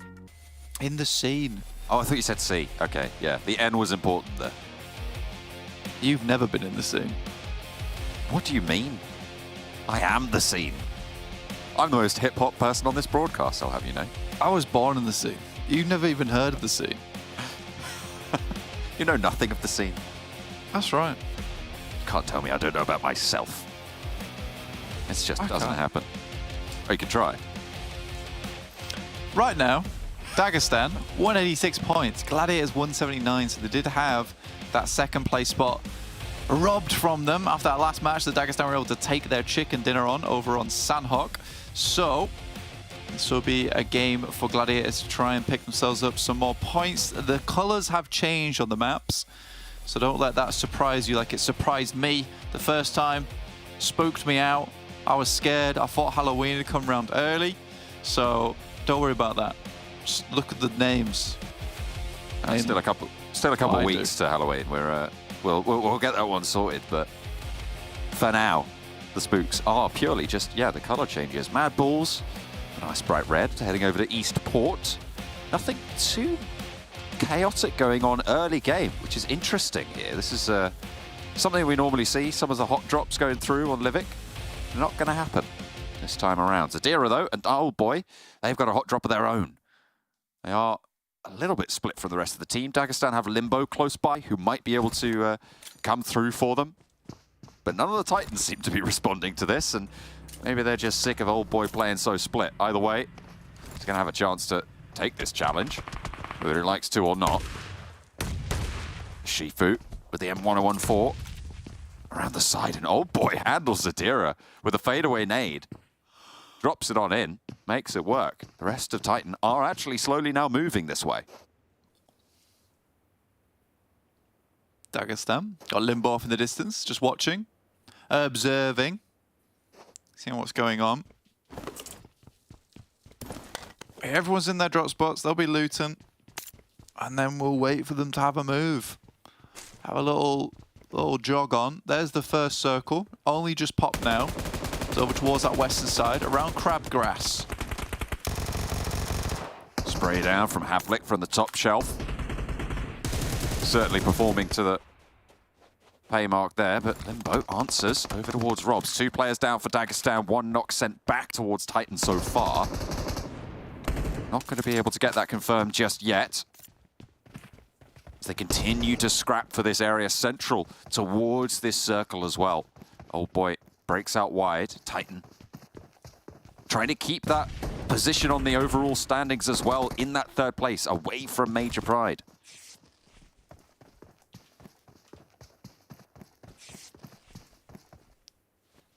Tuna down towards Logistics Center, obviously the best place in the map. Fortunately, it doesn't like we'll be going over there. Dagestan right now have 1 player down in Shifu, but he's going to be confirmed. They've taken control of that building. Gladiator is very far out of the way right now. A lot of fighting going on around the map. 4 minutes before the circle starts to close. So they can just take a chill pill, but that's not going to happen here for Dagestan. Scrapping it out. Somehow manages to get the reses enacted on everyone. Nade for Icy goes the wrong way. Smoke blooms and Zadira steps out from the corner. Does a lot of work. Zadira low though. And needs to hit the deck again for the res for Shifu to pull them back up to 4. Havlik has gone down. Dagestan moving well. Icy though, always vigilant, always able to capitalize and convert this. 3 players from Dagestan moving in. Shifu, low HP. Doesn't look like he's got too many meds on board. And Icy wants the res onto Old Boy. Titans, the M1014. Still looking over towards Shifu, and he will find it. Well done to Shifu there. I thought he was dead to rights, honestly, but able to get back up onto his feet. Kind of surprising. With that last match, Blank Nexus were able to open that 100 elimination to placement gap on their ratio.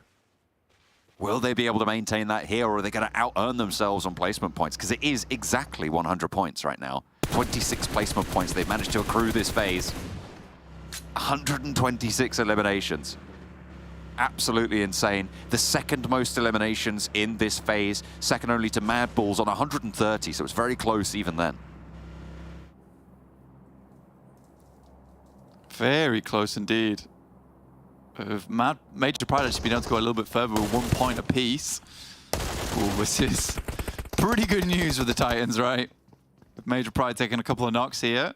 Versus MADBULLS, one of the more difficult squads in the lobby. Black-White just has to send back. Trying to get that forward position now, MADBULLS. Frozen breaks out wide. Zerich on the off angle there for them. There is Gladiators potentially to worry about, though, as VIRTUS.PRO are on the other side of things, and Frozen does get spotted. That is the Gladiators. Tixie zooms in on the variable zoom scope there. The 6X working well. Fleek maybe next on the cards, but has that soft cover behind the tree.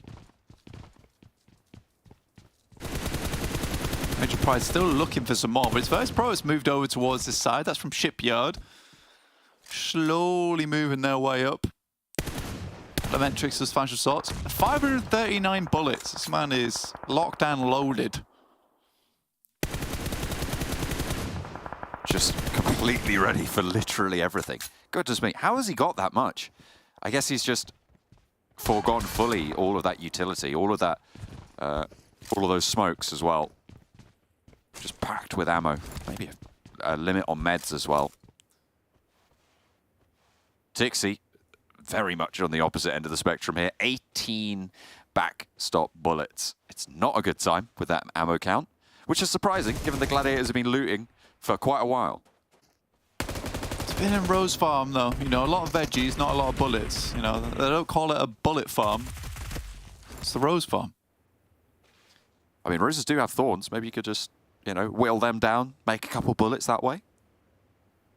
I think you need gunpowder for a bit of that, don't you? Like metal. Don't think I should talk about how to make gunpowder on broadcast, so I'm not going to do that. Well, you know how to make gunpowder. I'm going to go with no. Damn, November the 5th is coming up. John's ready. Yes. Well. Oh dear. This is dangerous territory. I don't like it. I don't know how to make gunpowder. You said you know how to make gunpowder. I didn't say that. I said I don't. You said I shouldn't be saying how to make gunpowder. I shouldn't be talking about it. You implied. Oh no. The implications are too strong for me. I'm out. I'm out. I'm dipping. Yeah, I'm dipping. To Midstein. I'm dipping to Midstein. That's me. Yeah, I'm out of Rose Farm. You should go do some calm shopping. Put your sunglasses on. Pull up the hoodie. Incognito mode. That's it. I'm pressing my private browsing shortcuts right now. Let's go. You have private browsing shortcuts? Everybody has. That's just browser native. Stop making this weird. You're the one. You're being weird. I don't have that. Major Pride, still trying to get further into this game. They've only got one elimination, but again, still if they go out at this point, it's over for their run versus Titans, who have done as best as they can to not hold on to that third place. You know, they're really making it easy for Major Pride. They're like, look, come on, guys, you can do it. Look, we'll even go out early for you. It's great news. It's great news. 10 points is the difference between the two. So Major Pride do still need 10 more points this match if they want to make it. But they're on the east side. They're in the blue. It's a bad time. It's a bad time. They're close to the Gladiators. They're close to Flique as well. Effect most likely going down here. There we go. There's the play zone. And they are far away. So as easy as Titans have made it, Major Pride have made it easy for them to keep it as well. Gladiators on the outside edge, just holding them. About a minute before the blue starts to cruise its way on in. We'll just be waiting for that. We'll get to stage 3. A bit longer after that as well. But for now, teams are just heading towards that central arena. KASIK running into Foop's man himself. A legendary figure in this phase of PUBG Mobile. The skills is there looking for that res. He wants to bombard it out. KASIK will get flushed away. Very nice. Retract back to the rest of the team. And you'll take that point. Thank you very much. Effect spotted by the Gladiators in the meantime on the east side. I think that might just be... Yeah, it's just black-white now for Major Pride playing on. Ooh, very spooky. Not good for them. MADBULLS also down to 1 player. I don't think they care, though. They're absolutely popping off in the points department. There's nothing more they need. They've served. They're ready. Maybe they could break that 700 points total on the overalls blank, which would need 9 more points this match. Maybe that's what they could do. But given they're only 1 player, unlikely.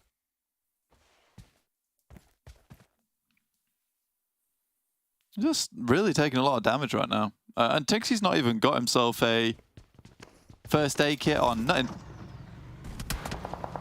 Uh-oh. All that effort for bang. I think that might have legitimately been 1 bullet as well. That's nuts. But that does mean that Titans hold on to their 3rd place spot in the overall general rankings. Very cool of them. That is a great result for them. They'll be happy. That's the end of that.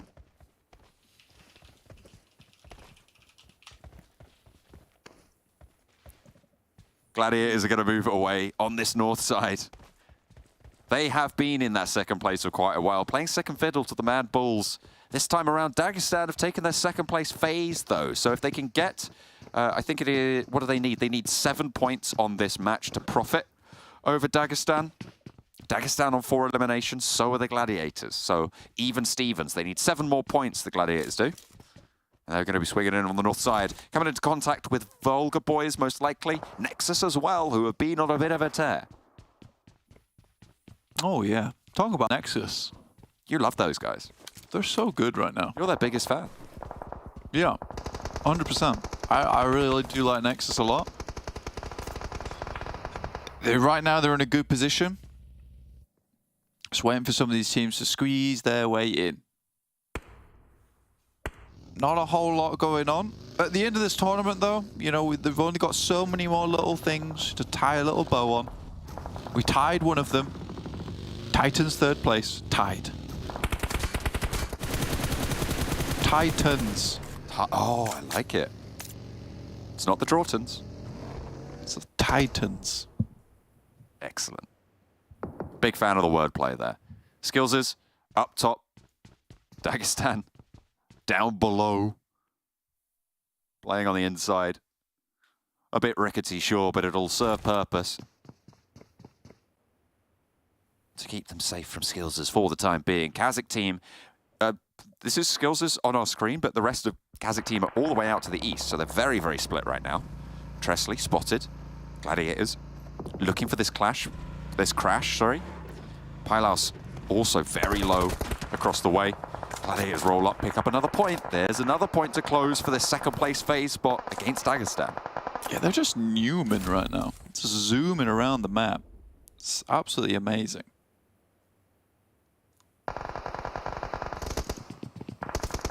On that north side, I'll play that 2-2 split.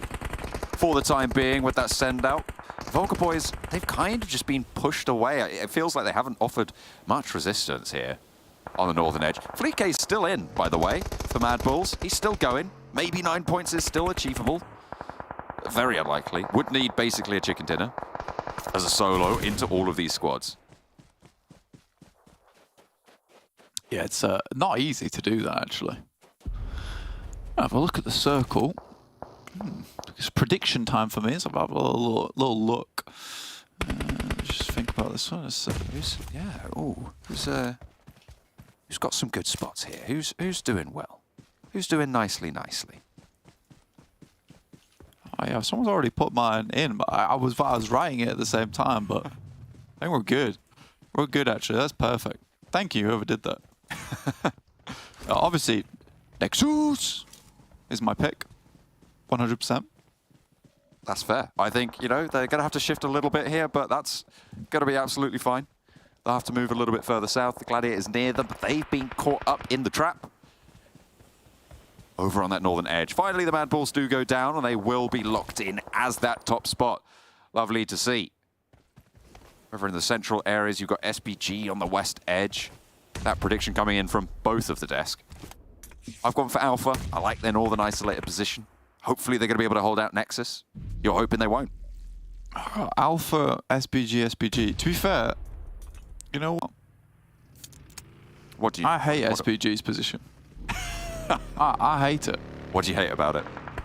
Well, it's just not NEXUS' position, is it really? Oh, yeah, no, that is fair, actually. Well, NEXUS are going to try and change up their position right now. They've made that move forwards. VULGAR boys losing Foopsman, which basically means they're done.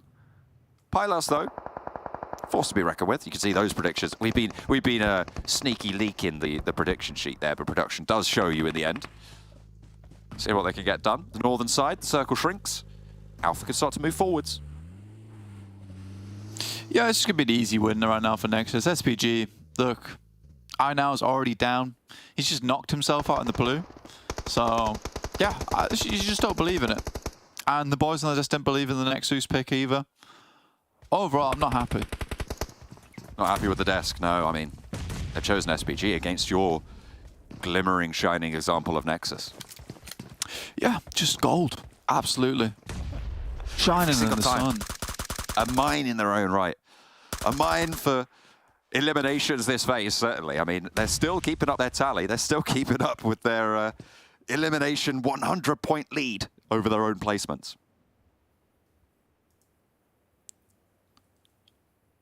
Having Look at the map right now, though. Alpha team on that northern edge. Scary team. Scary team. Bit like Kryptonite to the golden bluish hue of Nexus shining underneath the hot summer sun. I do think that there's still potential for the Nexus team. Take this one down. It's an interesting finish, and I think that kind of leans itself into the hands of a team that can really handle strong finishes in terms of eliminations. Dagestan still trying to put up some more points. Feel like they should hold on to their spot at the top of the tables in phase 3 off the back of this. Some lovely days from Shifu. TUNA taken down from Shifu's nades, as you say. Excellent bombardment. SBG now maybe getting crunched in a little bit of the filling of a sandwich spot.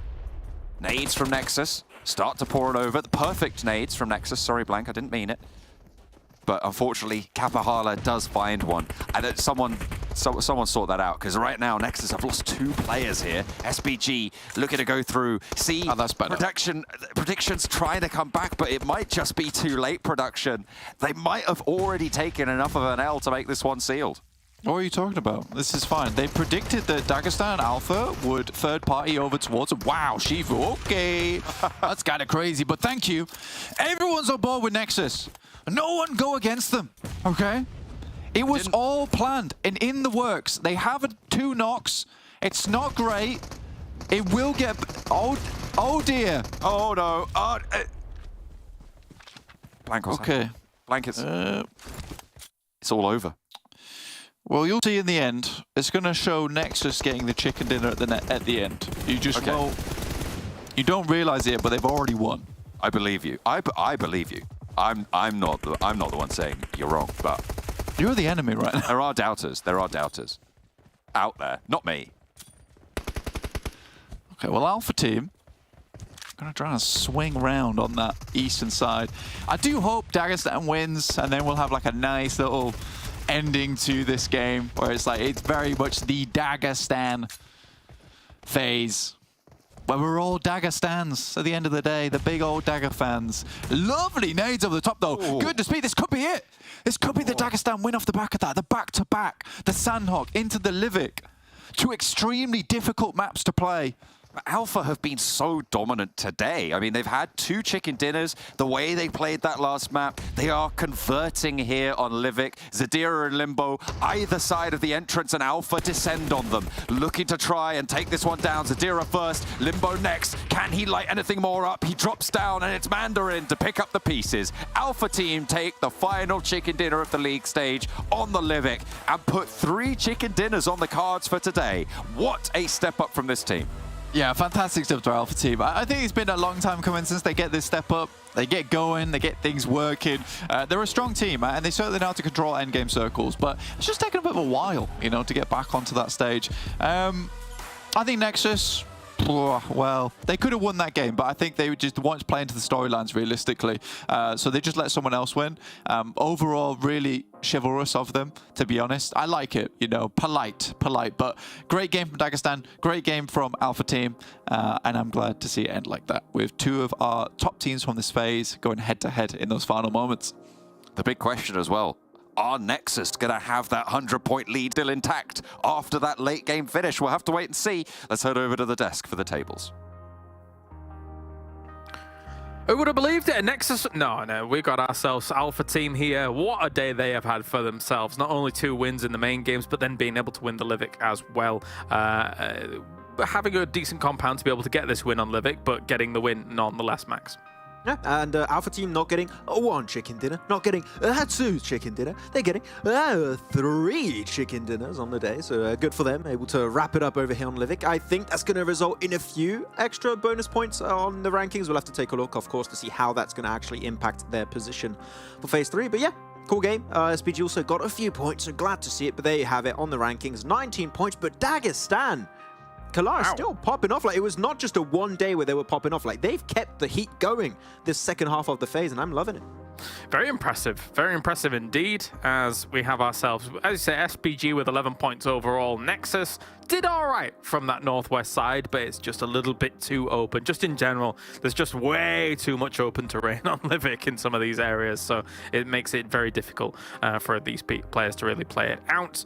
That is our 1 through 8, as it looks like 8th place KASIK team, 1 point. So 4 teams didn't really get themselves too much, just 1 point each. All right, that's fine. MADBULLS, Major Pride, Titan. At least MADBULLS not extending their PMGC point lead, so that's good for Major Pride. Good little setup for the finals, even though I don't expect the PMGC rankings to really move, but at least it's not getting further and harder for them to close off that gap. So yeah, it's been cool. Nice little ending, the cherry on top for the phase 3 and the entirety of the league stage. That was the end. So the next time we'll be playing matches, it will be in the finals, but we'll have to look at how many bonus points were won by these teams now, because there's a significant amount for example, Dagestan, because they popped off this phase. Hell yeah. Good old Shifu with 1,009 damage. You know what? On Livik. Yeah, that's actually quite impressive. It's been a pleasure actually. Every time Shifu's popped up, because he looks so damn happy every single time. I'm okay with that. We need more smiling in esports photos. That's what we need. Yeah, everyone's just grumpy. Oh, I'm crossing my arms. Look at me looking like a badass. So edgy. And Shifu, hey, I'm happy to be here. And he really seems happy to be here. Getting the wins. Yeah. It's great. It's cool. All right, let's take a look at the highlights here on Livik and see how this has gone down. I said that with such pessimism. I don't know why. We've got ourselves all of these teams. The issue is the early game is just so long, so drawn out for 12 teams with these circle settings. So it does take a while for the game to really get pace. Yeah, there's just teams that I think want to go to war in the early stages, just looking for eliminations. That's Erangel. Dagestan, they already got himself squad wipes. MADBULLS were fighting Major Pride. That's an interesting fight. But Gladiators, as always, like to ruin it for people. So they just come in, third party, and swoop Frozen away. There's some 3 points for them. Picking up the Scar too, which is interesting. But though the M1014, as always, you're going to see that one played at the end. It was just getting spammed all over the place. So as much as I love the P90, I have to say, the M1014 does reign supreme on this map.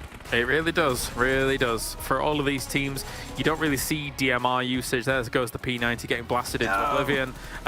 You see a lot of M4 being the gun to take those mid-range fights and then keeping that M1014 later on into the game to be able to kind of close it out, right? It's actually just, it feels like the perfect loadout for Livik. We just saw 3 people with the P90 die. They're just trying to... That's great. Just trying to display that I'm wrong. That's brilliant. I actually think it's a cool weapon, but no one used the zip lines though, which makes me even extra sad. I thought there was an option, but TUNA decided to go by foot, and actually they got a decent entry point in the south. So good job, TUNA. Yeah. That makes you extra sad. That's my favorite thing, Max being sad. Let's take a look at the daily winners as well. Hey. We've got a lot of Alpha Team here being able to pop off. Beyond that, though, it was kind of the usual suspects. MADBULLS start off the day, Gladiators pop on as well, and then Dagestan for the victory on Sanhok. Yeah, big day for Alpha Team. I actually have to compare how much they've ranked up extra compared to the start of today, because that must be, they must have won an extra 6 or 7 bonus points off the back of that. I'll have to see exactly and compare once we do look at the overall rankings. But what a day for Alpha Team. Reflect Mandarin have been looking super strong. Super strong. I said super strong. Super strong. So yeah, glad to see it. Had some cool changes, and as I said, it's a really cool setup for the finals. It's not just the top teams dominating. There are some other contenders that can bring that X factor in the mix. Yeah, that's what Phase 3 has really shown us, right? The fact that there are so many potential things that could occur that we really wouldn't have expected throughout Phase 1 and 2. So I'm a big fan of Phase 3. It's really shown that the progression of these teams is capable in a lobby like this. All right, well, moving on to maybe the MVP. Are we talking about the MVP? Let's do that. Do you know? Because considering Alpha Team had 3 wins, you want Redox. Yeah, Redox got too many eliminations. As much as you get the wins, you get the extra survival time, it has to be Redox. There's no way. Okay, I'm not sure. I guess we'll find out. I don't know. We're looking at the FaZe MVP. So it was Redox for the day. Good job, Max. FaZe MVP for Phase 3. Zerich? It has to be Zerich, right? He did way too much damage. They got win today also. He was like 2,000 damage ahead of second place yesterday. So I'm having to go with Zerich here. 10k damage in a face, 45 elims. That's ridiculous. That survival time is way lower though. Like we had him always reaching the 22, 23 minute mark. Yeah. Here, that's on the lower side, but it doesn't matter because he just keeps fragging. As much as he's alive a little bit less time, he just frags out more often. And really, just like I did on my social media post, he just keeps getting stronger, Kalaris. He keeps doing amazing. It. I mean, if he survives even longer, he'll get even stronger. I'll tell you that much. Like, to be able to put out that amount of damage and that amount of eliminations with that, I would say, relatively low survival time compared to what I would consider to be a #1 team. That's pretty scary that he's able to do that. And does a little dance. That's cool. Yeah. He's really perfected a lot of the aspects of the game. He's really good when it comes to utility usage. He's good when it comes to long-range fights. You can use, like, his sprays. You can see... So, oh, no, it cut out. But you have some amazing long-distance sprays on the M4, which, is good weapon for that kind of range, but he does really fully make use of it. Zerich is one of the favorite players. If he is your favorite player at home, I would have to say it makes sense because he's just so damn good at PUBG Mobile. Yeah. Does make sense, yeah. And speaking of someone who is also excellent at PUBG Mobile, we have an interview ready. So we've got Icy joining us, I believe, from Titan to talk about how they've been playing things out. So, hey, Icy, firstly, can you hear me? Yeah, I can hear you clearly. What's up? Awesome. How are you guys? Hi. Very good, thank you. Oh, he's asking us questions. I like that. All right, so let's start things off. So congratulations, firstly, on a great performance, especially yourself. Amazing here in PUBG Mobile. Being on the podium in the league stage over the past month, how are you feeling about the tournament overall? Well, we've performed not bad. Really, we expected, because we are quite a new team, we didn't expect such a good result, to be fair. And yeah, we've done great, actually. I'm pretty proud of my team, Yeah, as you should be. Right. Yeah. I actually wanted to ask you because, as we know, you guys have won with Old Boy back in Africa. You transitioned now in the European region, and you've had two big additions, which is Havlik and Robs. And I wanted to know internally, how have they now merged with this team, especially with you and Old Boy? Well, Havlik and Robs, before this, they didn't speak on English in their past teams. So it's been quite tricky, but I think we did great. Getting used to each other and, getting synergy for this small amount of time, Yeah. I can imagine Rob's just putting a bit of French in his call sometimes. Nice little mix. And this is a big theory we've had IC on the desk and also the casters.